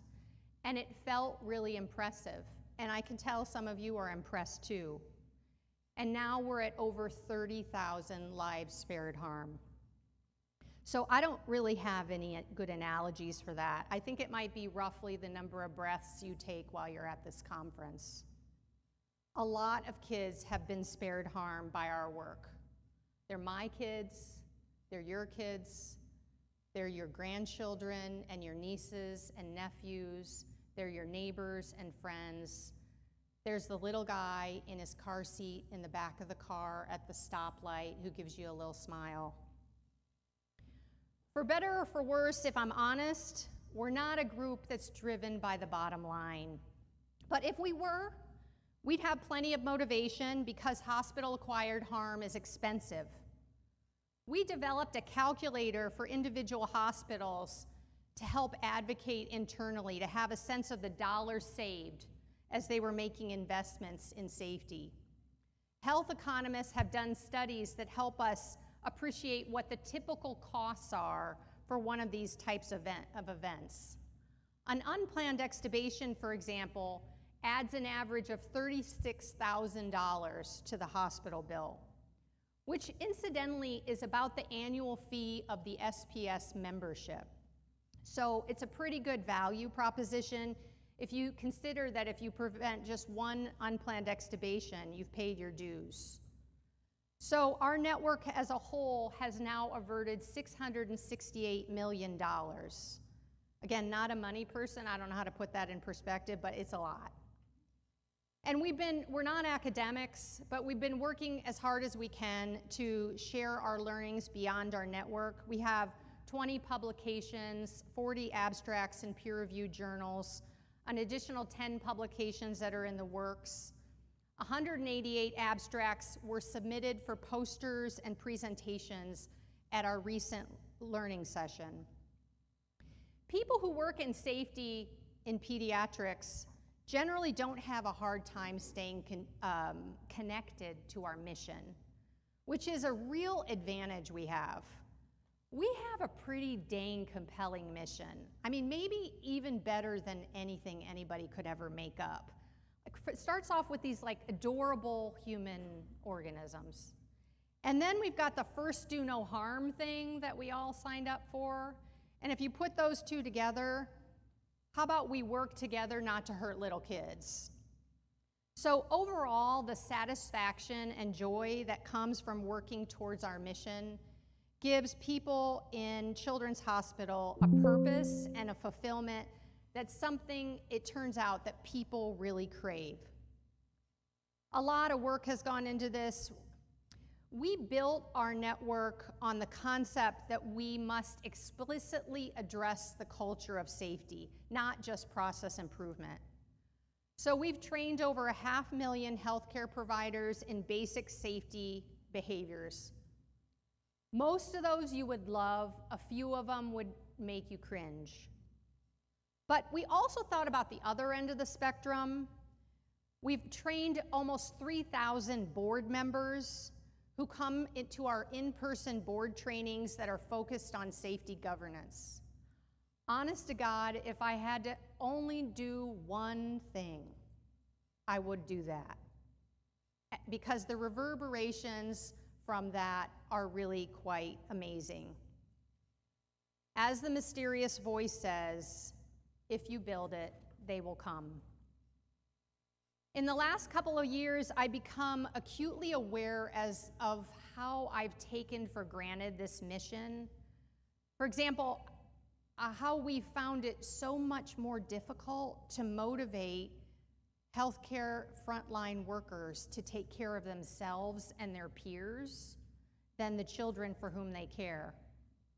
So about 6 years into this, so now about 6 or 7 years ago, we came to the realization that we needed to explicitly focus on employee staff safety and not just patient safety. You know, we told ourselves things that like, you know, how can we expect employees to keep the patients safe if they're not safe? And the great part was that there were lots of best practices. I mean, you all have created them. We weren't gonna need to figure out how to lift a box. That was all available. So we started hammering all these insights into our front line. We made lovely best practice documents and held educational sessions, et cetera, et cetera. And we were particularly wanted to work on those overexertions or back injuries, which can be very debilitating in children's hospitals. So we worked on it, and years passed, and nothing happened. And I was like, what the hell? I mean, these are, why? So we brought together some focus groups of frontline providers, and we started talking about it. And they said, yeah, we know how to lift a box. We saw the sign, we went to the training. And we said, well, what about your leadership? Do they not care about this? And they said, oh no, you know, they stand up there at the forums and they say, your safety is so important to us. So what's the problem? Like, why does it not happen? Well, you see, we only have 2 lifts that work, and one of them's downstairs, and it won't fit in the elevator. And you know, when radiology calls and they say the MRI is only open for 20 minutes, we got to get that kid on that bed and over. And so it became clear that although leadership genuinely wanted their employees to be safe, that they weren't behaving in a way that facilitated that. Furthermore, the alignment from the top to the bottom of the organization was kind of a disaster, especially related to employee safety, where there was a VP of HR, a VP of OC Health, a VP of Safety, and these people were not communicating and no one was really owning it. So we decided to try an experiment, and we asked the children's hospitals, we just want a few brave volunteers to be in a cohort to test something. And what we're gonna do is we're actually gonna do nothing with the front line. We don't want any frontline people. What we want are managers, directors, executives, and the board. And we got 12 brave volunteers to be in this cohort. And what we spent time talking about is how you lead and how you behave as a leader if you want to promote employee staff safety and reduce overexertions in particular. And 9 months later, we had a 38% decrease in overexertions. It was so insightful. It's still a huge challenge though, because those leaders who stepped forward to participate had a very high degree of humility. They were willing to consider the idea that they weren't doing it quite right. And it's not clear to me that the other 138 CEOs are really going to have the same attitude about it. So that's going to be work ahead for us. These leaders were from children's hospitals, by the way, of all different shapes and sizes, which actually brings me to my next movie. Moneyball, great movie. Baseball movie, stars Brad Pitt as Billy Beane. He's the general manager of the Oakland A's, who has an epiphany that baseball's conventional wisdom is all wrong. He's faced with a tight budget and decides to reinvent his team by outsmarting all the richer ball clubs. He joins forces with an Ivy League graduate named Peter Brand, and they prepare to challenge old school traditions. So what he does is he recruits these bargain basement players whom the scouts have labeled as flawed, but who he thinks have game-winning potential based on math. And in the end, he shows that even small or financially disadvantaged franchise can win. So that brings me to my next principle, all teach, all learn. At the beginning of the SPS network, we embraced this principle. We're going to be all about all teach, all learn. We said it all the time, too. But I'm actually not 100% sure we believed it.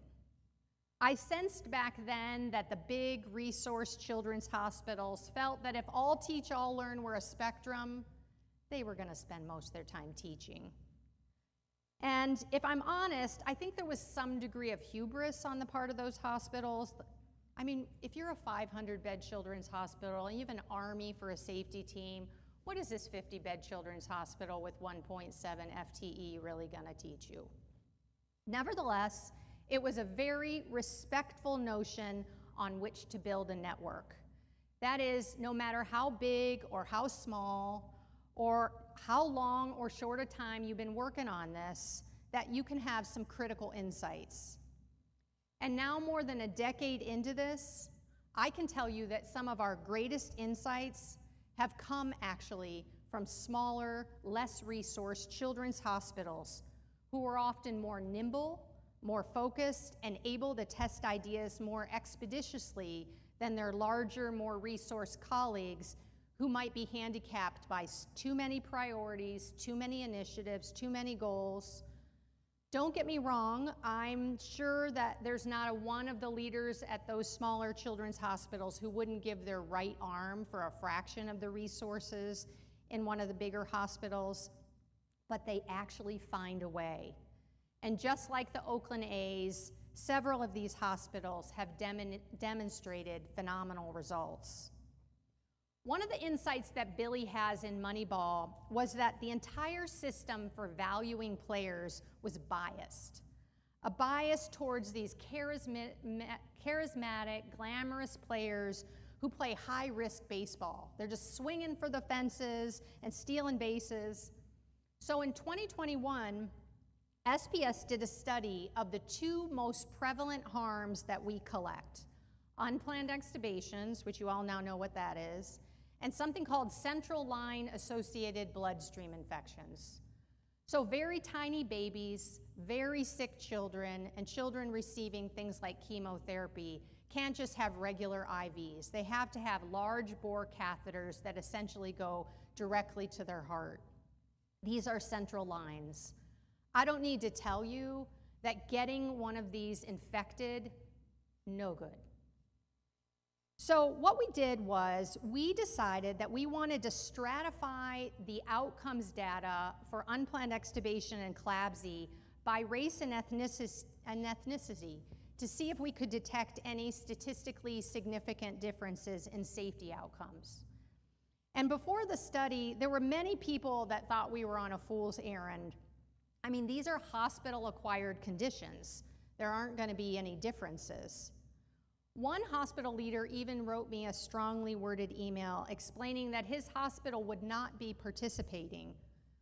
"We at XYZ Children's Hospital," he wrote, "will not be participating in this effort.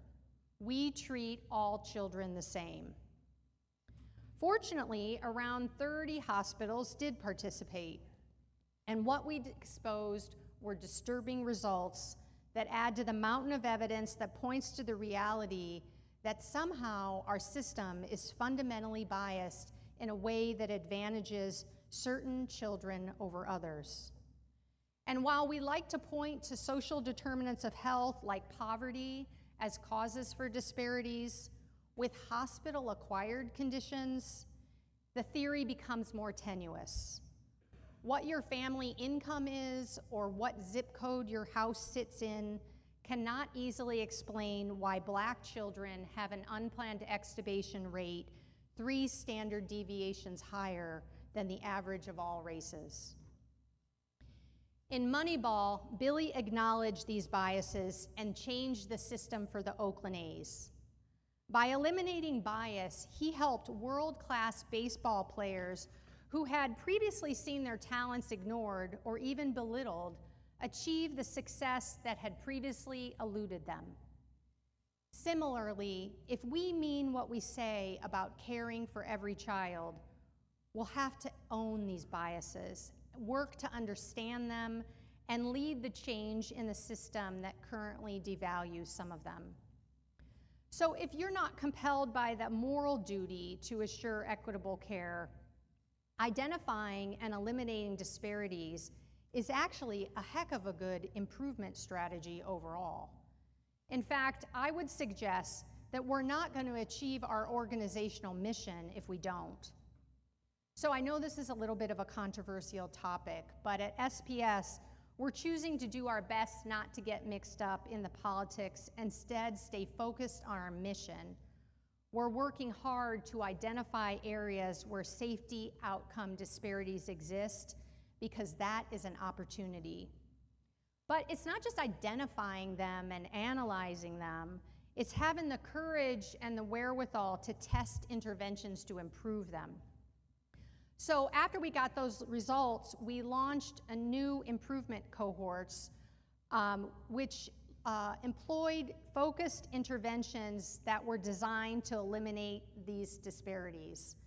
In one, for example, we're using the proactive safety huddles for all children who have experienced an unplanned extubation that just happened to disproportionately, as I suggested earlier, be Black or African American. This is bringing thoughtfulness and resources to children who are at the highest risk. And guess what? Just a year later, although our overall unplanned extubation rate is continuing to drop, the disparity is getting narrower. So it's not enough, we need to do more. There's one scene of Moneyball where Billy Beane is talking to the Oakland A's head scout, who essentially thinks Billy is nuts, and that his whacked out theories are not just false, but also dangerous. And he famously stands his ground and states the fundamental truth: adapt or die.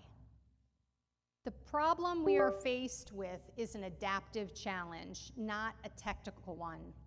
It's not going to be a process tweak or increasing our bundle reliability for unplanned extubations by 2% more. That's not going to eliminate unplanned extubations. We're going to have to fundamentally change, and that's hard and against the grain, especially the grain of where we started. And we do a lot of things to undermine ourselves and undermine the concept of adaptation. We put all kinds of barriers up in front of frontline workers who want nothing more professionally than to provide outstanding, safe care to children. We do it inadvertently, but it's real. One example is the electronic medical record. While I don't doubt that there are considerable advantages to electronic medical records, cost capture to say the very least, the impact on patient safety is really quite ambiguous. And a number of studies have demonstrated ways in which this form of documentation has come between clinicians and their will and ability to provide excellent care. Multiple studies have examined frontline providers' documentation time pre and post electronic medical record implementation, and found that a doctor's time documenting in front of a computer went from 16% up to almost 50% of their day documenting. And a nurse's went from 9% to 23%. At the same time, other studies have shown that the longer hours spent on documentation are responsible for clinicians' sense of loss of autonomy, lack of work-life balance, poor relationships with colleagues, and not surprisingly, burnout. Another example hits a little closer to home for safety leaders. Although not one of our principles, our original network approach was built on the concept that we need to identify best practices, name them as a standard that we call a bundle, and then poke and prod and goad people everywhere to comply with them. To oversimplify, if we could just get everyone to do the damn identified standard reliably, we'd be playing for the pennant. This worked very, very well for many years, as is evidenced by some of the results that I shared with you. We saw that as reliability increased to one of our SPS process bundles, rates of that type of harm went down. Oh, how pleased we were. The problem is that standardization, adaptation, and innovation are strange bedfellows. In fact, they don't even live in the same house. Standardization in the form of process bundles or policies or standard operating procedures takes some of the thinking out of the work of the patient care in the hopes of replacing variability with best practice. This might be a concept that works producing toilet paper or toasters or Cadillacs, where you want everyone to have the same efficiency and quality. But we've applied it liberally in children's healthcare in the hopes of making our organization safer. Almost every harm area in SPS has a set of these standard processes. And we've historically asked hospitals to audit, measure, and report reliability to these. We then spent a lot of energy toward the goal of reaching and sustaining 95% reliability. So if you remember Todd's stick yesterday, worker obedience was at the bottom. While much of our success to date was associated with this approach, I'm afraid that we have now entered a new world, a world I call asymptopia. The rates of decline of some of our most common harms is planing off. And that's a problem for sure. And there are other downsides to what I call the culture or cult of reliability. Two I'd like to highlight today are the stifling of innovation and resilience. During COVID and the immediate aftermath, as you know, there was a critical shortage of nurses that frustrated everyone, and also fostered the phenomenon of the traveling nurse. This was a frustrating situation for frontline teams because many new people were being introduced who didn't know the policies and procedures and didn't know the bundles and weren't doing things the same way the locals did. And I don't know the evidence, if there is any, on the overall impact that traveling nurses and the traveling nurse phenomenon had on safety in the COVID era.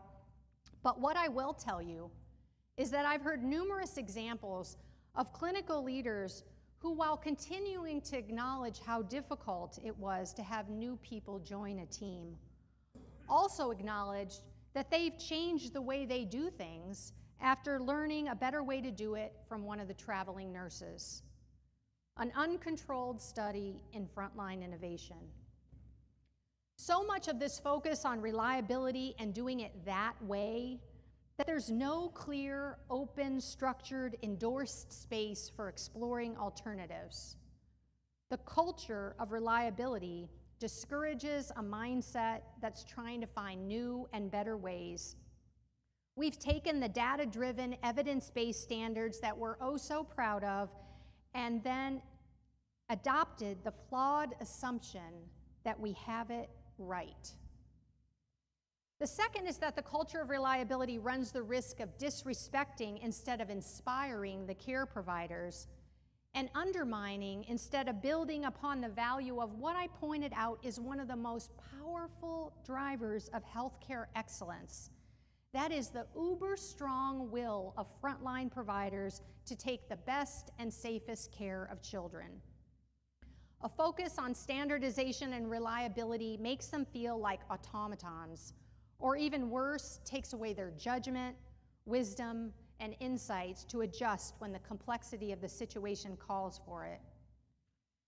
At its worst moments, the culture of reliability also discourages equity. I've already told you that the risk of experiencing an unplanned extubation is not the same for all children. And yet our culture of reliability has no flexibility in it to consider the fact that different children might have different needs. Our approach has been too rigid if we're going to eliminate this type of harm.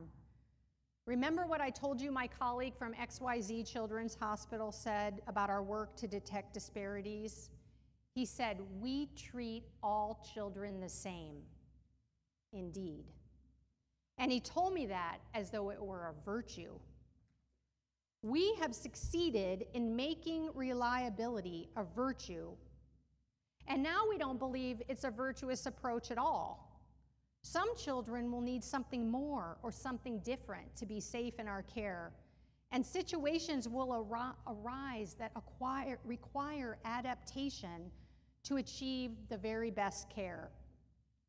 But perhaps the worst part of all is how this intense plan to standardize that perhaps could be characterized as a powerful desire of leaders to overmanage.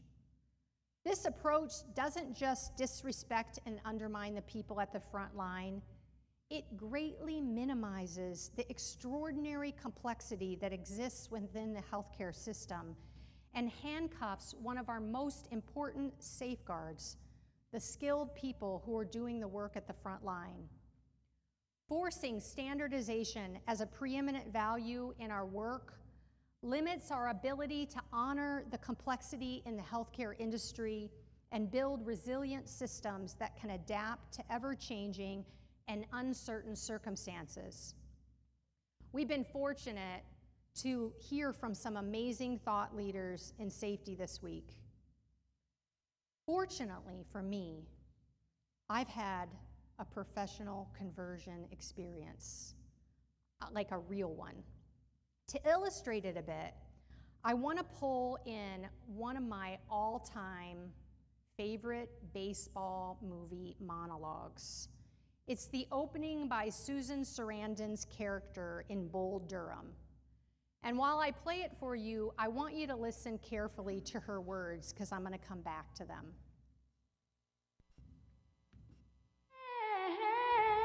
I believe in the Church of Baseball. I've tried all the major religions and most of the minor ones. I've worshipped Buddha, Allah, Brahma, Vishnu, Siva, trees, mushrooms, and Isadora Duncan. I know things. For instance, there are 108 beads in a Catholic rosary, and there are 108 stitches in a baseball. When I learned that, I gave Jesus a chance. But it just didn't work out between us. The Lord laid too much guilt on me. I prefer metaphysics to theology. You see, there's no guilt in baseball, and it's never boring, which makes it like sex. There's never been a ball player slept with me who didn't have the best year of his career. Making love is like hitting a baseball. You just gotta relax and concentrate. Besides, I'd never sleep with a player hitting under 250, unless he had a lot of RBIs. There was a great glove man up the middle. You see, there's a certain amount of life wisdom I give these boys. I can expand their minds.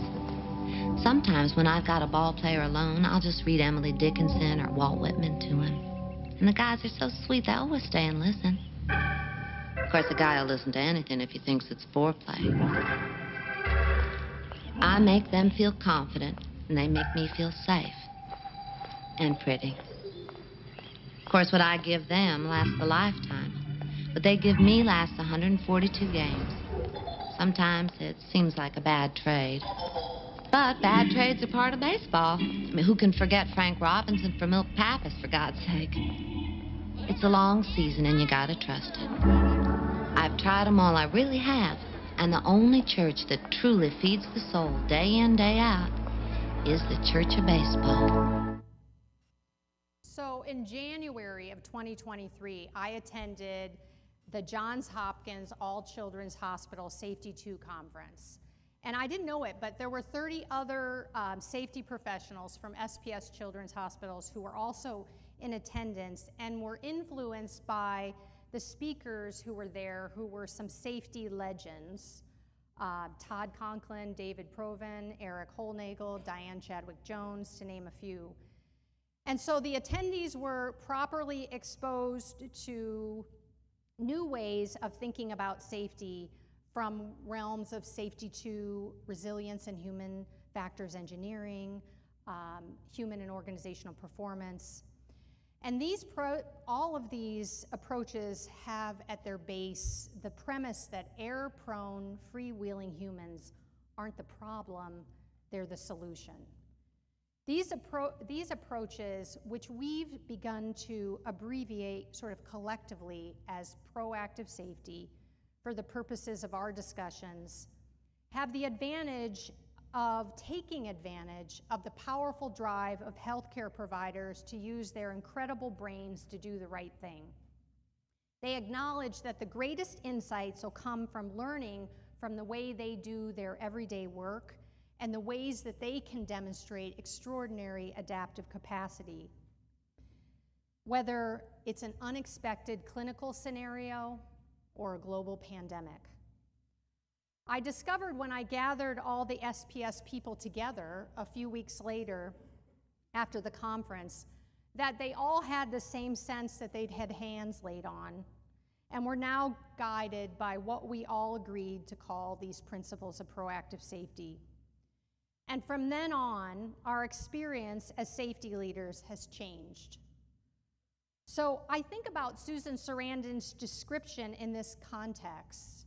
And if you don't mind, I've taken the liberty to adapt it to my own experience, and you can see if it resonates with you. I believe in the Church of Proactive Safety. I've studied all the major religions. I've worshiped Buddha, Allah, Brahma, auditing, bundles, compliance, air types, retraining, root causes, standard work, blame, punishment, policies, procedures, never events. I know things. For instance, organizations feel better about themselves after an event if they can identify someone to blame. And auditing produces data that executives love. When I heard that, I gave Safety 1 a chance. But it just didn't work out for me. The Lord laid so much guilt on me for disrespecting the front line, and our outcomes plateaued. I now prefer learning to retraining. It's never boring. And if you do it right, it feels like real teamwork. I never met a frontline worker who didn't have something to teach me. You know, learning is like hitting a baseball. You gotta shut up and focus. Because there's a certain amount of life wisdom these workers have. They can expand our understanding of if work is done and show us better ways. Sometimes when I have a worker all alone, I read Todd Conklin or David Woods to him. And these people are so sweet, they always stay and listen. Of course, a guy will listen to anyone if he thinks people are listening back.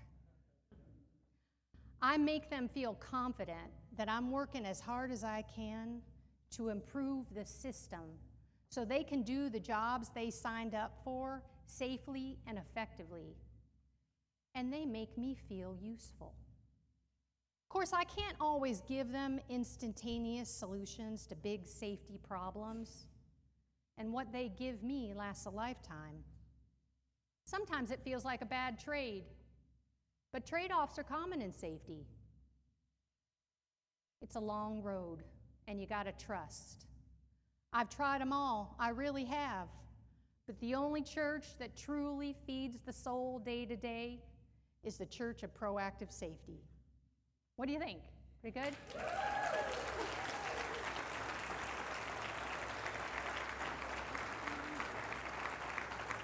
Okay, so I'm out of time, but can I have 2 more minutes, Charles?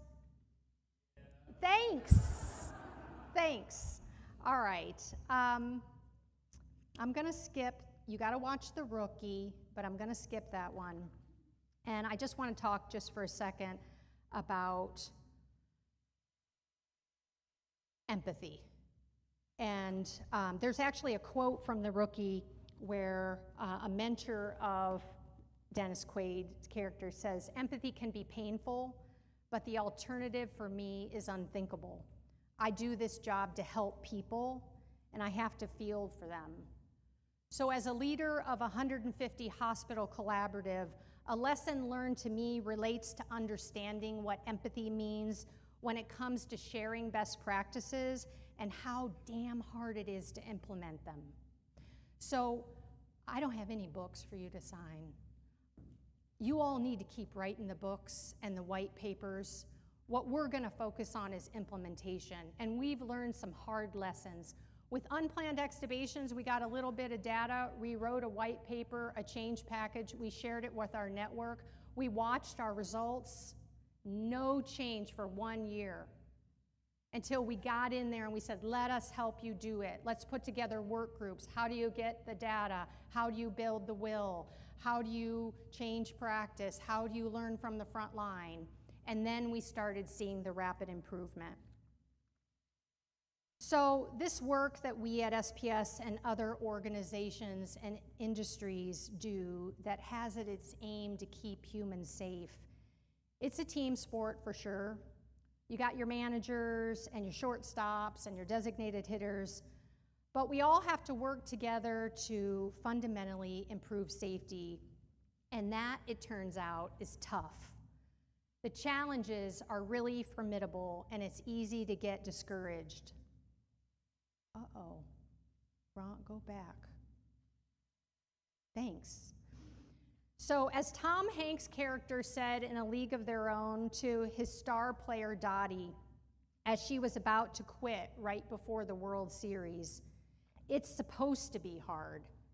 If it wasn't hard, everyone would do it. The hard is what makes it great.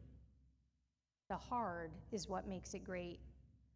So we're all doing something hard, but most certainly great.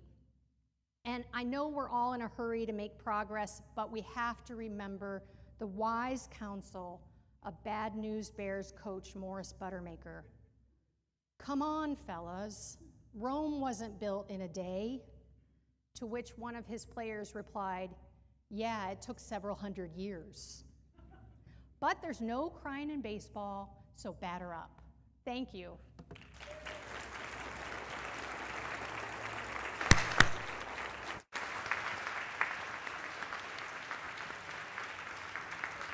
Come back at 42 after. 42 after. Baseball will continue. You will be winning tickets to tonight's game. 42 after.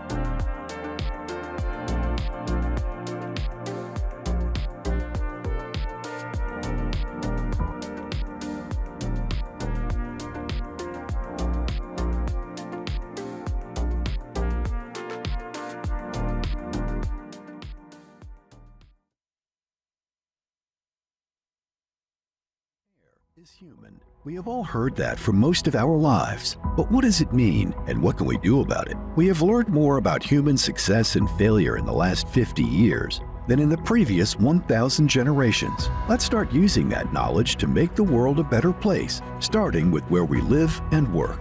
Fisher Improvement Technologies, also known as FIT, wants to help you protect your company and employees from potential harm.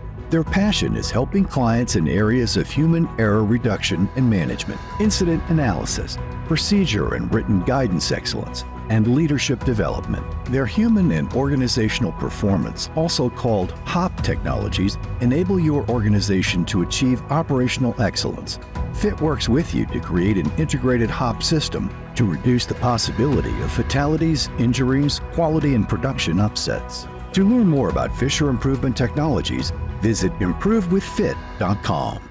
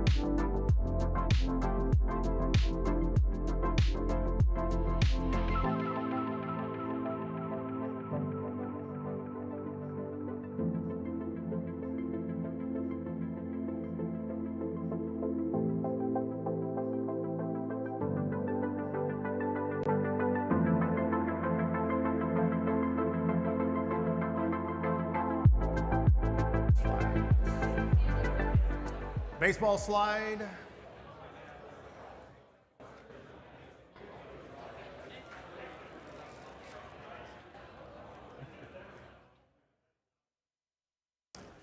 Welcome back. I'm not going to give names by random. I'm going to look at people who are earnestly looking at me, who look like they want a book. And I know earnest is in the eye of the beholder. Laurel. Laurel is a winner.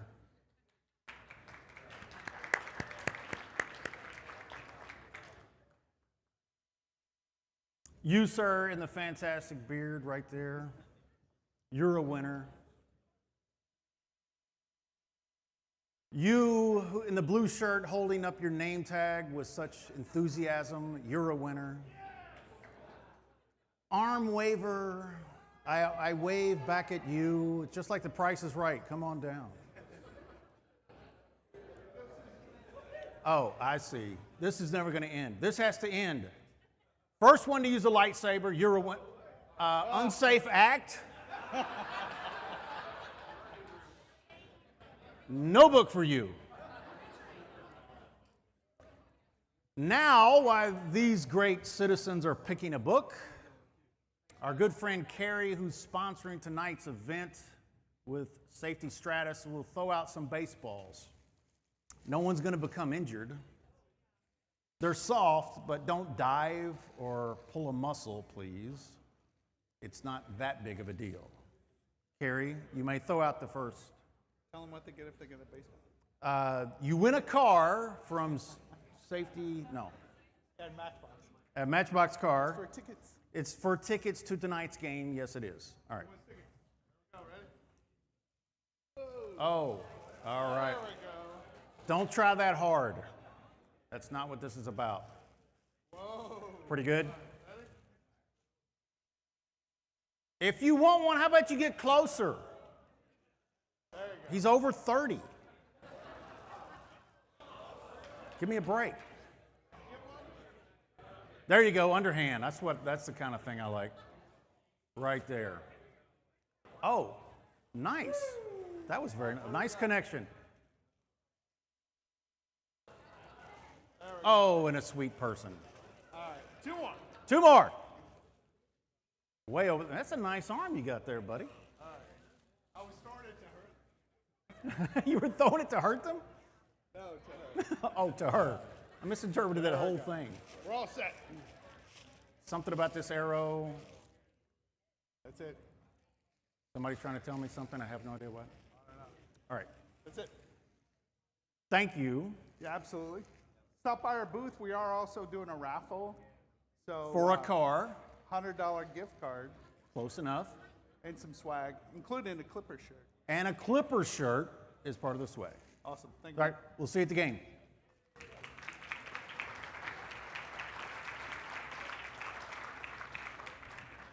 So there's the logistics. Clicker, clicker. And they have to come see Jessica to get your ticket. There's not a ticket inside that ball. You have to do something else. And if you want to sign up for the Down Around again, do the registration. Our next speaker is Mr. Dick Swanson. If you weren't at our Hall of Fame induction last night, then it's news to you that Dick Swanson was enshrined into our Hall of Fame last night. And then you missed me telling everybody that, yeah, he's a smart guy, he's done a lot of good in industry, but more importantly, he's a great human. And a wealth of knowledge that he is more than willing to share. So I guarantee there's some wisdom in here, and yeah, it'll probably apply to work, but I know it's going to apply to life. Dick Swanson.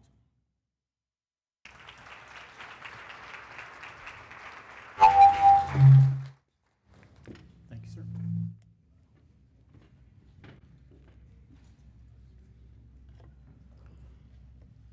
Good afternoon. I cannot tell you how happy I am to be here. This has been my favorite conference since my first HPRCT back in 1999, and I have been back many times. This conference has shared an awful lot about human performance. We've talked about how to measure it, the models to use to consider it, how to encourage it, how to evaluate it, and so forth. The people who come to this conference care. You are not 9 to 5 people. You are invested in this. You do it as part of your life. And you give chunks of your life away to the people that you're helping. That's what we do. But I got to wondering, you know, as I looked at all the things that I've heard over the years and all the presentations I've made, it's all been about how to do the stuff we do. And here we are giving ourselves away. I haven't heard anything at all. How do we take care of ourselves? How do we keep something back for ourselves so there's something left? And so I got to thinking about that. And I talked to Bob Nelm about a past presentation he had done about riding the merry-go-round. And he mentioned, you know, it's exciting, it's distracting, we're going on it faster and faster, and it seems like it's the point to make it go faster and faster, and we got loud bells going, we got loud music, we're bouncing up and down, flashing lights. We seem to be going in circles and making no progress anywhere.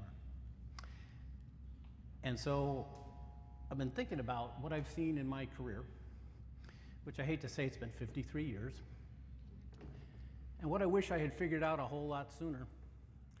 The mistakes I've made, the dead ends I've gone down, and I'm hoping I can help you be a little bit smarter than I was, give a little less blood, have a little bit more fun, and do better for the people that we're here to serve.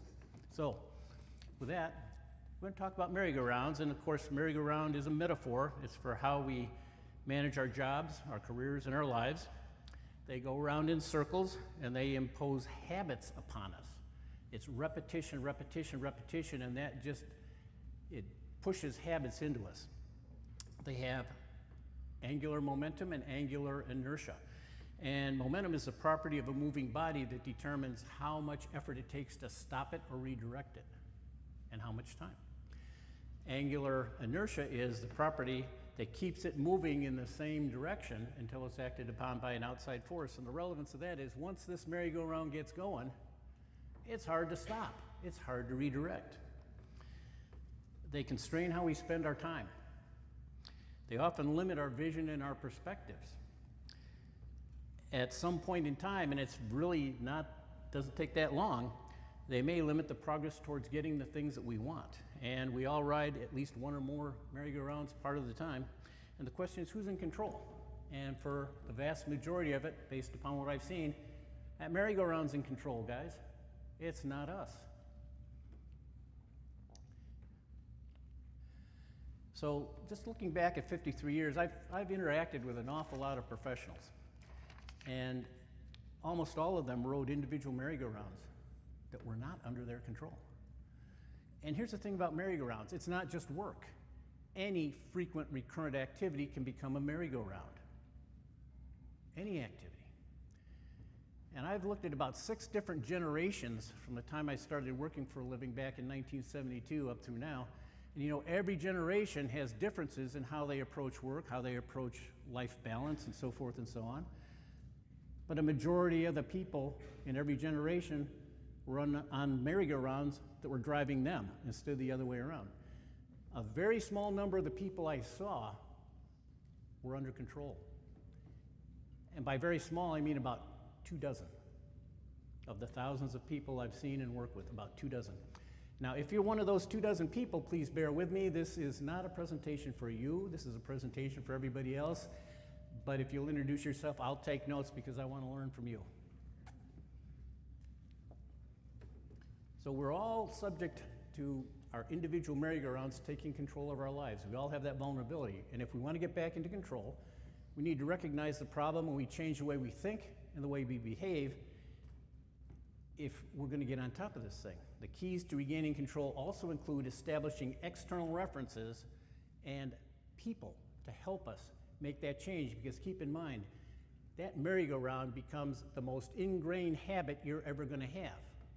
And to overcome a habit that you've been living for years is going to take constant reinforcement, constant help, and constant support.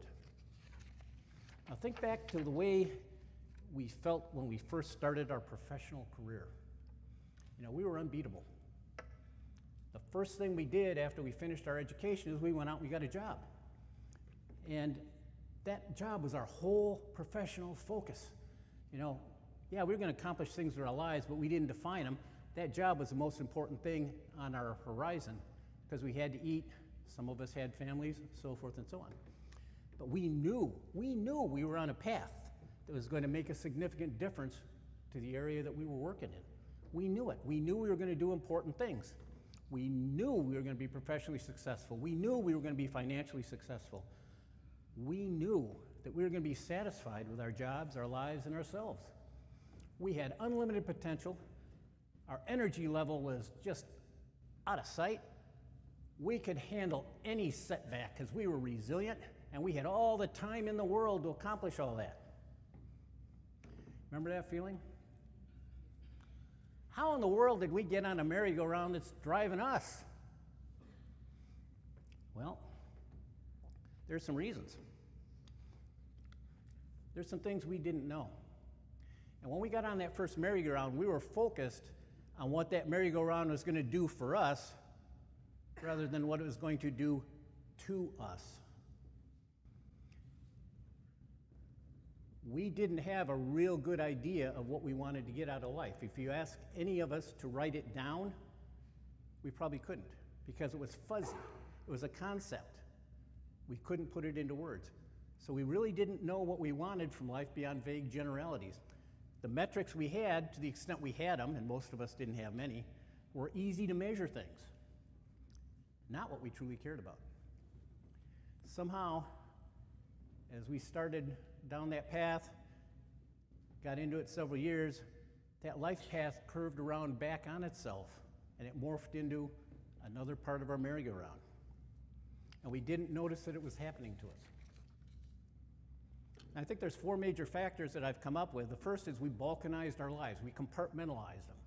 Here we have a chunk for work, we have a chunk for family, we have a chunk for social, we may have a chunk for hobby, we may have a chunk for church. They're all independent. We have different goals to the extent we have goals for any of them, and we don't integrate them.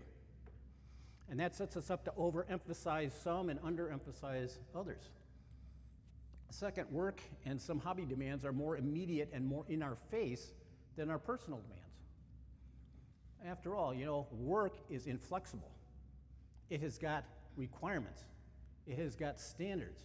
We're going to get penalized if we don't do what we're supposed to do. Our families are very forgiving.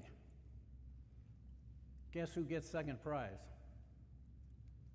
It's not work, it's our families. Hobbies can become the same way, depending upon the hobbies that we take on. Golf. Golf can be a relaxing thing, or it can be a very competitive, cutthroat thing. And how many people do you know have obsessed about golf? Or marathons. In my case, for about 5 years, I played with a semi-pro bagpipe band. In addition to running a nuclear engineering organization at a 3-unit site, I played in a bagpipe band that had 55 paid performances a year and competed in 10 Highland Games. Think that was a merry-go-round? You betcha. For some of us, that initial job that we take carries with it a merry-go-round that is inflexible and dominates our lives. Think elite military, think special forces, think nuclear fast attack submarines. The fast attack I was on, 27 months underway, or 27 months on board, 23 months underway, and 4 months in port was usually foreign port. Big law. The associates are going to work 60-hour weeks. 5 to 8% of them may make partner after 8 years.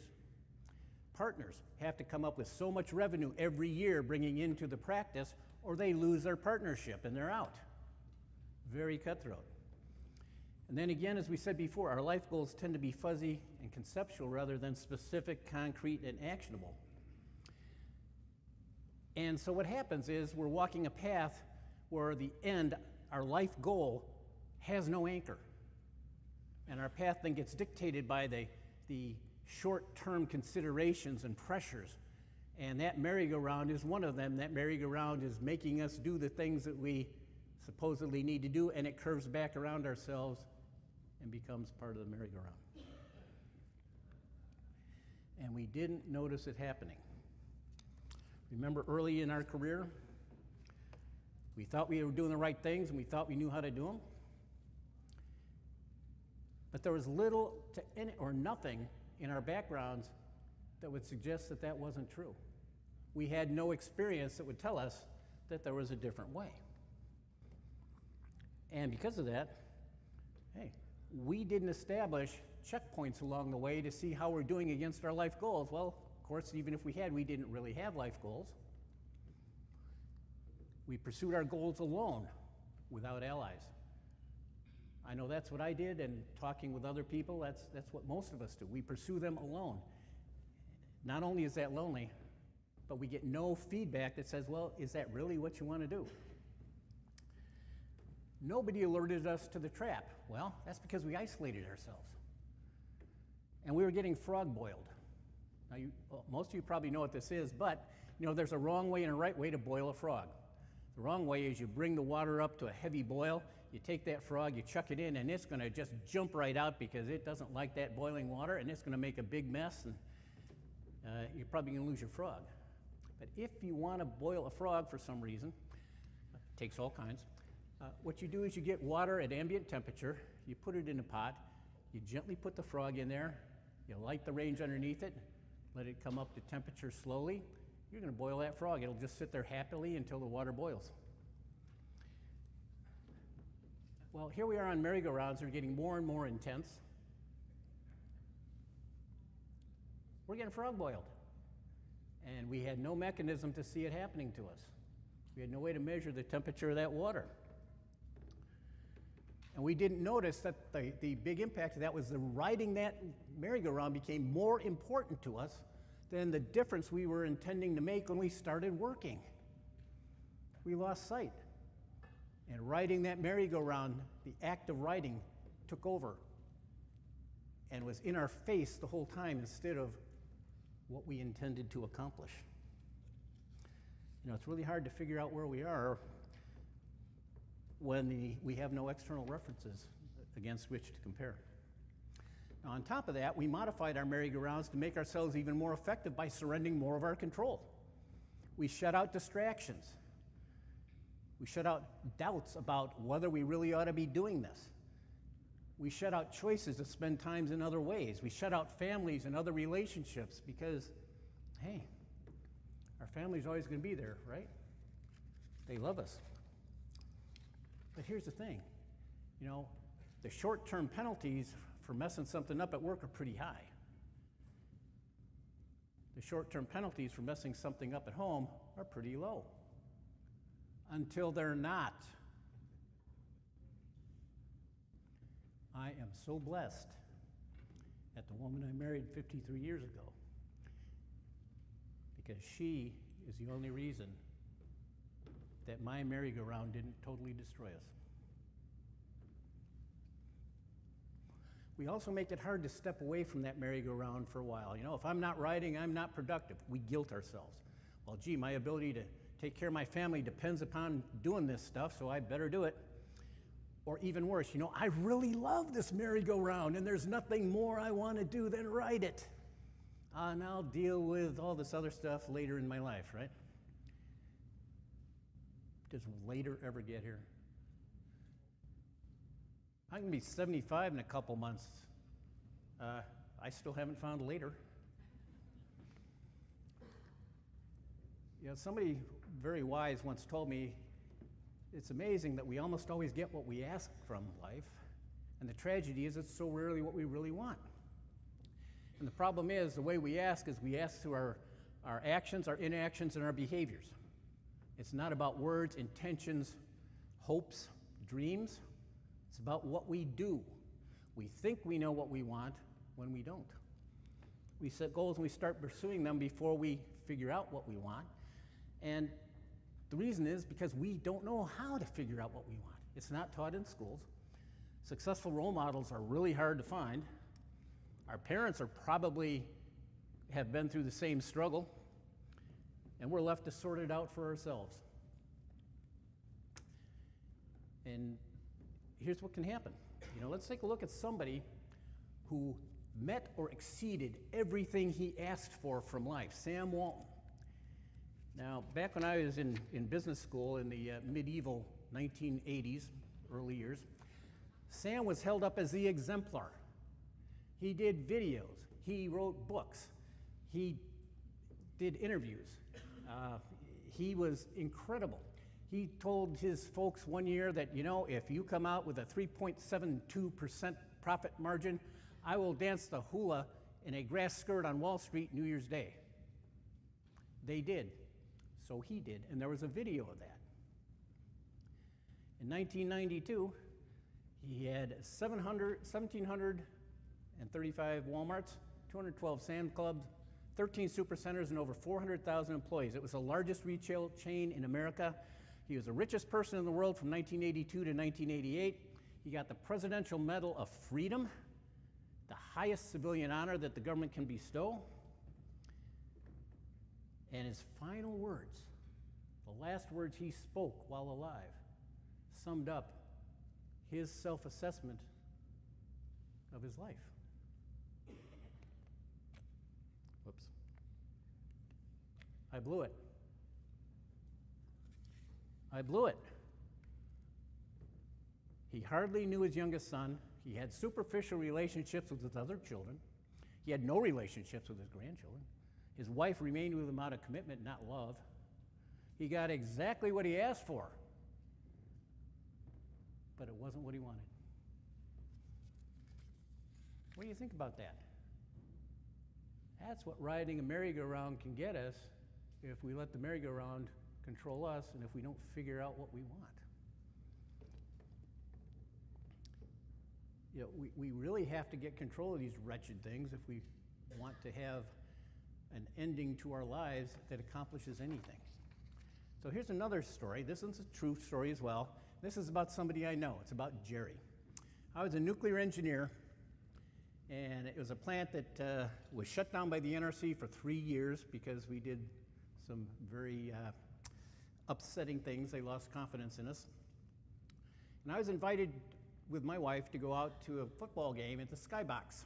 Now, if you've never been to a Skybox to watch a football game, it is the way to go. It's a beautiful box, air conditioned. You can go outside if you want. Food, 45-yard line, way up high. You can see everything. Televisions, for instance, replay.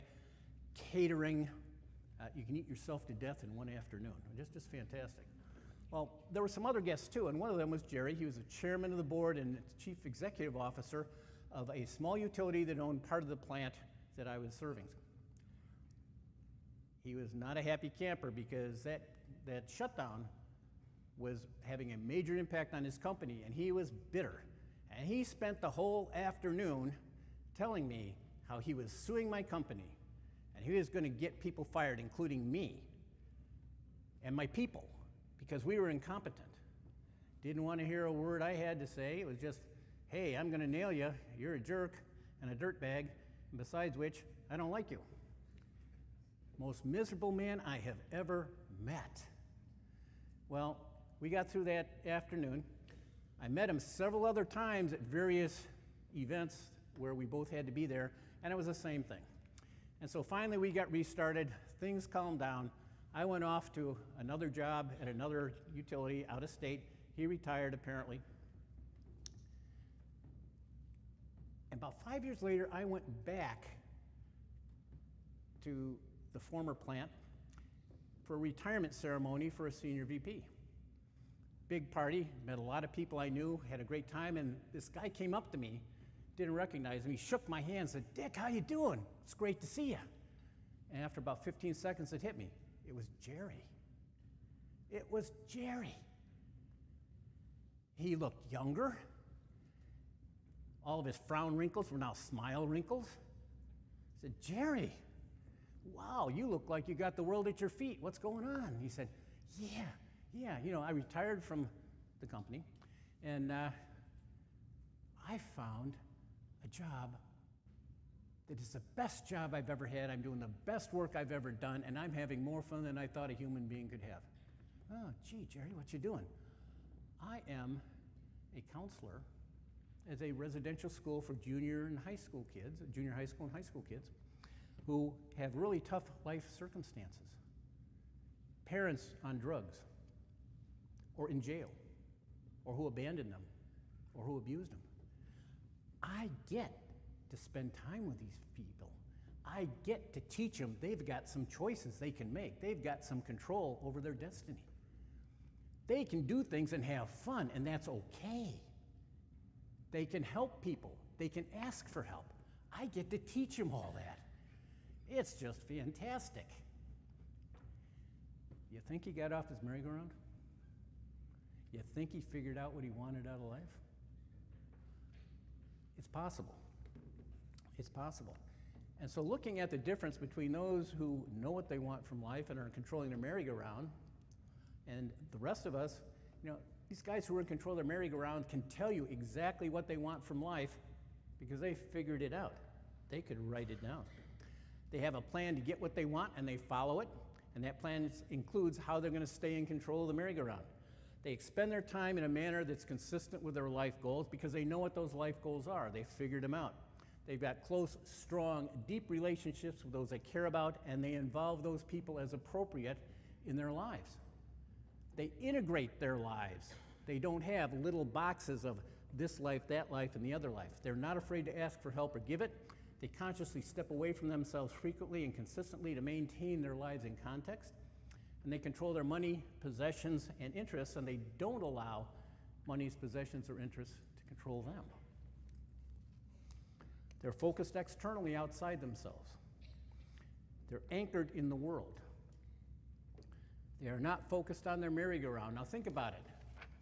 If you're going to try to anchor in a merry-go-round, that sucker's spinning around.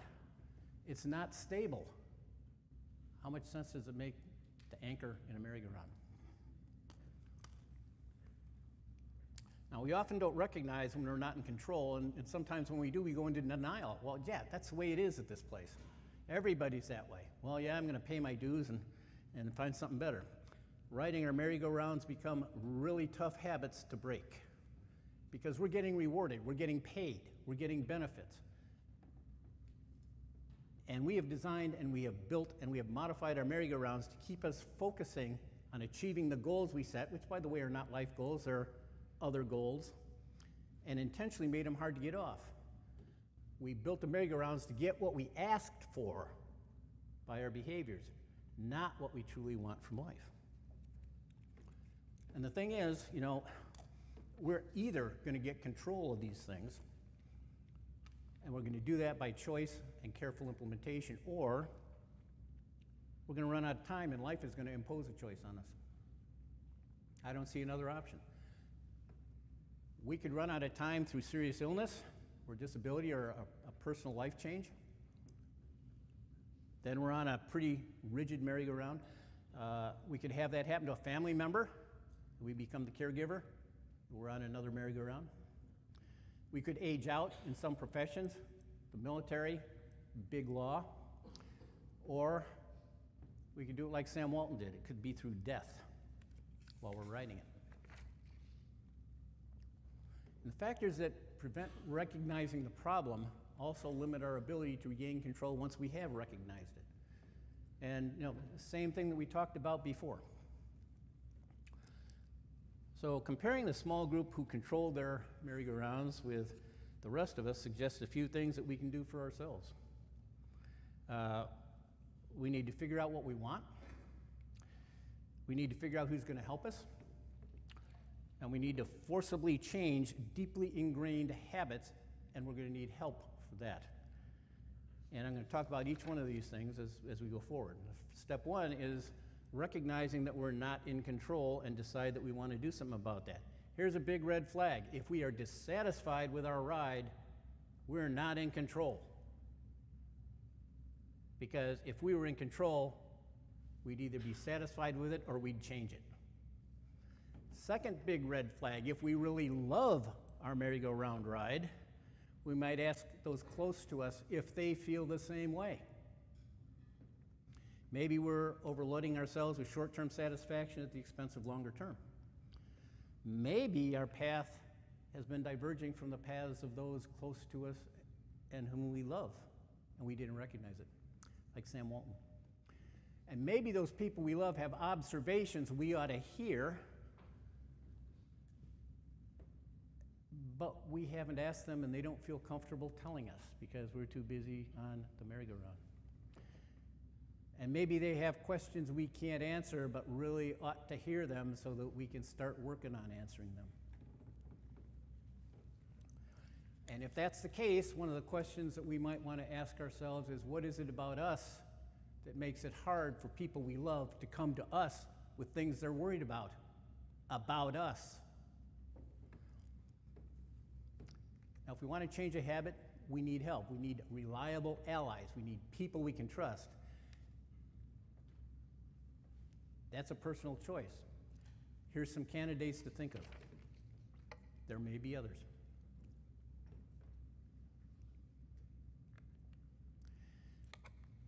Now, figuring out what we want, what we really want, is a very personal process. And here's some ideas. We could write our own preemptive eulogies or obituaries. A preemptive obituary is an obituary we would write today for what we wanted to say at our funeral.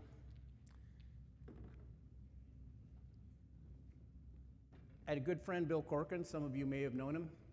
Friend and mentor, close friend for 32 years. And he had pancreatic cancer. And he wrote his own obituary about 3 months before he left us. And he asked for comments. And I gave him my comments. And my first comment was, Bill, first of all, those of you who know Bill know he was very deliberate in how he communicated. He was very precise. He wanted to make sure there was no doubt about what he was saying. And so I read his obituary, and my first comment to him was, Bill, yours is the first obituary I have ever read that had footnotes. So if you want to write a prospective obituary, the footnotes really are optional. You don't need to use those. A second thing, but I don't know more than 4 people that have succeeded at this, but it is very powerful, and even if we don't succeed, the insights we get trying can make a huge difference. Second thing we can do is we can ask our families what they want to do with us before we're dead and build on that. Ask your kids, what do they want to do with you before they go to college? You might be surprised at some of what you hear. We can do thought experiments. One experiment is, what does my typical day currently look, feel, sound, smell, and taste like? And write it down. And by write it down, I mean put it down on paper or put it in a word processor. Don't just keep it in your head, because we don't really answer the question until we write it down. Then ask, if my life were perfect, what would my typical day look, feel, sound, smell, and taste like? Compare the answers. Iterate around until you get it right. Or another thing, how and where do I spend my time? The only way people know what's important to us by looking at us is where we spend our time. We can tell our family they're the most important thing to us, and if we're never there for them, what do they know? It's not true. It's not true. So, how and where do I spend my time is a very powerful question, and the other side of it is, where would I like to spend my time? Compare them, figure out how to make it real. We need to establish tangible life goals and what success looks like for each of them, and there's a lot of different ways to do that, but the one thing I would recommend is take a look at the goals you establish and put them into 2 categories. One is the intrinsic goals, the stuff that is inside of us, relationships and personal values. And then another category of extrinsic stuff, money and things, and compare them. And if the extrinsic goals, the stuff dealing with things, is more prominent, we're probably not going to get what we want. We're going to get what we ask for. But if the intrinsic goals and metrics predominate, we have a much better chance. So we've established where we are. We know where we want to go. It's time for an implementation plan, and it's basically the same as any other transition plan. It's no different. The key is figure out what we want, establish the goals, then come up with a plan to get there. We need help on the outside because, again, we are fighting an ingrained habit that took years to develop. And one of the most important steps here, and if you take away nothing else, this is what I'd like you to take away, is we need to step outside ourselves. We've been riding this merry-go-round for a long time, and it has focused us internally. Our lives become all about the merry-go-round, all about us, all about what that merry-go-round is making us do. Our visions, our perspectives, our thoughts are traveling on a well-worn path that is, yards deep into the earth. And we need a way to pull ourselves out of the routine so we can change our thinking and refocus. And we need to do it frequently. To me, it takes a head game. And I've wrestled with this for some time, but I got a head game that works for me. And I'm going to spend some time here telling you about it. And basically, the head game goes like this. Did you ever look around at something that just wasn't right and you said, somebody ought to do something about that? Ever do that? And then most of us look around and don't see any somebodies around here. Get back on my merry-go-round, get refocused. Well, what if we decided to be somebody? True story. 8 p.m. Friday night in an airport between flights. I don't remember the month. I don't remember the airport. I just remember it's about an hour and a half ride home. And we were going to board in about 35, 40 minutes. And I was busy riding that merry-go-round. I was in the middle of a 5-year stretch where I spent over 300 nights a year on the road. That merry-go-round was on top of me, and it was driving me.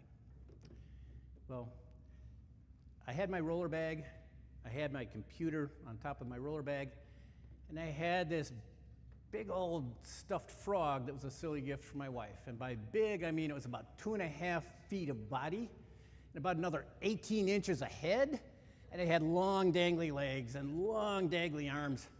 And it was a real pain in the butt to haul through the airport with a roller bag and a computer.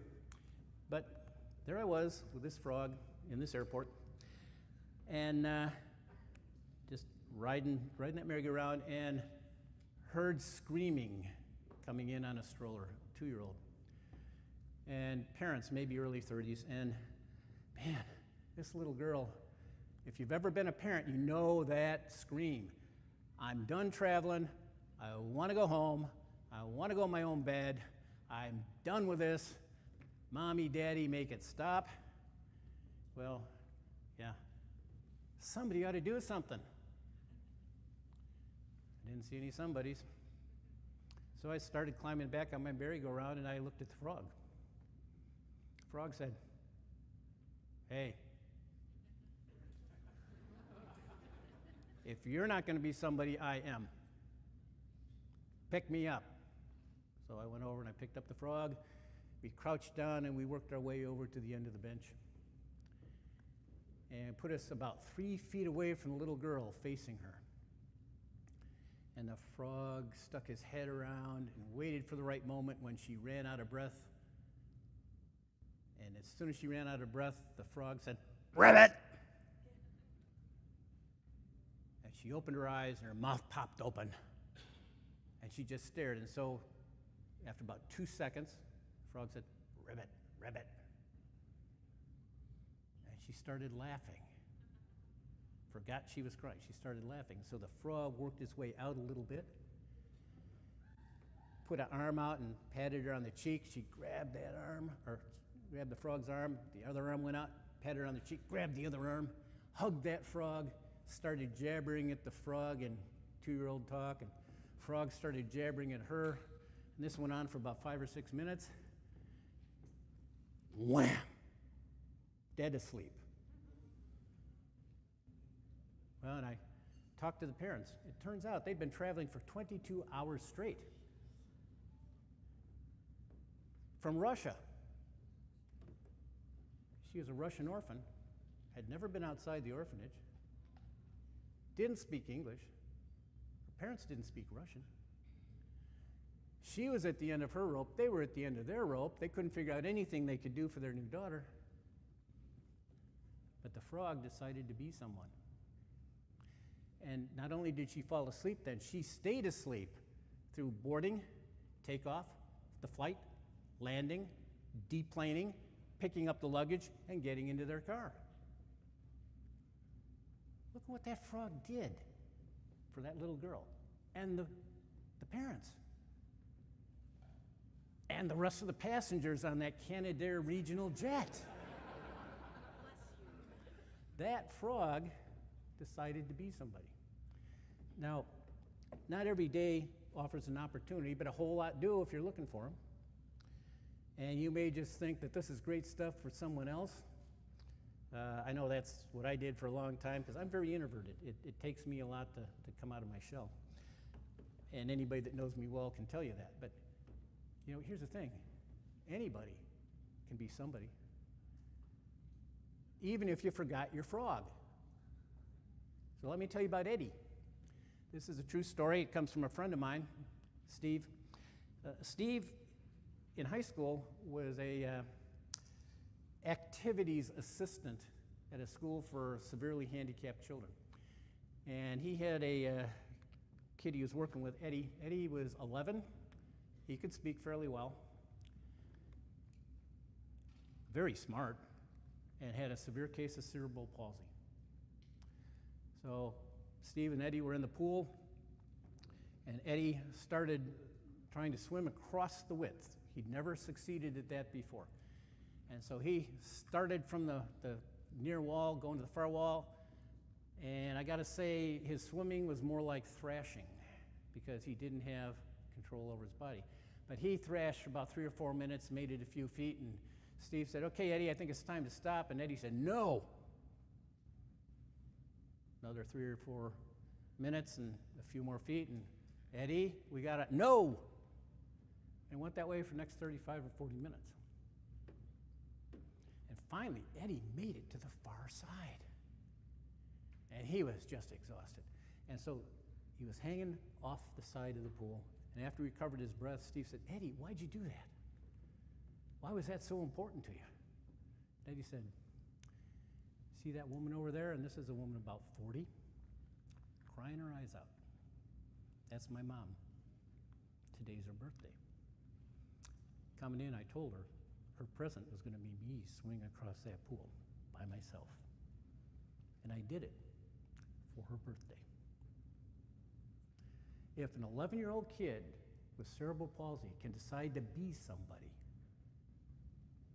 none of us in this room have any excuse, because we have so much more to offer. We have so many more capabilities. We have so much more freedom. All we have to do is decide, yeah, I can be somebody. And it's not a big commitment. It's usually very small. No pressure, it's optional. We're just trying to make something a little bit better for somebody else for a little bit of time. We're not trying to solve world hunger. We're not trying to change lives. But what it does for that other person, you don't know what kind of day they had. I didn't know that that couple had been on the road for 22 hours with a kid that didn't speak their language. What a gift it was for them to all of a sudden have a sleeping child. Little thing. A little thing. And what it does for us when we do that, it pulls ourselves off our merry-go-round. It gives us perspectives that we wouldn't otherwise have had.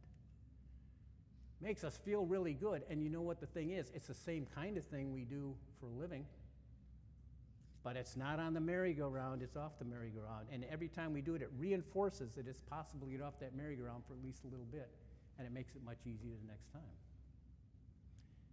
It's a gift that is far more valuable to us than it is to the people that receive whatever it is we're doing. And so I want to leave you with some takeaways here. Is, you know, we're all vulnerable to having our individual merry-go-rounds take control. because we're getting rewarded for riding, we stay there. And if we want to get back in control,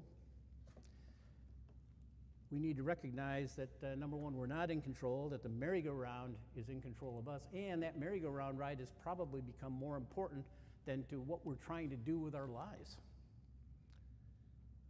We need to figure out what we really want from life, and then we need to make some changes. We need to start by changing what we think and how we behave. We need to break that reward cycle.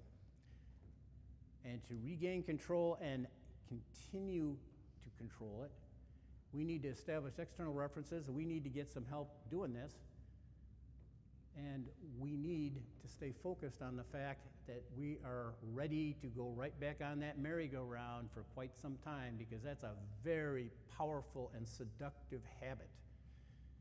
You know, the merry-go-round gives us a routine, and to a lot of us, any routine is better than no routine, even if we hate it. So, you know, and lastly, there is more to our world than our merry-go-rounds. So much more. You know, if we want to win that wrestling match, we need to get that right up in front of us. We need to keep it in front of us. We don't have to ride them every day, all day, unless that's what we choose. We could choose what Sam Walton chose, or we could choose what Jerry chose. Each one of us has the ability to dismount now and again and go out and be somebody. Let's be somebody. That's what I got. Questions, comments?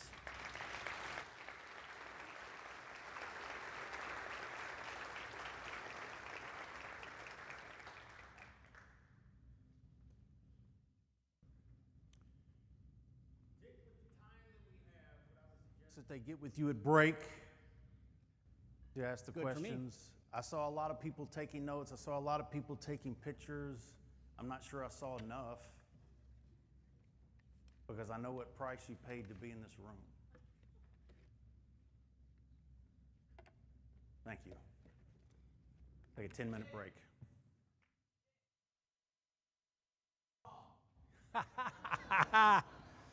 Well, I tried to convince the parents that little girl needed that frog more than my wife did.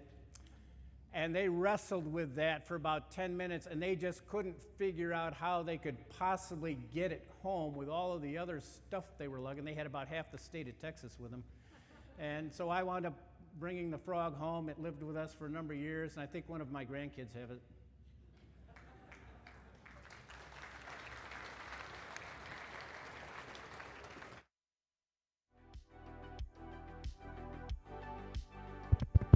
Ten minutes and we will have an AI discussion with an AI expert. I look forward to your questions. 10 minutes.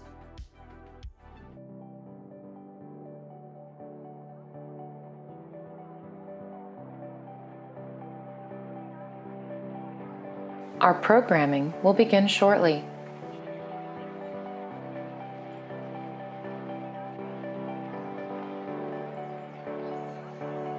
There are several ways to get involved. We have speaking opportunities during our annual conference and monthly webinars. Community members may submit videos, blogs, white papers, case studies, and micro-learning opportunities for publication to our members. You can even get involved in service on the board of directors or event planning committees.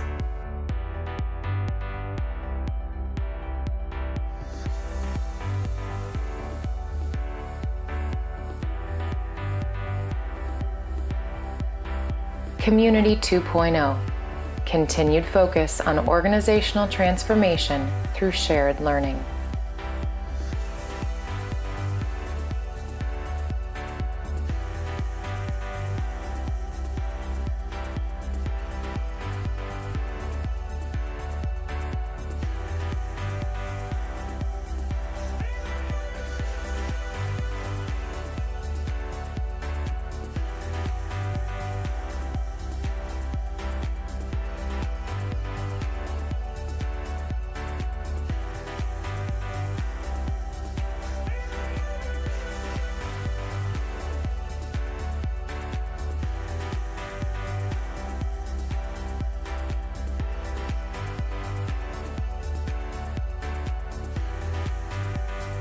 Our programming will begin shortly.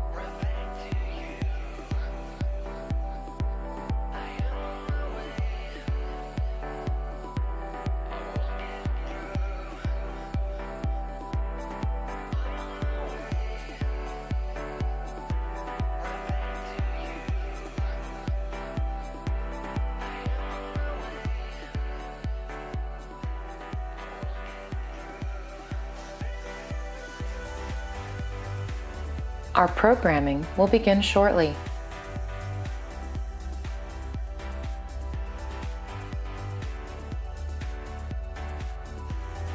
There are several ways to get involved. We have speaking opportunities during our annual conference and monthly webinars. Community members may submit videos, blogs, white papers, case studies, and microlearning opportunities for publication to our members. You can even get involved in service on the board of directors or event planning committees.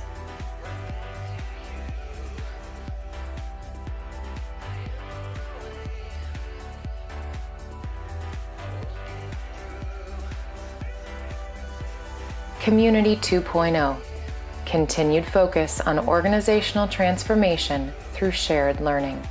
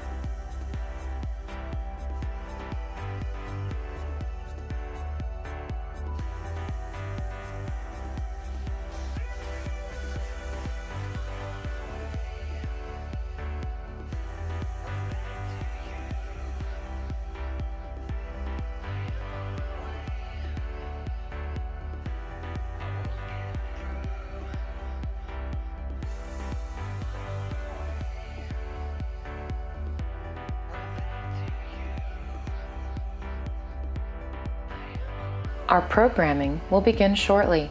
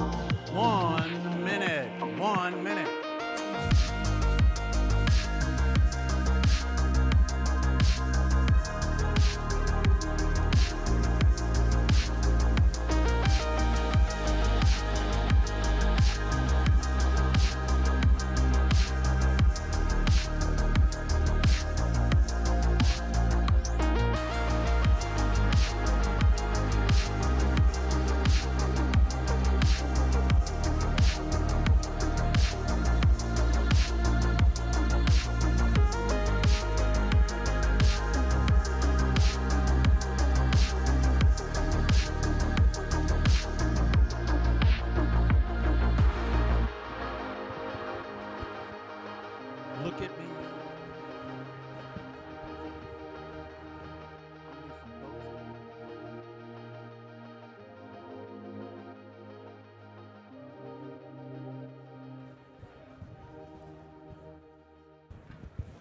Those who look eager,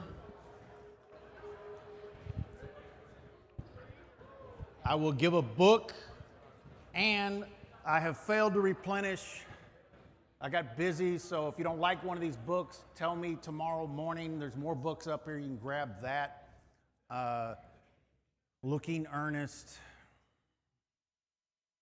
You also caught a great baseball, by the way. Thank you. You. Guy with a water bottle. You look kind of earnest. Jody Hammond, you're not even here sitting down. You're not even here. You count. All right, double lightsaber guy, you're on board. Person having their arm waved by Galen Haygood, for whatever that means. And Mark Alston, of course. Singing Man. So I'm running out of books. Hey, guys, I'm running out of books. Let me put more up here. Have a seat. We'll do it later. Let's get going.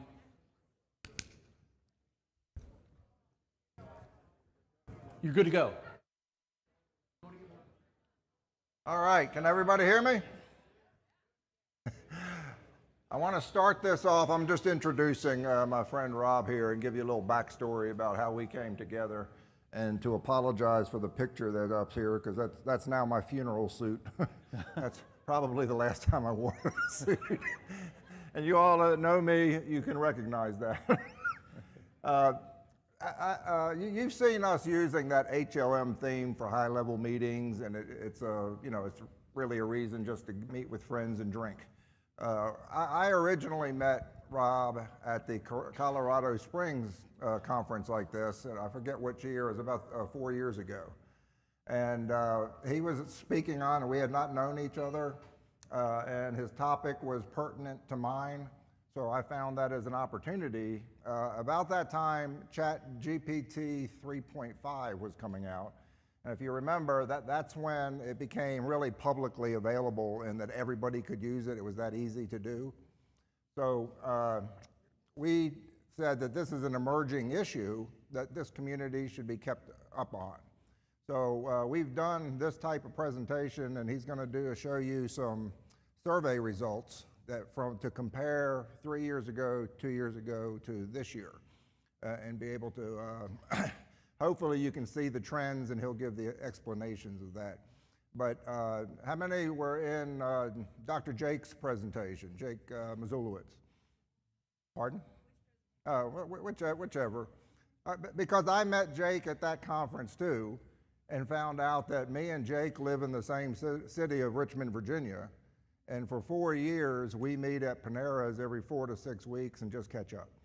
And that's really the point that I wanted to make. Those are the kind of connections we want to make while you're here. You don't want to just have colleagues, you just want to make friends. So with that, I want to introduce Rob Stevens from First Analytics. He is, I heard Charles saying, or in the back they were saying, we have experts on AI. You have an expert on AI. I'm the guy who actual intelligence isn't going to help me. So I'm an end user. I'm just like everybody in this room. I don't know how to maximize. I don't know how to leverage the capability of AI. So Rob is going to be telling you from the AI developer. He's been an AI developer before AI was cool, I can tell you that. And then I'm going to come in and apply AI to my world of reliability engineering and root cause analysis. I'll show you how I'm actively using it. Okay, so with that, I will give you Mr. Rob Stevens.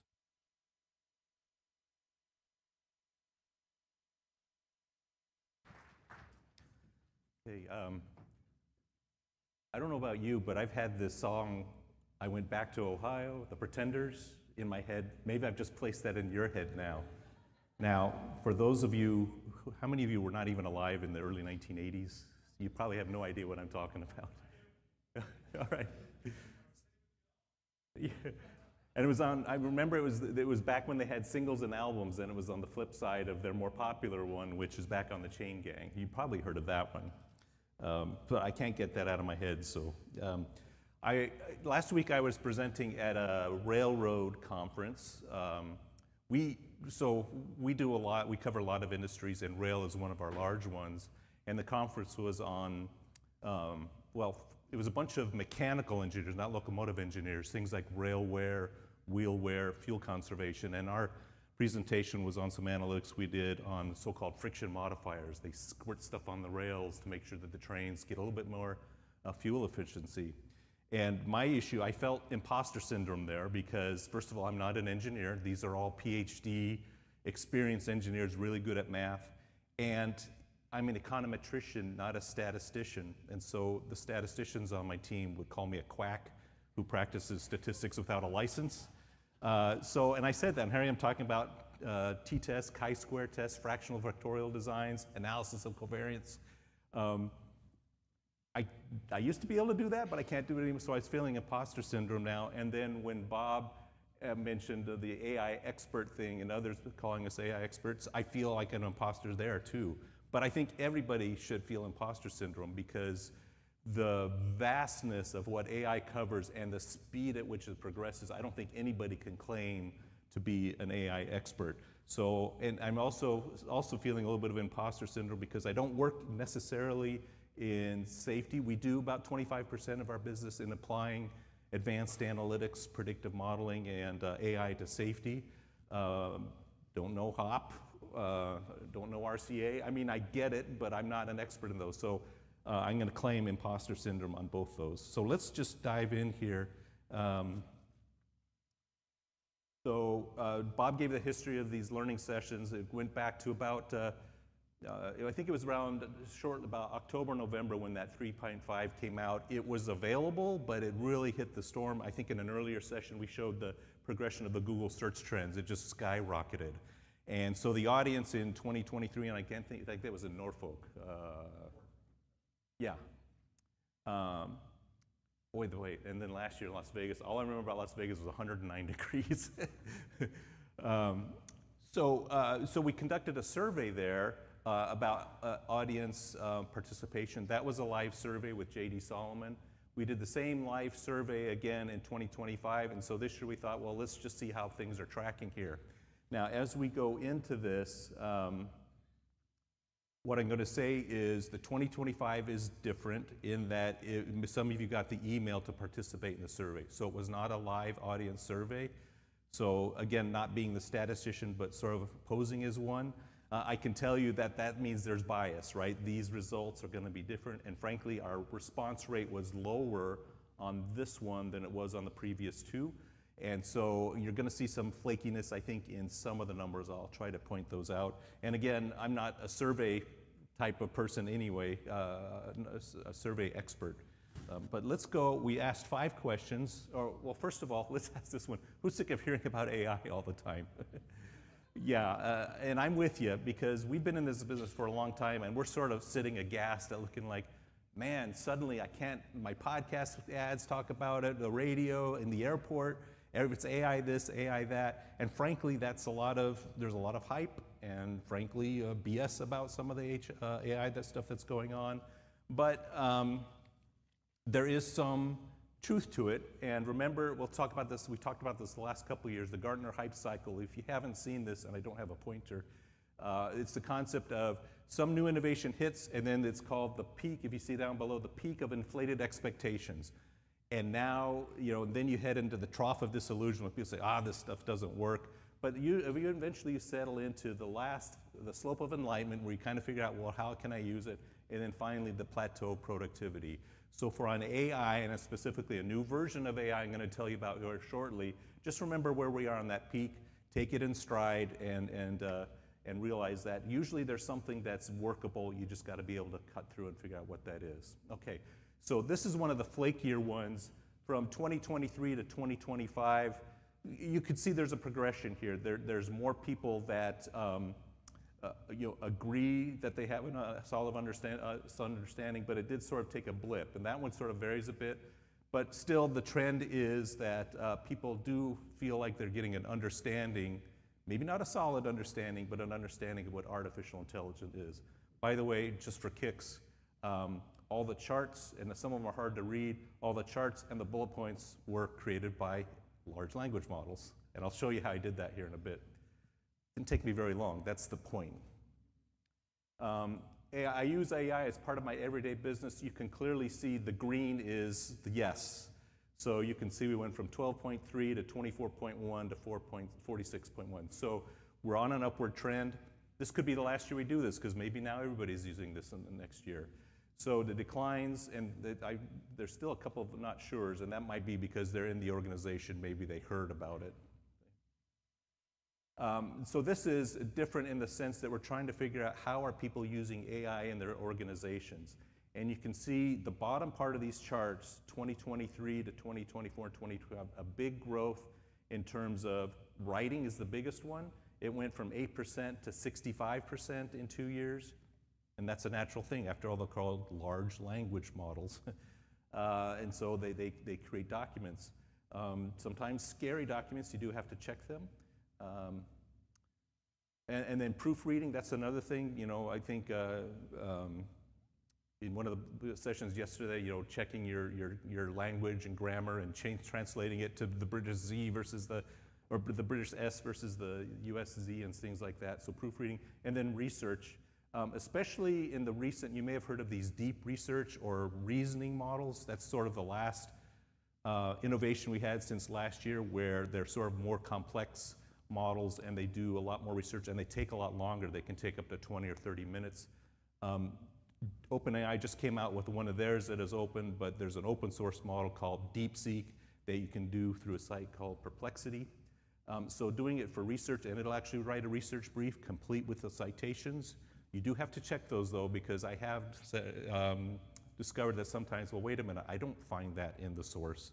So like most technologies, don't turn it over into you know, a black box mode. A friend of mine, he's a retired pilot for American Airlines, and he says he used to fly the 787s from Chicago to London and Beijing all the time, and he said, those planes can do everything. They can take off and all the way and land all by themselves. You don't need pilots in the cockpit, but you still want me there, right? Same thing with these technologies. There should be a pilot in the cockpit. Some of the other things haven't grown as much, but generally writing, research, and proofreading are ones that are growing the most. Okay, so this is the accuracy of the information. This sometimes encapsulates the so-called hallucination problem. Generally, everybody's strongly starting to agree. A lot more progression into the agree portions of it. Part of that is because you get a little bit more confident in how you're prompting the AI to respond. But part of it is these models themselves are getting better. I like to give the metaphor of, if you're talking, like if you're just on regular OpenAI or ChatGPT, it's like talking to your teenager. They tell you what you want to hear. Sometimes you have to ask them again and again to get the full answer out of it. And sometimes they'll just give you something that's completely made up. So if you keep that in mind, like you're having a dialogue like a real person that sometimes has the mental capacity of a teenager, you generally can get to the point where you can trust that accuracy, but verify. I'm going to show one slide later about how we implement trust in the information. And then I am confident in the security of data information that I provide to ChatGPT. Back in Portsmouth, there were all these stories about, like at Samsung, they put somebody put the technical manuals out, and pretty soon you could figure out all the inner workings of the Samsung phones that were under development, and private information was getting out there because those models, the ones that use in the open source one, the OpenAI and the Perplexity and the Claude and the Gemini, they are generally available and they use that data to train. The way companies now get around that is, and it took IT departments and legal departments some time to catch up, but they'll do their own instance of, say, Copilot or whatnot. And many of you probably have policies about you have to use this internal one, don't put any external information. And we, whenever we do something for a client, whether it's in our instance or the others, it's always privacy security guarantees. In fact, we do a lot of our work in the Microsoft environment, which can talk to OpenAI. They actually have a document prepared by their legal department that absolutely assures and says that they will pay for any legal claims if it's found that the information leaks out or that it's used to train other models. So I think that's sort of behind this. Because of corporate policies, we do see people being more confident in the security of their data and the information that they provide GPT. So all these slides are going to be available. There's a QR code at the end. You don't need to take pictures like everybody else. We have a landing page. So I didn't want to go through each number, but if you wanted to look at those results, well, you can do so by downloading the PDFs. We had a web page itself last year to compare year to year, but this time we just kept it here in the presentation. Just sort of a quick, here's as I made these models. So I used OpenAI's ChatGPT. There's nothing confidential about this information. I'm using the 04 mini high model. Don't ask me to explain the difference between the 7 or 8 OpenAI. They themselves have claimed that we kind of screwed up in how we named these things, because 3.5 is actually more powerful than 4.0, whatever. But they have different purposes. So you see here on the right, I chose the mini high model. This I think this is available in the free version, but you might have to do the $20 a month version where you can create projects. They're basically encapsulate where you can upload your files, you can give it a set of instructions, and it's sort of treated as its own project. It always remembers the conversation, so you can pick it up 2 weeks later. And so I created a project that usually shows up in your left-hand tab there. You can see on the lower left here, I uploaded the Excel files with these results for it to look at, and then I gave it a set of instructions, and that's all I did. I thought, well, should I put these in Tableau? Should I put them in Power BI to make the PowerPoint? Well, let's just see how this works and see if I can save myself some time. And this didn't take me very much time at all. They're not pretty charts, but they get there. And then this may look a little bit of elaborate instructions, and it could take me about 5 or 6 times because I realized it was doing something wrong. But I basically explained it what the format of the spreadsheet was. And then I said for these ones, the second paragraph, I wanted those to be pie charts. The other one's a horizontal bar chart. It was doing some funky things with the title, so I added that one. And then it was displaying the numbers. Bob, you caught this one in like 0.02% when it was really 0.2 should be interpreted as a percent. I asked it to use that font, and then I asked it certain colors. And then for the titles, I gave it the questions, so it would put those on the titles, and et cetera. So, done. I had that done. And so many people have touted the productivity aspects of GPT. I'm not going to spend much time on this, but just last week this study came out, and I think we probably share a lot of these 4, at least 2 of these 4. First of all, the output quality, it could be inaccurate or unreliable. This is a study done at BYU as to what's fostering impeding the adoption of artificial intelligence. By the way, that image was generated by AI. I don't know if you could see that here. Created by AI depicting someone skeptical of using AI. When we first came back when JD was there, he had some Midjourney charts visualizations. This was 2 years ago. This technology in particular, the image generation, has really gotten pretty good because before you could always tell, oh, an AI did that. Now it's getting somewhat hard to distinguish. Same thing is happening now with video. We're not quite there yet in audio. Ethical implications. I think I mentioned a couple years ago that, boy, some of these open source models, they could be used for some dastardly things. Risk, that's the security thing, that somehow my data is going to get shared. And then there's sort of the whole social thing is like, in fact, there's really concerns about, well, where are the experts going to go? How are these systems going to learn it's learning from the humans now, but if the humans are no longer learning about these things, it's starting to be a self-fulfilling, self-feeding system.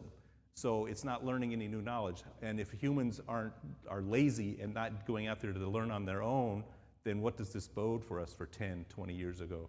I think I fear about that more than the Terminator scenario where AI is going to kill us. I think it's sort of the human stupidity equation that pops up here. I did want to say one thing about checks and balances. This helps us get around the the hallucination issue. So when we implement these things, we'll actually build a multi-agent system, and we have different roles, and they might be different models, and they have a set of different instructions. So Grady here, they're given the documents, and Grady sort of figures out, what's the document about? It creates a taxonomy of documents, and then it feeds it to the next system, whichever AI agent it thinks it's best to do it.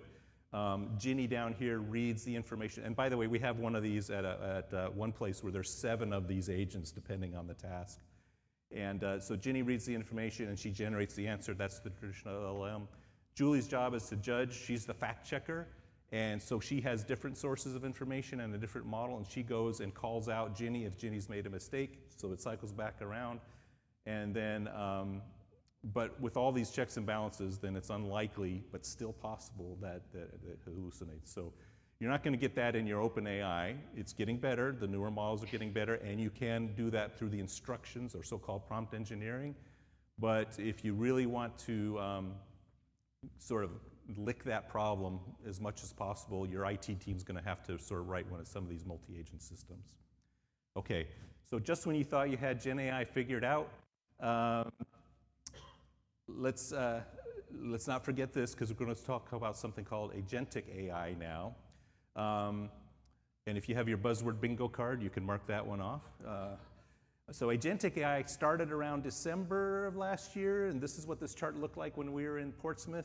But now this is agentic AI. I'm not going to go into all the details, but it really has, this is the Google search index. So this is the popularity of a search term. So you can see in 2025, and as of last week, it maybe peaked the week before that. So now you'll see all the marketing buzz and it's agentic AI now, and last year was just AI. Well, what's the difference between all these things? I'm not going to read this slide by slide, but there is a link to a blog post on our website that has 15 of these attributes. But basically, analytical AI, that's the traditional analytics, like predictive modeling, the neural networks.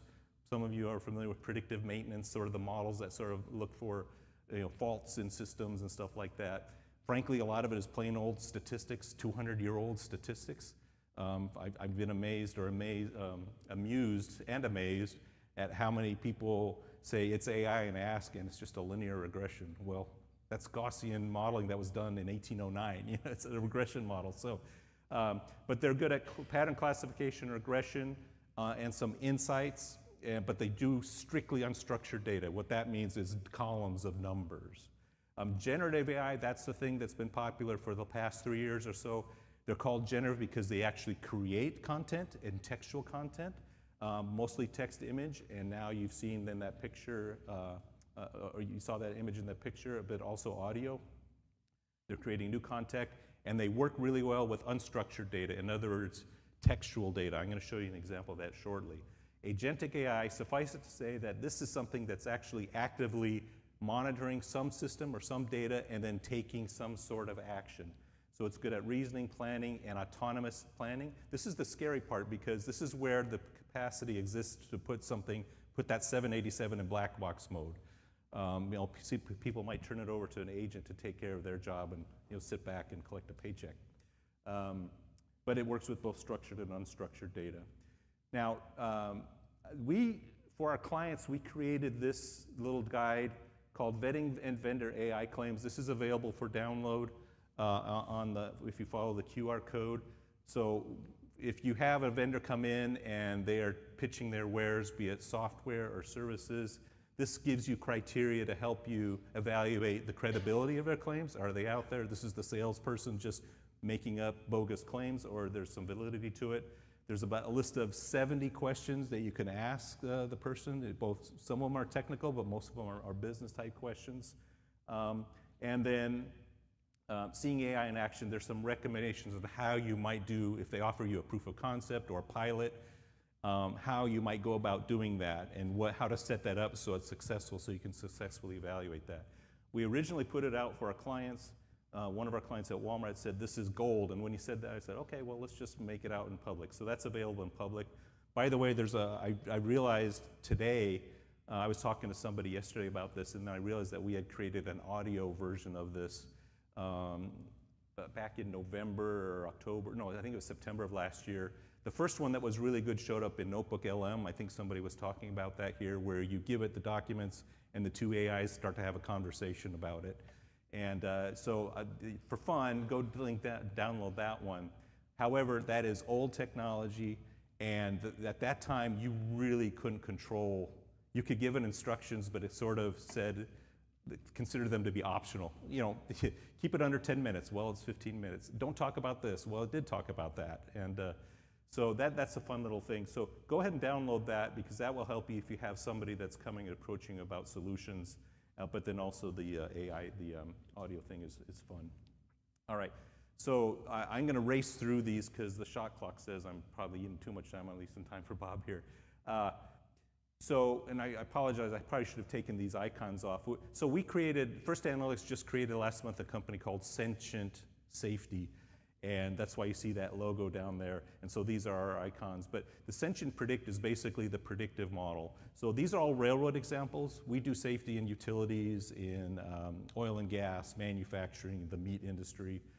But all these examples are anybody in the railroad industry here? This is kind of an underrepresented group. I've never really met too many railroaders in here. They should be here. So the idea here is, okay, this model, what it does is it predicts the risk for a particular employee on a particular shift. Is this person going to be involved in a human factor derailment? So the model does, actually this one is a rules thing. The Federal Railroad Administration is very stringent about if somebody violates one of these federal or company rules that they needs to go on their record.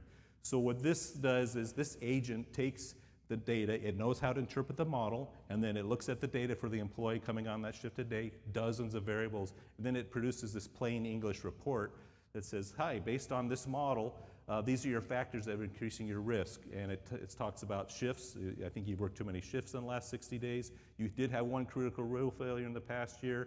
And then you had general contact exceptions. I'm not going to define some of these railroad terms. But here are the things increasing risk. You've been with us for 12 years. Congratulations. By the way, we've trained this to be positive. You never want any kind of safety thing to be a punitive discussion.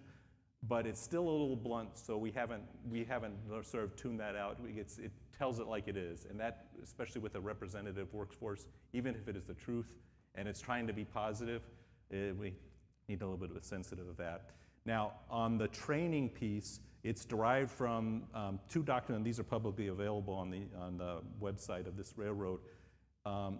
Instead of like doing a search for PDFs or on a SharePoint, I just wanted to ask a question. I wanted it to go find out. So what are the rules regarding shove movements? That's what happens when they push cars in a yard. And it says, well, here's from page 179, this is shoving cars. Here's the additional rules. And then from SSI, these are the rules. Gives you the rules in plain English. And then at the bottom there, it actually cites the document. And you can click on there and go see the document. Chat FRA is so the Federal Railroad Administration has this database of incidents. The thing I want to point out here is, now people are claiming that Power BI and Tableau are dead because you can always ask GPT. Well, here I can ask it, tell me some numbers about the responses, and I could have said, make this into a graph. What were the total of incident type, and I could buy by state or by railroad, whatever the case may be, instead of having to go to a Power BI report. But interestingly, it's now, since they're large language models, there are all these fields in here about incident reports. And I can go ask it BI-like questions of incident reports. How many mentions of human factors are there in derailments? And then it says, based on the data, it gives me a plain English thing. Notice that it qualified itself. I'm fairly confident in this answer, but there could be other interpretations or other ways to approach your question. I'm going to sort of gloss over this one, but suffice it to say, I've seen a lot of companies try to go through all the incident narratives and create structured fields for it. Well, we're having success, not 100% success, but it cuts down on the time. It suggests how you might parse out all of the narratives into 5 or 6 fields that you want to track on. Okay. This one I won't talk about, but I put it on here so that if you wanted to download it, this might spark some ideas on how, if you're an EHS professional, how you might use Gen AI in those. And now I'll give it to Bob.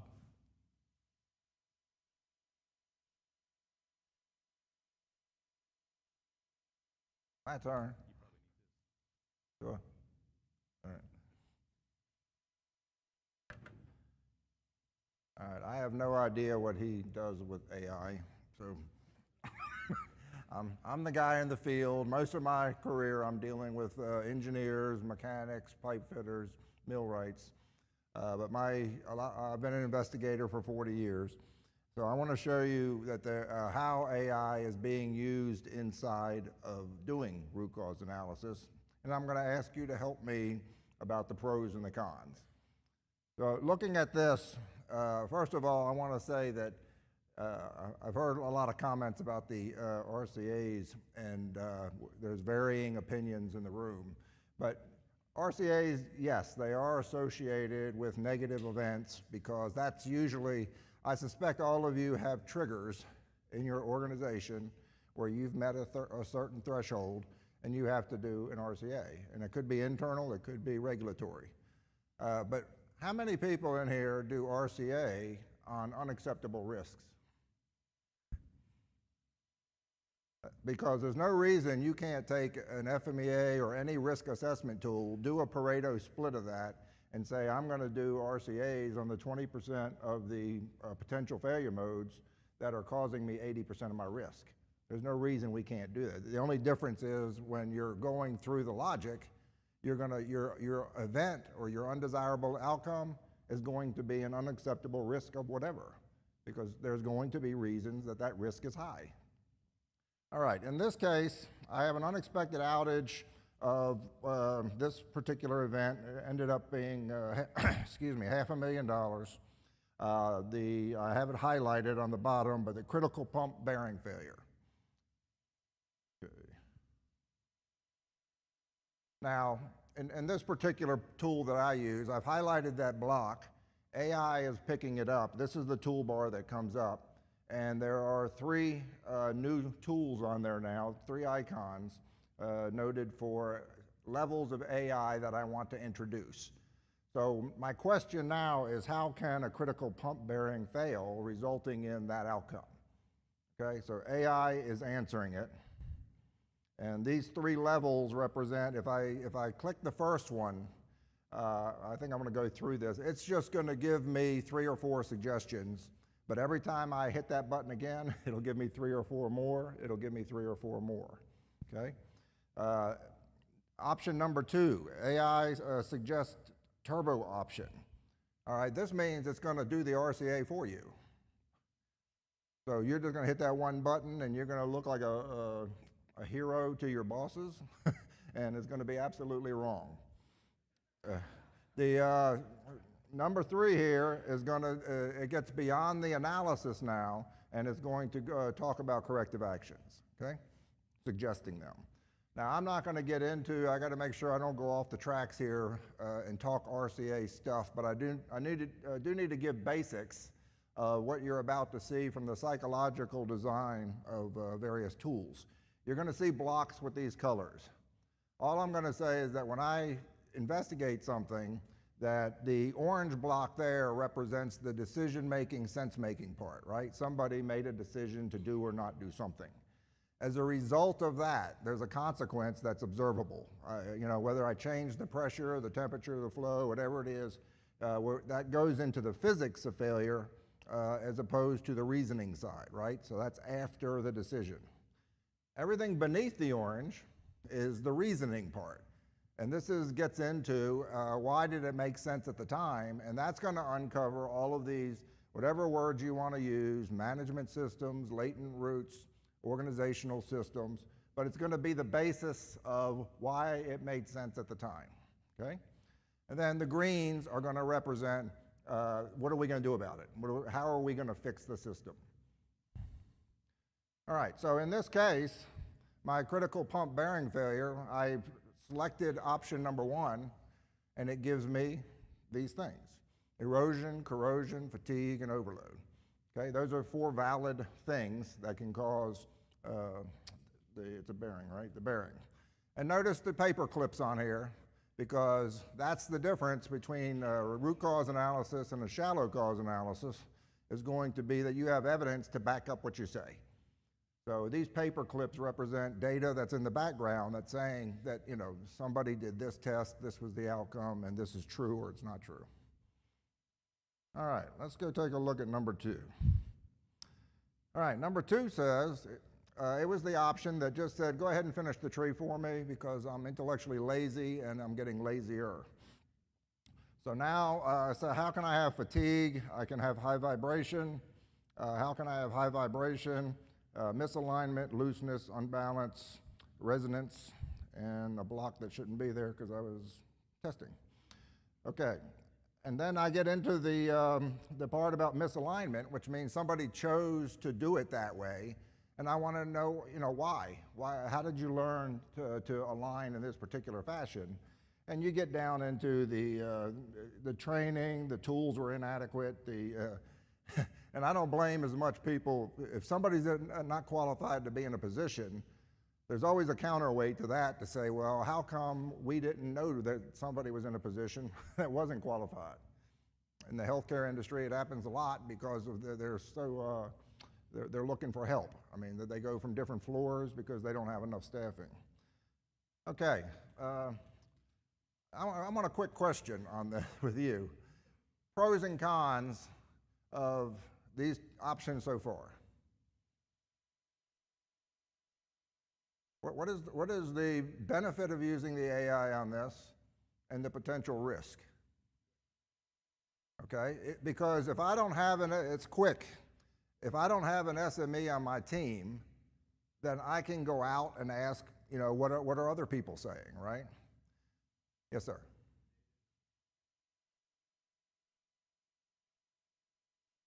The data doesn't support?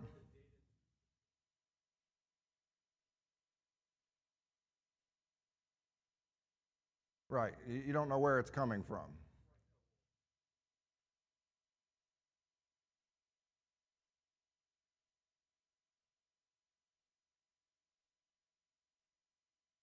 I'm not reading that. You're getting wrong data. It could be wrong data that it's importing. Okay. Look.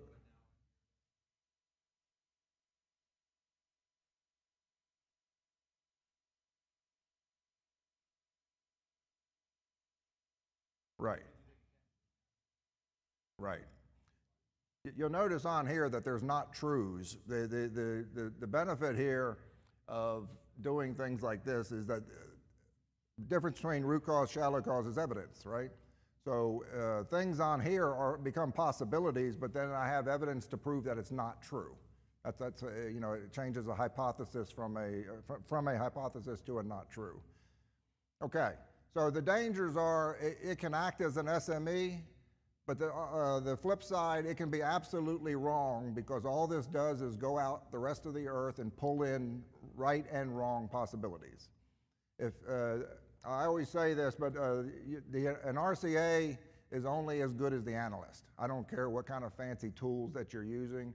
If the person doesn't know how to use it properly, it will end up badly. And that's a lot how RCA gets a bad name because a lot of people do RCAs and they consider all the equivalent of being the 5 whys, and it gets that linearity complex and the single root cause. That's not what RCA is in our community. I don't know people that do that all the time. All right, I got to get out of this, so I don't want to take Rob's time. Option 3. Now it just says, based on these systemic causes that you've identified, what can we do about it? So it's going to give you suggestions. Now, AI doesn't have a button that makes you go do it, right? So you can come up with all those that you want.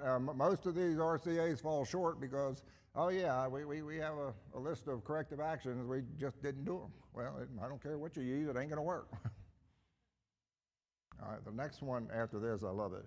Okay, also in these tools now, based on the tree that you constructed and that logic, it'll automatically create a summary for you so you don't have to do it, right? And then you can go in and change it and do whatever you want. All right, it'll write the report for you. Doesn't mean that it's right. It'll look fancy. It's up to you to make sure that it's right. All right, and this is a new one that they added, RCA Turbo. All right, this is the epitome of lazy, that I don't have to do jack. I did this and I put in a picture. It says all you gotta do is put in a picture, okay? I put in a picture, bam, done. If I read through it, it's going through, and I don't know how many people work in the manufacturing side on the floor. What type of component is this? Yes, this is a shaft. Well, when you look at this tree, it's about a bearing. So there's a little bit of difference between these two, okay? So you can see the temptation about how this would be so attractive, because whenever you're time pressured to do anything, we take shortcuts. And this is a shortcut. It's a potential shortcut. It can definitely, I use it all the time, but I know how to tell the difference of what's correct and what's not. A lot of people just need that time, they have that time pressure, they need to turn in something, and I can guarantee you their bosses are more intellectually lazy than they are, because they're gonna say, that looks really cool, look at all the colors. Okay, so I'm gonna turn it back over to Rob, but any questions related to that, I don't wanna take up his time. Charles, we can just let him go, and at the end, I'll hang around. I don't wanna steal from his time. Time. My microphone fell off, so I'm hoping it's still working. You wanna? Yeah. You have the, oh, here it is. An LTI, yes. That's right, use the rail, don't use your phone. It's funny, because I got chastised once. Here we are doing safety, and I was getting out of the conference room to go to the stairwell to get on the phone, and I was picking up the phone, and somebody said, you're not supposed to walk with the phone in your hand in the hallway. Okay, kind of embarrassing. By the way, this is not the QR code at the end. We'll show you that here shortly. But we just wanted to sort of open it up, not just for questions, but to share some examples that you might be using, or if you have questions, use that time. The one thing I did want to say as we wrap up, though, I don't know if any of you are going to ASSP, the Safety Professionals meeting in Orlando. I'm doing a presentation with Rosemary Bernal Gomez. She used to work at Southern California Edison, did some great work there on AI, but her story is you can have a great technical solution, but how do you handle the change management piece? And she's happy to talk to anybody about this, because we feel like it's a good story. She just finished up her Ph.D. and is now teaching at USC, so we hired her as a contractor, and she tells a great story about the change management aspects of AI. But to go find all these things, I'll put this up here while we answer questions. That QR code will take you to all of the things that we talked about, some of the resources that we talked about, and I just asked, and it's okay that we put the PDF of these slides up on that website. And as soon as Jessica releases the video, I think you'll get that as part of your package, but we'll also put that up there too. You can go watch the videos from the last 2 years of Bob and me. And we haven't changed at all in 2 years, right? 3 years? Speak for yourself. He looks just like... I got 20 pounds and a lot more gray hair. But yeah. So, yeah. Oh, and also, Bob, a couple years, when we met in Colorado, I think it was shortly after that you kind of twisted my arm, I'm going to say, and had me write the book on safety, which I finally did. And I've got 3 copies of those, so since we're giving books away, you can come up and get one. And we are going to write a supplemental chapter on the use of generative AI in safety, because at that time, 2 years ago, it was just very crude, 3.5, so there's a little chapter on it now, but now it could be a whole book. So we'll make that available for free. On that website, there's a form if you want to submit. It'd probably be third quarter 2025 this year. So I do. If I have a minute now, I don't yep. wanna, Yeah, go ahead. Probably if I looked at the whole slide deck, I wouldn't have done that. I want to ask a question. Another drawback to what this generated on its own, what do you see as a flaw that adds to the perception of RCA being linear? You'll notice that the path that this followed, it was only one path. So that's not how failure happens, is that usually there are multiple paths that converge. Remember the cheese models that they were showing about reasons, and that the reality is that the cheese holes are coming and going, cheese is big, and it's the same thing that this is. If you look at each level on here, and you envision a piece of Swiss cheese, that's all it's showing, is that those are going through the holes that are vulnerabilities, okay? But the drawback that you're seeing here is that it's only following one path, and it's more likely that 2, 3, 4 paths happened at the same time. Okay, so that, I just want to make that clear because these things can lead us in a direction that you know, it seems acceptable, and depending on your organization, it might be acceptable. But it's up to you. The accuracy of this is on the user. It's not on AI. It's not on anything else. If you you promote what you permit. So if I don't blame people that do crappy analyses, I blame the bosses that accept them. Okay. Okay. Questions? Yes, sir. Well, it wasn't a question, just more of a statement. Just if you see all of these branch off into 3 different categories, and so with that Christmas tree model that you just showed us, just if they're already off on the first portion, then it just throws off the whole end product of what type of maintenance that you're trying to do, because I consider this is rotating equipment, right? Yes.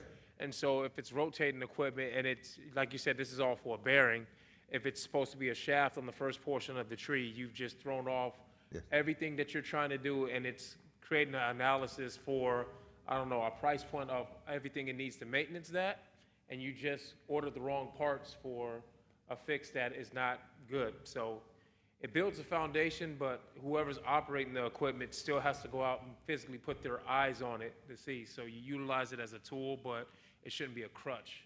Absolutely, and you know, even I don't want to take away from because when you do an RCA, maybe this is a starting point. Maybe because I'm so busy, it's a starting point that people can debate on it. So that I can get the crafts in there and be a part of that and say, you know, why did it make sense at the time? Because this is just thinking for you. It doesn't mean that it's right or wrong. Your point is extremely valid. I really don't know how you can do a valid RCA without crafts involved, and I'm talking in my world. And usually they act like it's an engineering activity. It ain't. Yes, sir. Bob, do you have insights or suggestions on how to manage utilizing this technology in a modern world with the new generation of reliability engineers coming up that are very versed in using this but may misapply some of it? So how, do you have suggestions on how to manage that in organizations? I think management, it was said earlier that people ask, you know, has my manager been through this training? Usually when I do training, the managers have no idea what the hell their people are learning. And so I think that there should be a vetting process, that you shouldn't just be able to do an RCA and automatically go out and do corrective actions. I teach managers how to give a report card on the analyses because they typically don't know what to look for. Well, I mean, when you look at that, when you looked at that tree, you're going to say, you know, did you have enough depth? Did you go down to a systems issue and not blame somebody? You know, is there a corrective action? Is there an assignment? Was it done? And in our business, it's easier than it is with strictly safety because you can measure ROI in our business because when the failures stop occurring, that money is in the bucket every year anyway under a general category in your maintenance budgets that we put aside for unexpected stuff. So when we're not spending that money, you know, if I have a failure that's occurring once every 2 months and I do the green things on there and stop that from happening, then I can go ahead and take credit for that if it stops the next year's because whatever the actions we did are making it go down. Thank you. Any others? Come on, failure is my business. I know it's yours. Galen Haygood. Galen, oh no. With an AI question. Watch out. So, I guess this is for both of you. So, when I think about RCAs and I think about like the work history, right? So, I guess for Rob, it's not just the computer just spit out some corrosion, fatigue, typical answers, but you have work history, right? From your computer, you pull up all the work history of that component, of when we put the bearings in, when we service the bearings and all that. So is that just, how do you manage that, Rob?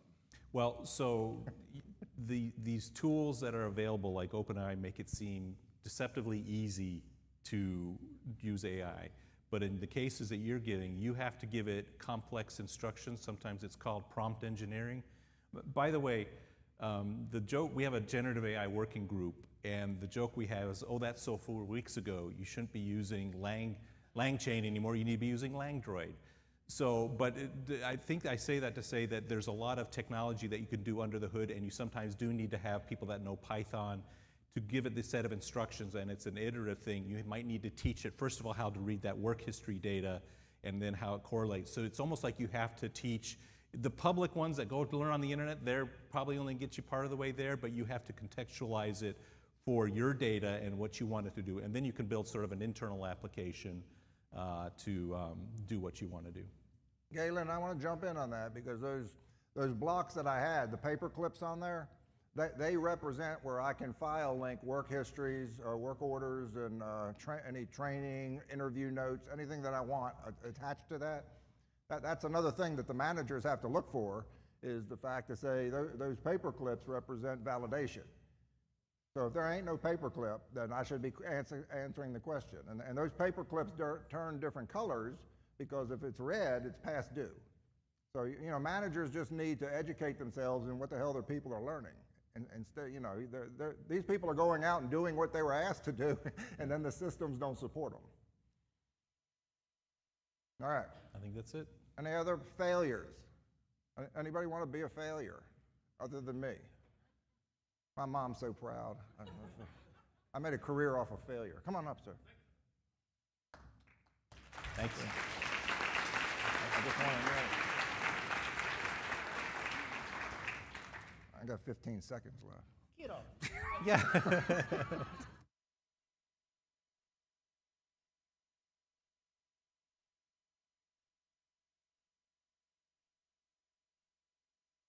Charles.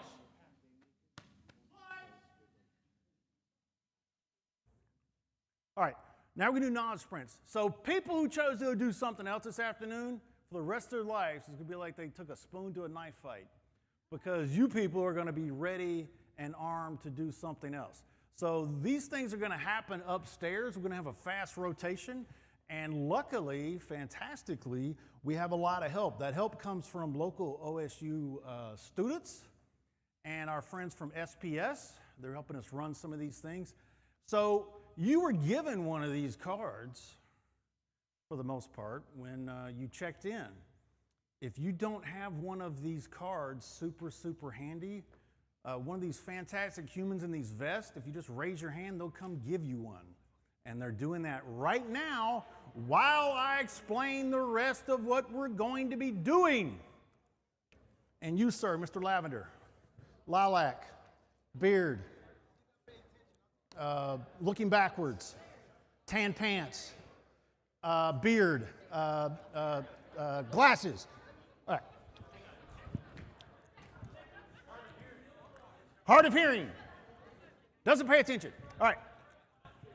So you need the card because it tells you where to go and when. Here are the topics that we're going to be exploring. We'll be looking at dynamic replanning, coordinated distributed work, managing performance and high-risk procedures, and some solutioning rooms, so some durable problems. I will point out the solutioning room. This is your opportunity to make a difference, not just for yourself, but everybody else at this conference. You're going to be asked some questions. You're going to provide some answers. We're going to gather all those answers. We're going to share them with everybody who came to the conference. And so somebody's going to get to learn off your dime, and they're going to have shame for the rest of their life that they didn't have the opportunity to take part in this. When you go to that room, don't sit with somebody you know, because you guys are going to think alike. I want you to think different.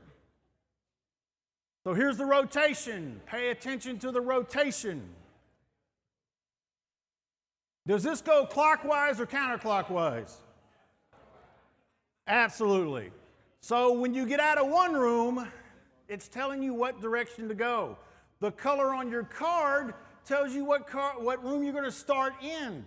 So when we come back from break, if you have an orange, you're going to go to the orange room. If you have a yellow, you're going to go to the yellow room.